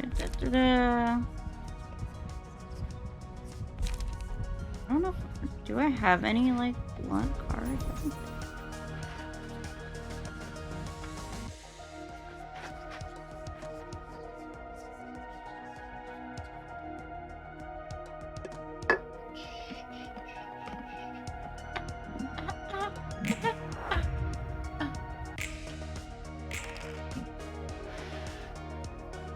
Oh, finally, they rolled some speeds you could redirect.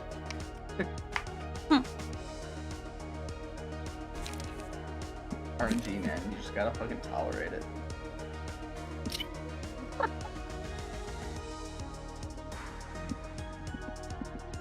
This is, you know. Well, Yasad actually drew a good card this round. he can What, actually use Daring Decision. This one? Yeah. Yeah.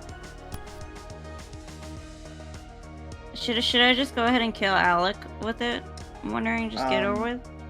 Or should I? Probably. Well, his, this one's his 49. emotion level is maximum. Probably because he's done such a good job of murking you. So yeah, you could just get it done and over with. It kind of depends on what card he's using though. Because if he's using the...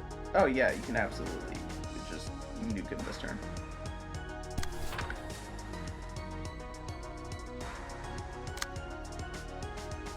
Oh, so everybody's going to... Wait, what is this one? Is it a 4? Yes, it's a 4.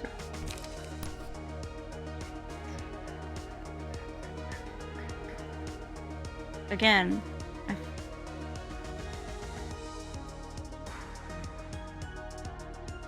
you know, I think I didn't do this reception first upon entering Urban Plague either of the times I played through this game, and I'm realizing these guys actually have some pretty like solid cards. I'm looking at them. Like Binding Arms decreases in cost each time you use it and has a very strong die. And the Dalek's 2-cost card, whatever that one is called, was also pretty good. Damn, man.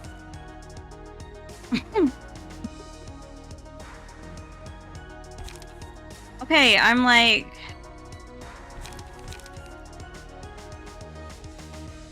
I'm over it already. What are you over? I'm over this one.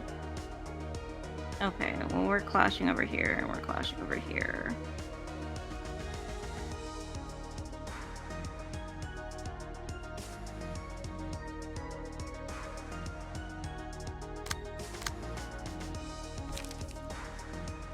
So like, Kinsley's gonna die. Yeah, you shouldn't clash against Bono with Kinsley, because Kinsley... Yeah. You shouldn't clash against But somebody Bono needs in to general. clash with Bono. Well, No. Right? Because so Yasad, even if he clashes against Bono, is gonna lose that clash, and will likely get staggered in the process. So since Bono's speed is lower than yours, you're gonna want to fire off both of your attacks from Yasad before Bono staggers him.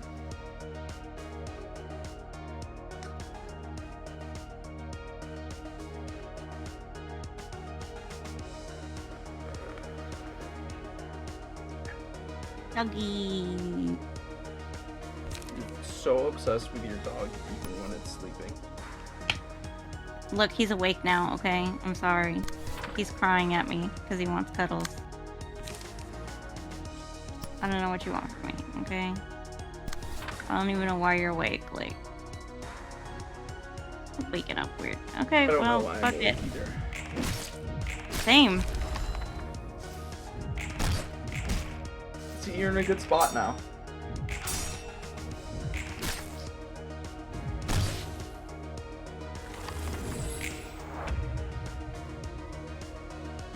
I'm over this. Okay, after this, I'm done. I've had enough. You're done with her the night after this? Yeah. Okay. Alright, I wanted to also scroll. Oh yeah, here. scroll. Yeah. So the other. Yeah. So the other one I wanted. Oh, actually, I also have shit to say after the Gaze office is finished. So I'm gonna have to scroll more later. So continue playing. No. Yeah, don't do that. Dude, he just keeps using the fucking arms, man.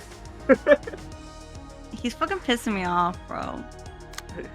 Go watch a sunset, bro. So the other one I wanted to read, was from the book of a Mirai insurer, which is another general reception from much later in the game. It says, in this city, money has more value than anything. You need money to be able to start anything. Money is also required in case of unexpected events. An accident that will cost you a great deal of money could happen at any time. Insurance is useful for such cases. As long as the conditions are met, the payout will fill in for financial damage. Sorry, Kinsley. Of course, not all accidents will fit the insurance bill perfectly. These are... oh, that's what it has to say in that. But basically, insurance sucks.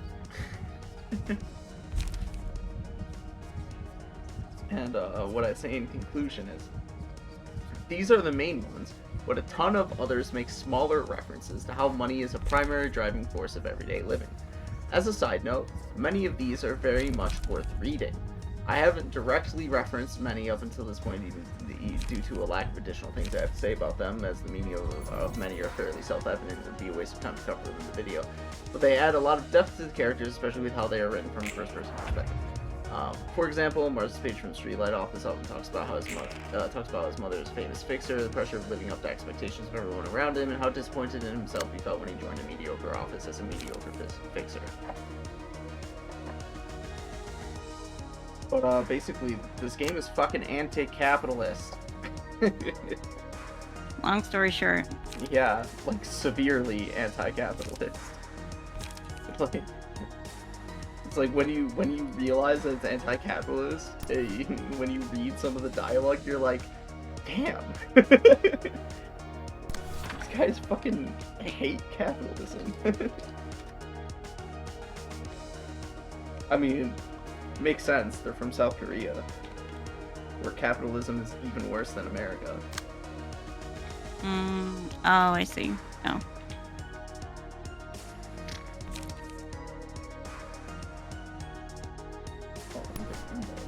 What is this bro using? Oh my! I hate, I don't even, I'm over it. Should I just take this bro out and just, but like... You should, yes. Take both. Just do like a one-sided attack. Yeah, probably.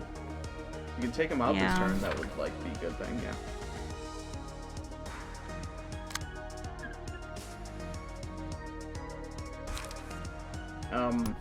What you can do...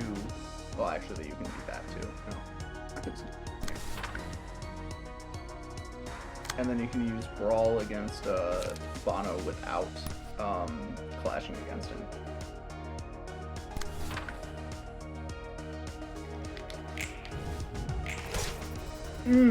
Bodied! Oh, bodied!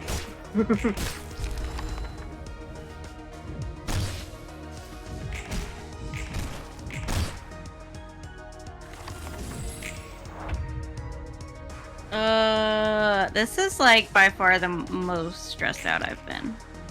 I mean, yeah, this is so.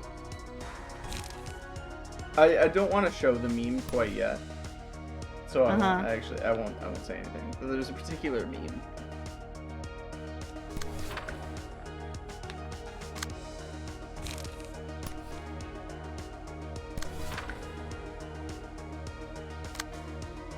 And fun fact, the meme that I will show when you get to when it's relevant, is actually how I learned about this game and decided to play it in the first place.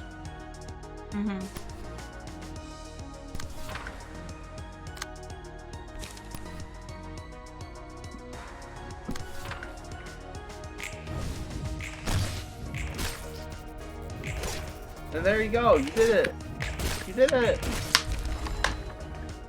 Thank God. Oh my God. That was so beyond stressful. So stressful. So stressful. Oh, boo boo is so stressful. Boo boo. And look, hardly any copies. Like, fuck off, bro. A사는 친환경 에너지 생산. W사는 빠르고 확실한 이동 수단. I'm never playing that one ever again in my life. No, I'm not doing it again. You can't make me. I mean, before you go to bed, I can do it again for you real quick. 효과적으로 살인 기계를 만들어내는 게 특이점이겠지. Okay. 알사를 이용했던 네가 더 잘 알고 있지 않아? 여러 번 말하는 것 같지만 난 I need a drink. I need a drink of water. 지켜본 바로는 확실히. I mean, I'll pause the autoplay for you to 개개인의 get one. 전투력을 생각하면 네 말이 Okay, 맞는 것 thanks. 같아. BRB.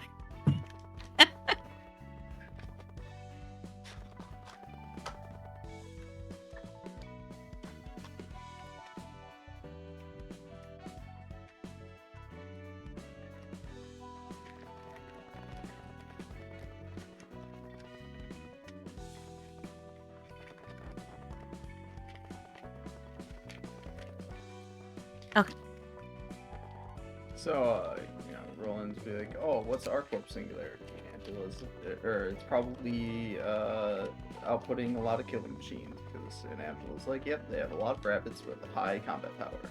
월등히 강하다고 할 수는 없었지만 안에서 일어나는 일들을 어느 정도 잘 처리해줬으니까.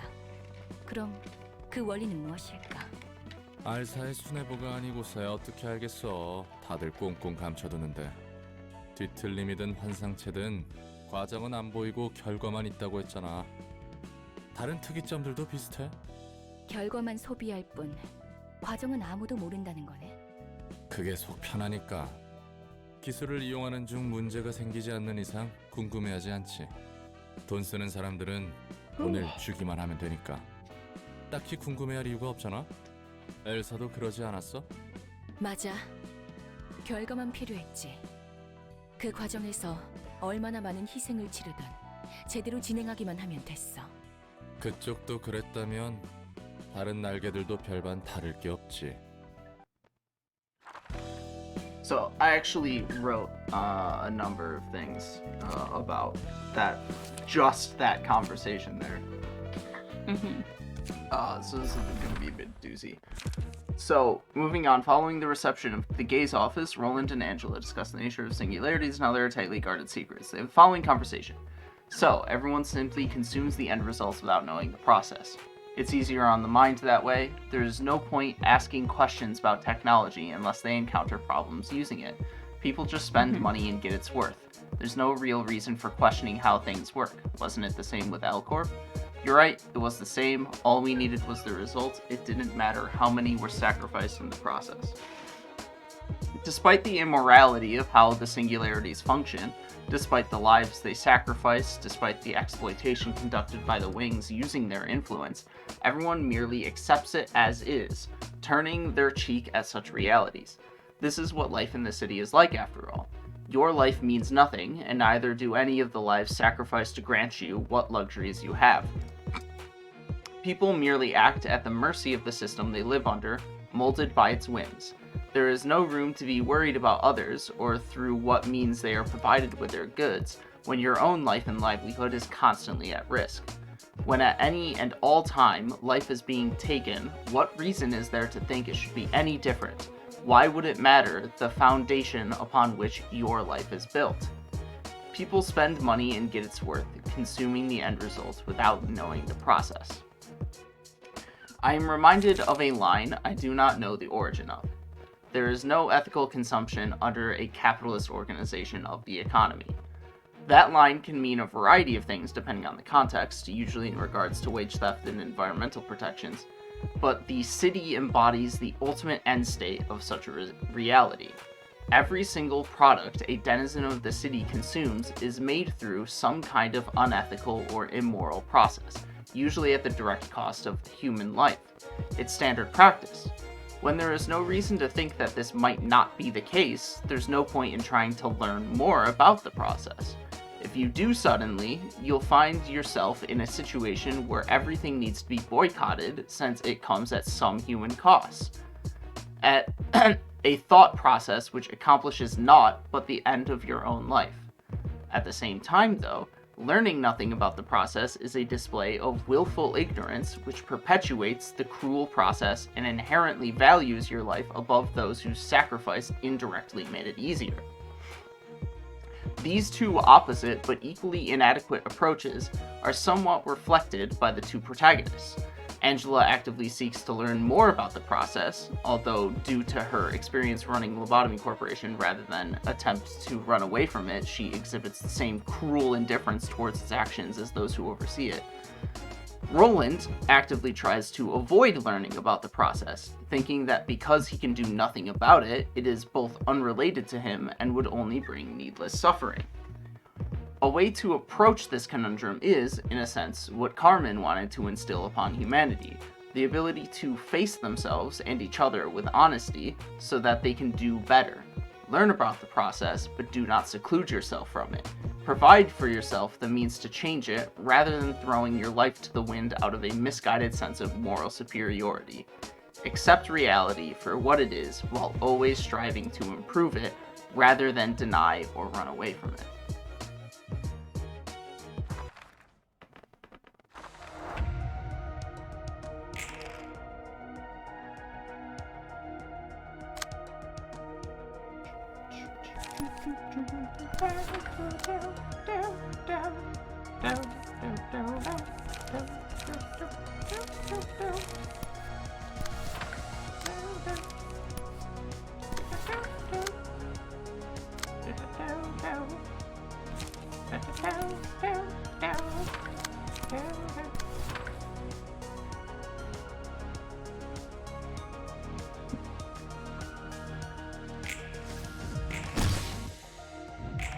Now 22.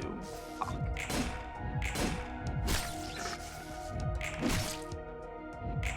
They are big and strong. Yeah.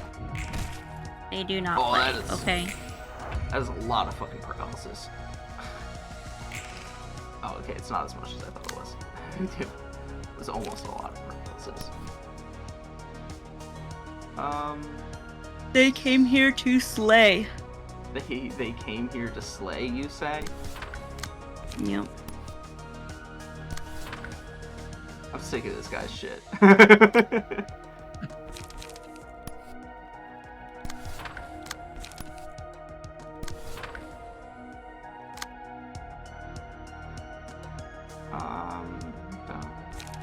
So, I wonder if this is probably a better idea.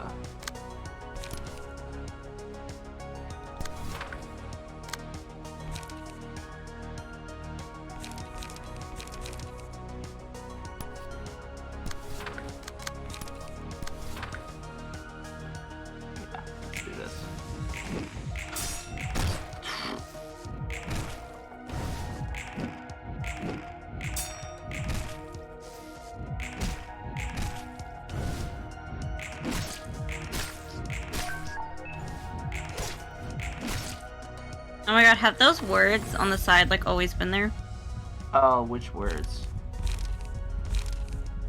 Like when there's an attack and it tells you like like a line of text on the side. When passive abilities activate. Yeah. Yeah. I've never noticed that. I wish this motherfucker would stop using his fucking arm. Kinsley, I want you to do that. And then I'm trying to avoid killing Bono for now. Or Alec, I mean. See, that's what we call getting bodied!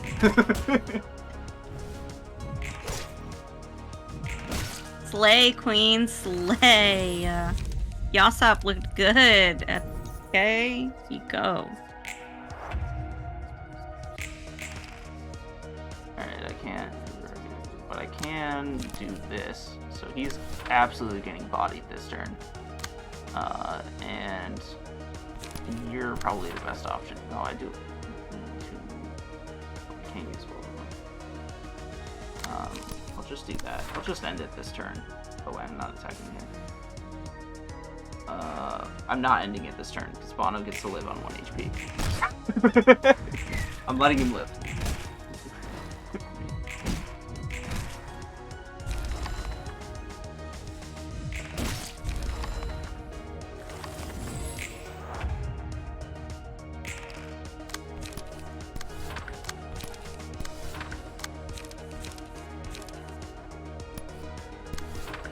I wonder if Brawl does anything if you don't have any cards in hand. No idea. I'm about to find that out. Go for it, queen. Oh, I didn't find it out. Yasad was faster. Whoopsies! Ooh, wow, we're so quick. Wow. Burn them books, baby. Bono's oh, you got one more. Bono, yeah, Bono, I'm just thinking Bono is the one that I got the least of. Maybe it won't matter. Probably won't matter. Oh, all three of them have Observe. Oh, all three of them have the same cards, actually. I didn't know that.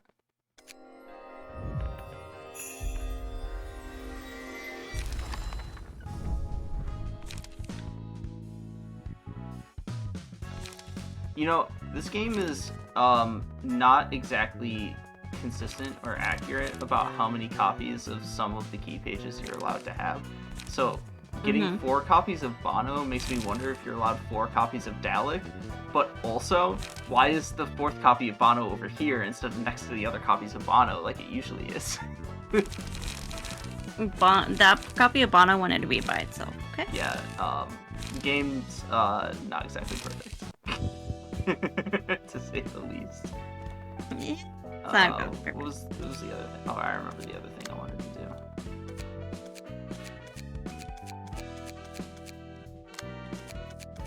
Oh yeah, none of them are wearing anything. I'm putting this shit on. I'm putting this shit on them while making it not visible. You can at any point in time make these visible if you want them to. Make him wear a police hat.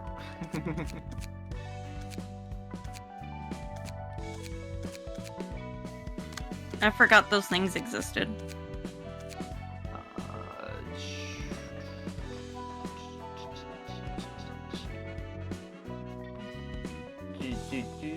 This one is probably better. It's kind of up in the air. Depending on which of these I'm done.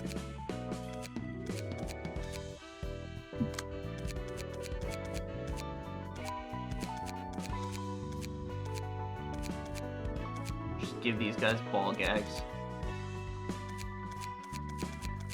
You should. Well, that is basically the mouth one that I gave them.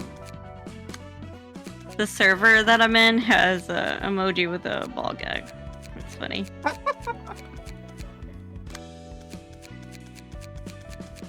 I should send it to you, actually. I'm good, thanks. No, I'm gonna send it now.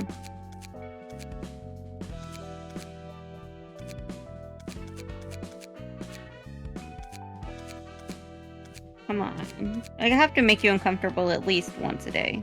That's definitely not true. Sure it is.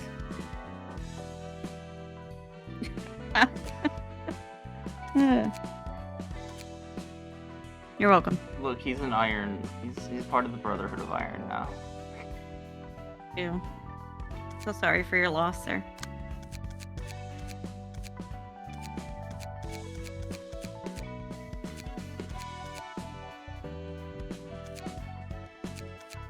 Looks like a peasant.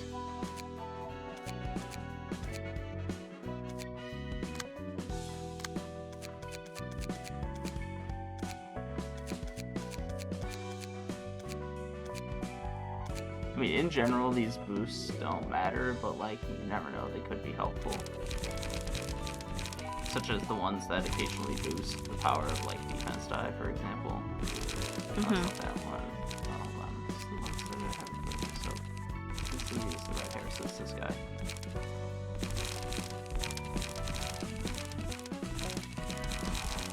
And I don't think you have any other...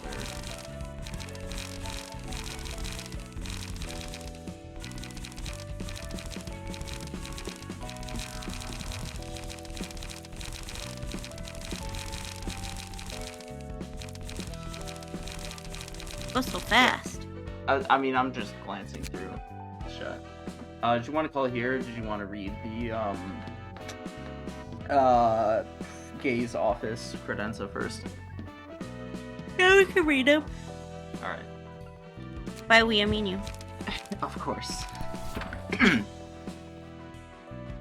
People are hung up on money, but it's not just because they want to be well off. The formidable tax burden is a big part of why. No matter how humble your job is, you're still obliged to pay your duties if you earn money. It goes for every type of business transaction. Even syndicates are no exception. Anyone living in the city has to pay taxes. If you don't meet the deadline, you'll get a warning. For the first 3 offenses, you'll get a notice of warning and no other penalty. But if you don't pay your taxes for the 4th time, then you're dead meat. They'll come for you, the Eye will seek out tax evaders by any means, and the person it sends will rip those poor cheats to shreds. Dang, you die if you don't pay your taxes? Yep. The nest is a home where birds brood their eggs. They use their wings to devoutly protect their eggs from outside threat. Such is the role of the nests and wings that constitute the city. Do the eggs represent people inhabiting the nest, then? Not a chance. These eggs are the treasures the wings possess. Singularities, technologies that make money, featured in countless patents. Its residents are nothing more than feathers of the wings that serve to protect the eggs. A wing will end up falling when it loses too many of its feathers, but it won't bother to desperately protect all of its feathers, since a feather or 2 will naturally grow back. They're basically expendables. The 26 wings have their own subsets of culture. It might be the personal preference of the wing's founder or the influence of the singularity, but the cultural styles and social atmosphere vary vastly between the nests. The wing's policies also determine the culture of the backstreets that belong to it. Each wing has distinct sets of conducts. Some wings take a relatively cooperative approach to their backstreets, while others thoroughly exploit them. But wings will be wings. Cooperation is just a fancy expression for taking advantage of the backstreets when a wing needs them. If you can't afford to enter a wing and have to live in the backstreets, you're best off settling in the district that suits you well. You'll still need a home and a source of income, of course. Cane Office is a notary public office that officially administers various matters when a contract is made between 2 offices. A notary public office preserves evidence involved in contractual processes and certifies legal issues. Sometimes, the office may play the role of a broker. When you work with Cane Office, the process you have to follow will usually be simple outside of a few special cases. All you need to do is make a summary of all the details for the deal you're making and visit the office. And don't forget to take all the relevant documents with you. Notarial deal of promissory note, migration permit for the nest or back streets of Districts 00, deed of forward contract, and everything else related to the deal. If you safely finish your business with the Kane office, these documents will become powerful pieces of evidence that will protect you in case a dispute breaks out for whatever reason. Always sign an official contract. Always. Always. Look around, find out, you know? Yeah, look around, find out. I actually wonder what unlocks the next layer. Maybe we need to... Maybe we need to do a couple more realizations first. I don't know, I'm just wondering what unlocks the next floor. Because I think it unlocks an urban plague. Rise to the rank of an urban... Nightmare. That's the next rank. Urban Nightmare. Okay. Unlock all. Yeah, it has. Yeah, you have to get the middle floors in this round because you unlock all of the middle floors before you rise to the rank of an Urban Nightmare. I'm pretty sure. Okay. All right. All right. That was that one was literally the most stressful. Oh my god. It only gets harder from there. Kind of. It's like, very roughly speaking, each, sort of, line is roughly equal in difficulty. So, like, now that you've done one of these, if you equip the stuff you get from that one, the rest of these should be easier than if you just use the stuff that you had here. Okay. But broadly speaking, like, this is where the game really starts to ramp up in difficulty. This is where the true game begins, and one of the reasons you can tell is the fact that it actually splits the storyline into 4 segments. Yeah. This is where the actual game starts. Okay. So I might cry. Yeah. I also don't think there are any more tutorials from here. I at least can't think of any off the top of my head that will occur. In any case, until next time, bye-bye. Like, bye. Just throw out those peace signs. Throw out some gang signs. Gang signs. Gang gang. Thank you. Gang gang. I know.